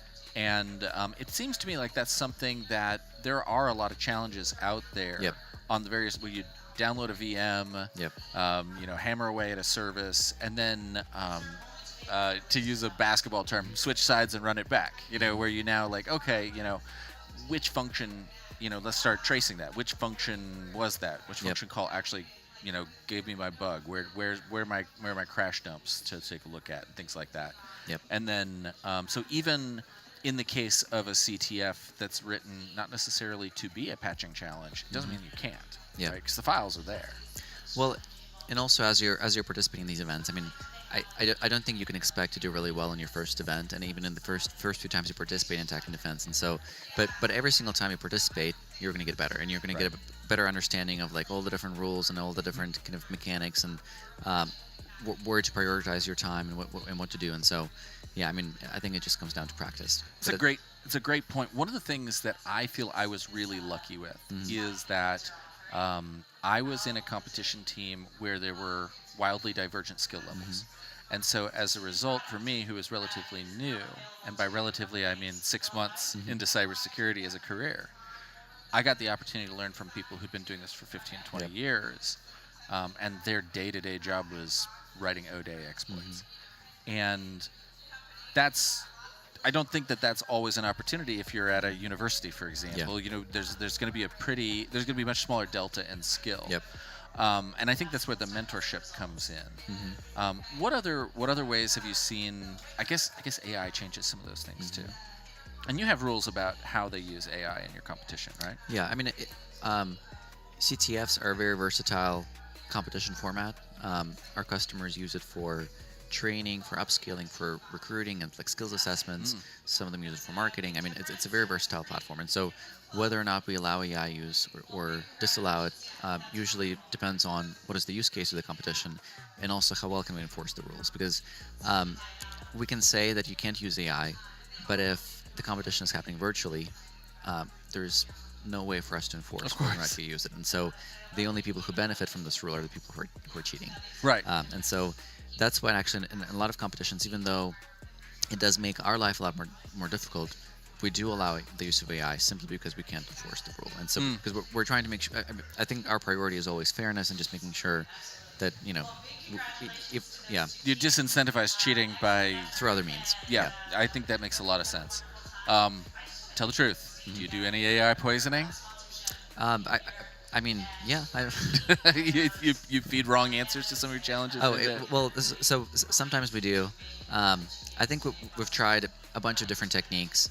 I don't want to reveal. Of course, no, I wouldn't want to know. That's right. But also personally, I think it's a little bit of a losing battle, because I think the AI is going to get better and better and better. And so I think the solution to kind of, I mean, a lot of people say that CTFs are dead because of, I mean, I think there's definitely truth to that sentiment, but I think there's also, I mean, I like to approach it from more like it's an opportunity versus a like a negative. Yeah, no, that's a great point. Like to say that CTF is dead because of AI, I mean, it might be in terms of wins and losses, but if we're talking in terms of developing skill, well, can any kind of training ever be dead? I mean, like, I suppose I could hook up a winch to a bench press and say, I bench press 2,200 pounds, but I don't know that that's going to benefit me much. I think the difficult part is that, the way the industry is moving is that you're going to be expected to use AI, increasingly in your job, and so forbidding AI in competitions, in some cases, I mean, I don't think it's true right now, but in some cases, it does kind of technically kind of step away from the reality a little bit. And so CTFs are becoming a little bit more, if you forbid AI, it's becoming more like an academic math Olympiad versus like a hands-on practical cybersecurity skills challenge. Yeah, I mean, I've had this conversation with educational institutions that I tell them that if you're thinking to disallow students from using AI, you're doing them a disservice, because it is going to be a part of their world going forward, the same way the calculators are today. But that if you want, and I'm going to use a school example, but if you want to see if a child can write an essay, then hand them a piece of paper and ask them an essay question and grade it. There, on the spot, short one. and then let them use AI to maybe take on that same challenge at home and see the difference or something like that. And I think what you're saying is, to that same point, is that's what you're trying to do here, is say, like, all right, AI is here to stay. Yeah. Well, and unfortunately, so I mean, in that sense, the traditional way we've been running CTFs, I mean, if we allow the use of AI, we can't really keep that going, because it does make the competitions, very, very easy to solve. And so the way we're approaching it is we're trying to think of different competition formats. We're trying to change the incentives a little bit. I mean, it might make the competition less appealing to professionals like CTF players, but it does make it more appealing to beginners. Okay. Or we might change how we award prizes and things like that, or just have completely different competition formats that are very different from Jeopardy and Attack and Defense, where you have to use AI. That's interesting. That's really interesting. I'm gonna have to chew on that one for a little bit. Well, let's pivot back to the scoreboards. You're not going to do the team reveal until the competition is final. Yeah. And so there'll be the announcement on the stage of which team is. We're going to announce the winners. We have a few prizes. We're going to award them challenge coins. Excellent. And I think we mentioned the prizes before, but the top team will get to pick which charity kind of the prize pot is going to go towards. I'll admit, I really enjoyed my time talking with the different charities, and I'm kind of hoping for a four-way tie. But based on what we saw on the scoreboard, I don't know if that's going to happen.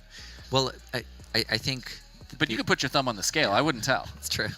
I think the rest of the money is going to be split across the charities too. So everyone's going to come away with. I think they'll all be winners today.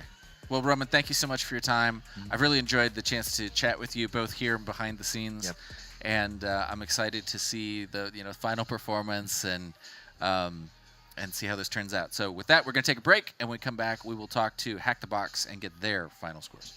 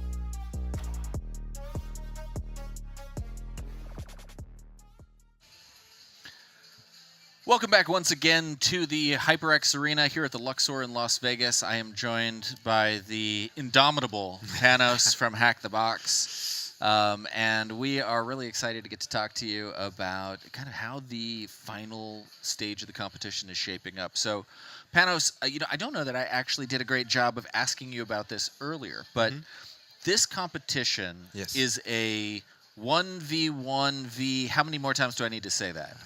4 times for the first semifinal and 3 for the second one. Okay. And so it was kind of a King of the Hill type competition. Kind of, yes. Whoever got the most points advanced into the final, which is what we're seeing right now. Correct. And so now we have 3 competitors in the final. 4 competitors. 4 competitors, like I said, in the final. And what's our scoreboard looking like right now? Don't say the team names, but right now it's super competitive because we have the first place at 10 out of 14 flags, and second and third place is a tie for 9 out of 14 flags. Out of 14 flags. So anyone can win at that point. We still have 16 minutes to go. So we have 16 minutes left to go. I mean, we're coming into the next to last turn if this were horse racing. Yeah. They're neck and neck. So talk to me a little bit about what style of challenge this is.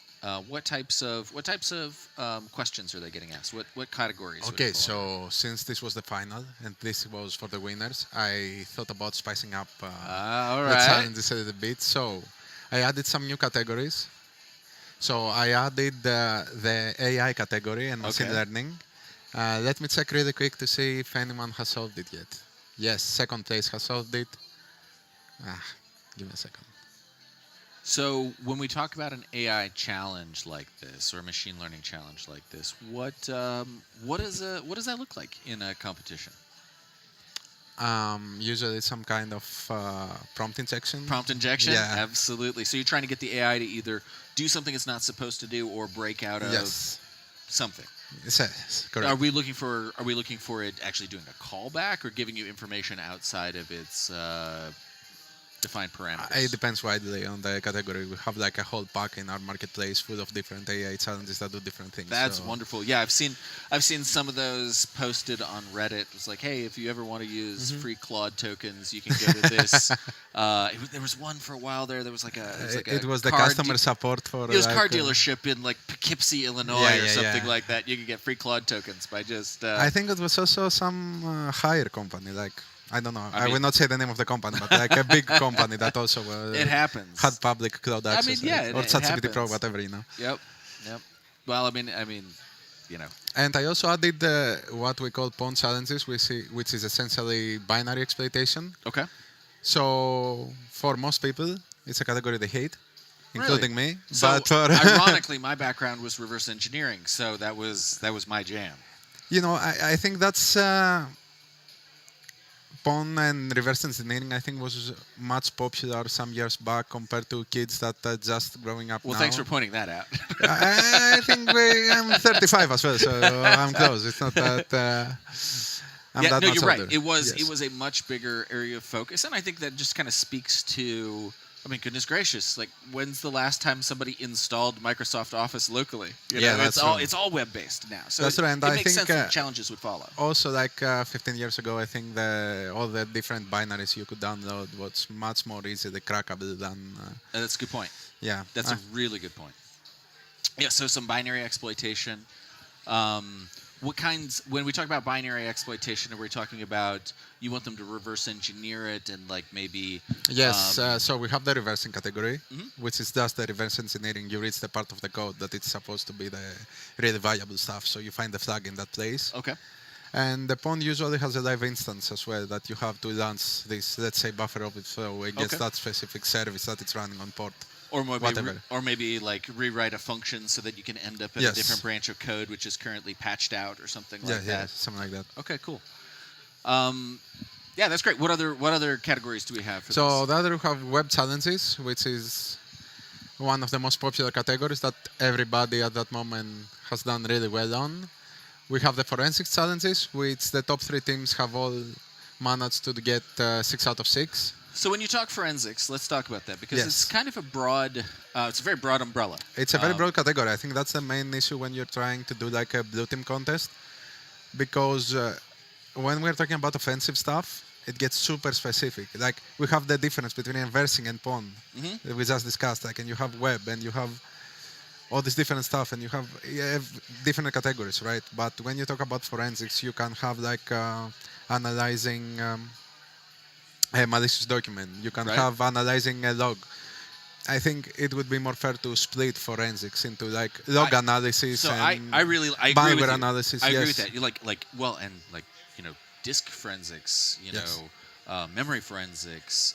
And actually, one of the underappreciated ones, I think a lot of the network should be called network forensics because that's they really should what be it because is. when you get asked, as well, like what kind of blue stuff you got, you are forced to say we have forensic challenges, but it's not a single category. Yeah, we should otherwise say brands, all the offensive. No. But at the same time, it was like imagine rebranding all the offensive stuff into the umbrella of exploitation. Right. Something like that. Right. So and you're right. It's because there's a million different types of yes, exploitation. but we say all the very different attack stuff. Right. And you have like cloud. I'm glad we do that. You have cloud and web, which a lot of times are pretty similar, right? Right. But or you still very have different. Yeah. Well, because some of the cloud things are very, very almost more like exploitation, really. Yes, true. But a lot of the times you just follow the same procedure. You try to identify the services, and then you do some research. Even, I guess, if you take someone that was really good at web from like 2014, 15, and you get him into the time machine to today, and have him solve like most of the cloud challenges, he would do heavy research, but he would still manage to. I agree with that. I agree. It's kind of the same family, I think. For most of the stuff, there are some very specific cloud stuff that it's something between web and kind of infra in a way, right? Which makes sense. I mean, what sorts of things are you dealing with? Ports and services, and it's a little bit more complicated to get to them. And understanding the technology, trying to and the infrastructure too. Yeah. No, it's a good point. Any other categories we haven't talked about? I think that covers it. We had some open source intelligence challenges on the previous round, on the semi-final rounds, but I think eliminating that for the finals makes a lot of sense. OSINT is a great place to start. It's a great also if you want to introduce somebody to how can standing in the computer and trying to hack stuff, how can it be fun, Yeah, absolutely. And you get to play detective with OSINT, and you feel like that's such a good point. The detective part of it is that something I've talked about a lot is that ultimately at its core, every one of these challenges is an analysis challenge. Yes. And I don't remember if we were talking about this, but my background was originally chemistry. No, we haven't talked about it. So you can see the natural career progression. Yeah. But what I've said for years is analysis is analysis. And so just because I was learning how to take a look at different chemical markers and determine the function of a system, it actually did prepare me to look at network logs and make a determination about is I don't know, host down, or is it the router that's the problem, or is it a routing rule, or is it a firewall rule, or something like that, because you're doing the same kind of analysis. When you understand the behavior of the system and you have these different markers of that behavior, it's at that point it's just all analysis. I was also talking about I remember when I first started being a penetration tester, I remember like a mini fight that I had with my math teacher, that sometimes you said you didn't solve the category of this exercise, you solved this specific exercise because the answer you found, it's very specific to the numbers that are used in these specific exercises. And that's not the best for school, but I think it's very closely describes what hacking is, right? You have something that works a certain way, and you don't care about the intended way, and you try to find the way that the correct input can make it break. Yes, I think you're exactly right. I mean, and really, if that is, what else is that if not the scientific method, right? Yeah. You are saying, based on my understanding of this system, I hypothesize that a programmer would have implemented this security function in this manner. Yes. And if they did, this is my test, this is my experiment. My experiment is, if they did that, this input will result in that output.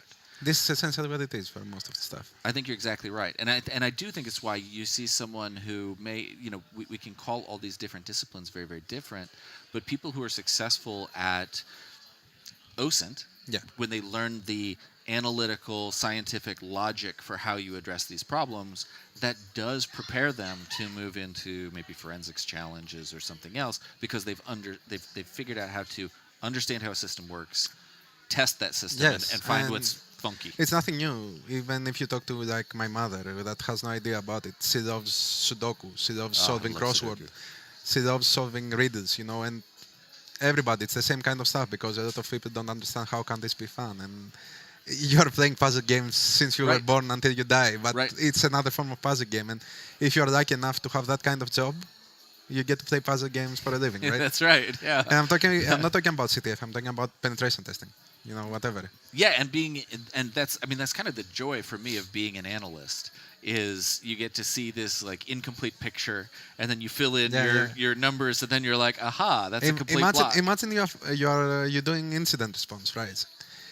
You get to play, you are like in CSI or whatever. Like this company calls me to find out who robbed them. Like, if you're not Sherlock Holmes or a private investigator, that's the only other way that you can do it. Completely. And I actually have a friend of mine who does actual CSI work, and she says it's not as much like that as what you do is like that, because we were having this conversation, and yeah, like you're exactly right, because they're not guaranteed a complete picture. We are. Yeah. That is one of the things that early on in my journey in binary exploitation was, listen, because the instruction must have happened in the CPU, there must be evidence somewhere.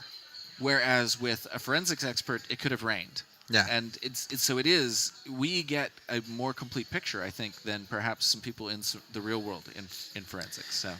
Yeah, I also heard that also the computer guys in CSI and that kind of stuff has built a bad reputation when it comes to jury cases, because they think that if the computer guy cannot find it, that means the person is not guilty. But at the same time, you can always wipe whatever, right? Right. Yep. So. No.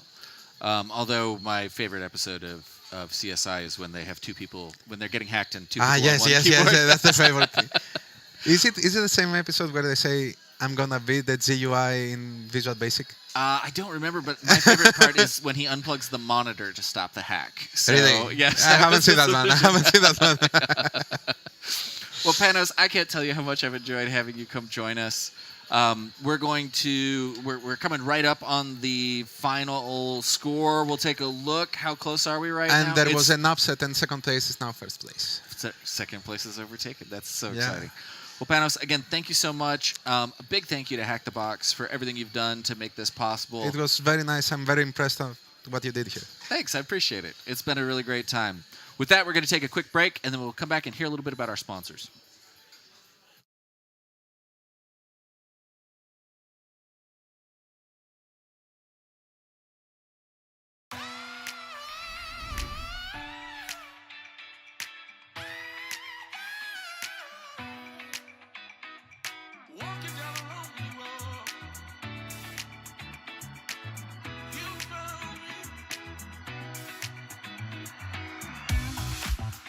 When I first came into WESIS, I'm not gonna lie, I was really discouraged. I didn't really know what I wanted to do, where I wanted to go. And I feel like since being a part of WESIS, I've gotten a really good sense of direction, and it's just helped me progress. And I'm excited to see what's next with my career and where I go. And I want to keep coming to the conferences, meeting new people, and building those connections.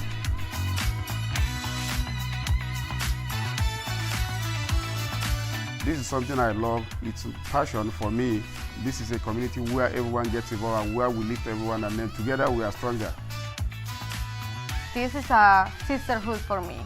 It's a community where I feel that I belong, and I have a great support for all the members of the conference, and so everybody should have the same opportunity.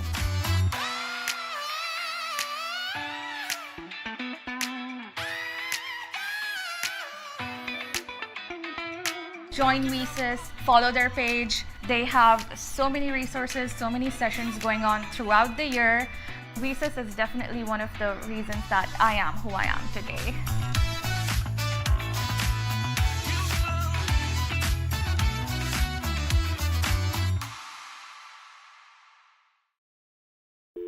(2001) Dial-up still dominated. CDs gave way to MP3s. Boy bands were everywhere. We realized the internet was here to stay, and with it, the need for cybersecurity. And the National Cybersecurity Alliance was born.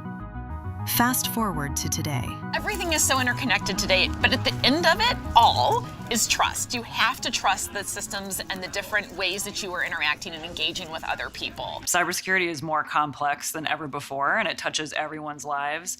And it can be really hard for just the general public to find resources on how they can stay safe online. Creating a secure internet is a group effort. It takes more than a village. It takes an alliance comprised of government experts, industry leaders, and leading executives across brands and companies. We should expect that companies that we trust are going to tell us how to keep the bad guys out, because that's the partnership we need to see. It's really important for companies to support nonprofits like the NCA, helping people really secure themselves in the ever-evolving cyber threat landscape. From families to Fortune 500s, we build partnerships to foster a greater digital good and advocate for a safer use of technology, so all Americans can experience the benefits of technology while reducing its risks. It's digestible for my mom, my grandmother, my daughter. Everybody can understand this information because everyone needs a network that is actually taking action to make America and the world a safer place. As the U.S. celebrates America 250, we proudly mark 25 years of keeping Americans safe online. The National Cybersecurity Alliance, empowering a more secure, interconnected world. Welcome back once again to the legendary HyperX Arena here at the Luxor in Las Vegas for the US CyberCon. We're looking over the arena where the final stage of the Hack the Box competition is taking place right now. I just want to take a moment as we're nearing the final minutes of this competition to acknowledge the sponsors who made this possible today. You've seen many of them already today. We've seen Hack the Box up here. I was just talking to Panos. I can't tell you how excellent the level of effort that their team, you saw Panos, you heard me talk to Nick and Thanos as well.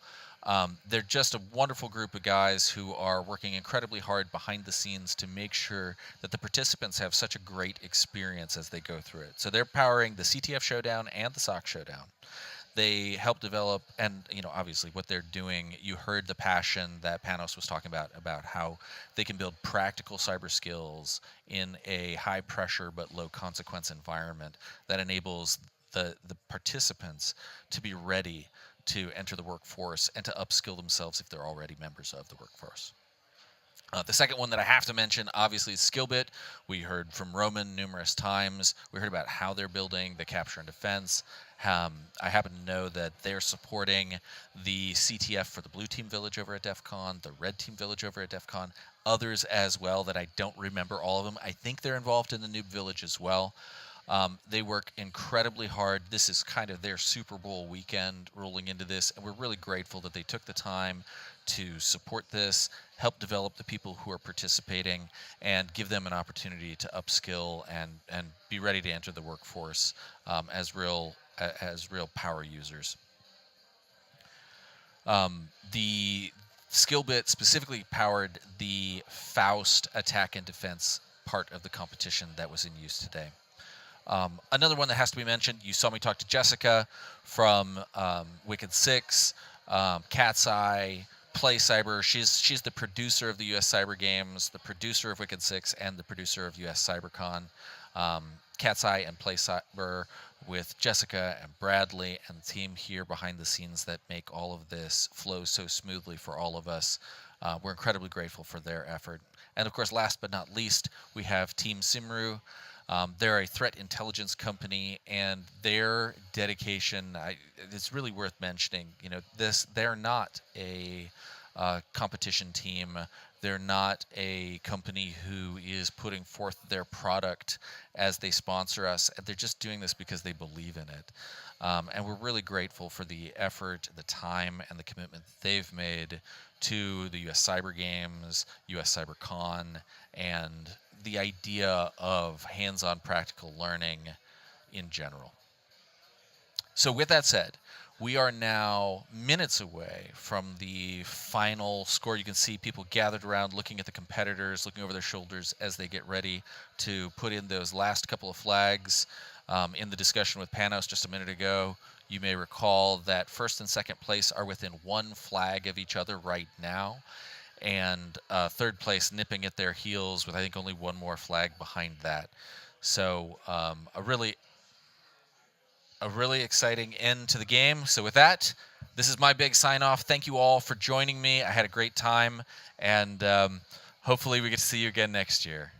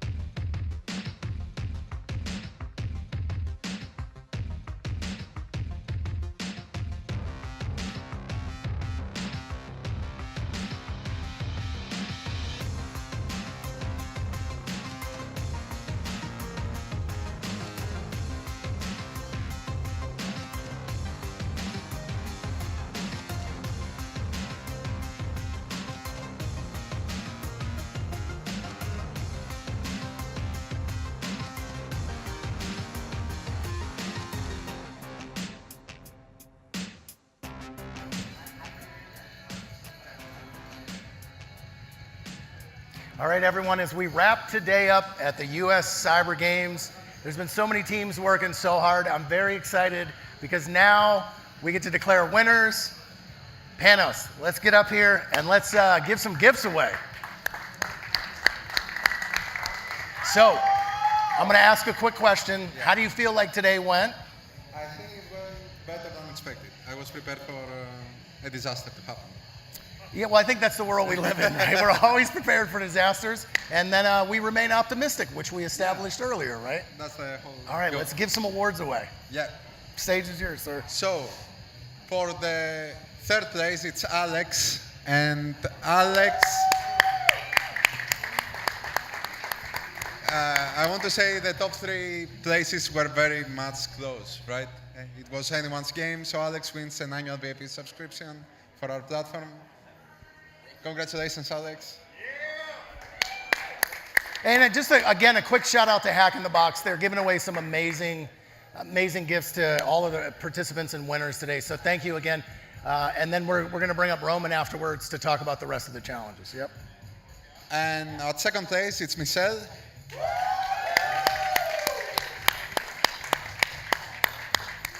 Congratulations.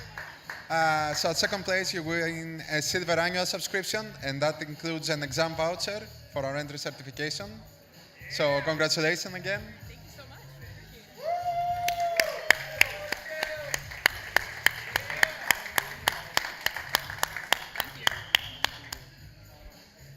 And at first place, it's Malware Chris.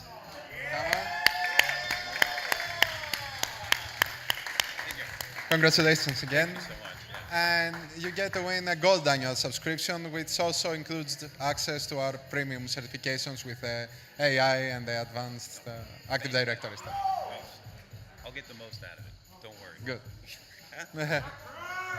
Thank you. Congratulations, guys. Awesome competition. Again, thank you so much for the sponsorship. Thanks for having us here. The whole show was amazing. It's amazing. Stay up on stage, though. Oh, and then a quick announcement. At the end, no one leave. We'd like to get everyone up on the stage so we can take a picture and complete the day here at the US Cyber Games. So don't run out of the room just yet. All right, Roman, are we ready? All right. Roman also has some amazing giveaways, and I'm not going to reveal, but one of which I would like, but I didn't participate in the competition, so I'm out. Yep, thank you. So, thank you everybody who participated in the attack and defense competition. We had 4 teams. We had some teams who came from pretty far away. I'm going to announce third, second, and first, and then first place, please come up to the stage for a quick photo. And then, yeah, Jess. Let me go ahead and do prizes first so we know, because I know there's going to be some hooting and hollering. So the first place team, so we've raised $1,500 for the prize pot today. And so the first place team, whenever he announces it, will receive $765 donation, which is pretty cool. And then what we've done for the rest is the remainder of the dollars is actually going to be split by the remaining 3 teams, because you guys put in a ton of effort. So even if you don't win first place, you're going to walk away with $300 for your charity. So now you can talk about who won. Yep. All right, so in third place, we have team No Mo Waymo from Gold Star Gamers. Congratulations. Andreas, Chris, Jedi, and E. All right, in second place, we have team USSR Cyber Communists. Gabriel, Irene, Kyle, Nori, Sebastian, and Pat. And actually, all of you are going to get a Titan security key. So please, here. So come on up. Yeah, come on. You can come on up, or you can come to the front of the stage. Or it's up to you. Here you go. This is for the team. Congratulations. There are 6 of them here. All right. And here, you can take this as well. All right. And finally, in first place, we have team USF Cyberport from University of South Florida. Fagan, Jackson, June, Mohammed, Nathan, and Nathan. Congratulations. Please come up. So you all are going to get a challenge coin from us. Congratulations. Congratulations.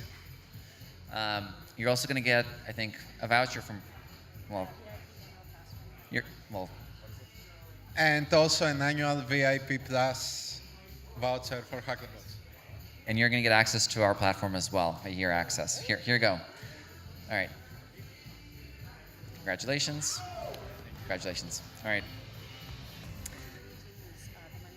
Yeah, and so the winning team's prize money is going to go to Regis Cyber. Yeah. Congratulations. So I'll turn it over back to. Bring it. All right, if we could have all participants, coaches, and mentors up on the stage, we'd like to get a big picture, and then we're going to complete the day, wrap up, and then we'll all get out of here and be able to eat finally, and it'll be a great time tonight. But again, I just wanted to say that walking into this room, I felt so much energy. I hope that you guys feel it too, and I am so looking forward to each and every one of your careers in cyber. At Rick DeCrypts on X, on LinkedIn, if you ever need anything, hit me up. Happy to help you in any way that I can. So thank you guys for participating, and thank you for jumping into cyber.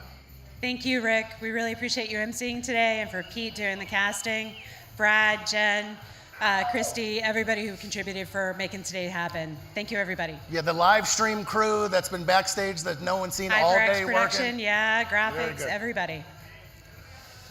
Oh, yep. Squeeze you guys in. coming up? Come on. Look at that was easy enough. We're tough. I get to go with You guys are up front though. We're in the back. We're in the photo. Get in. Squeeze on in.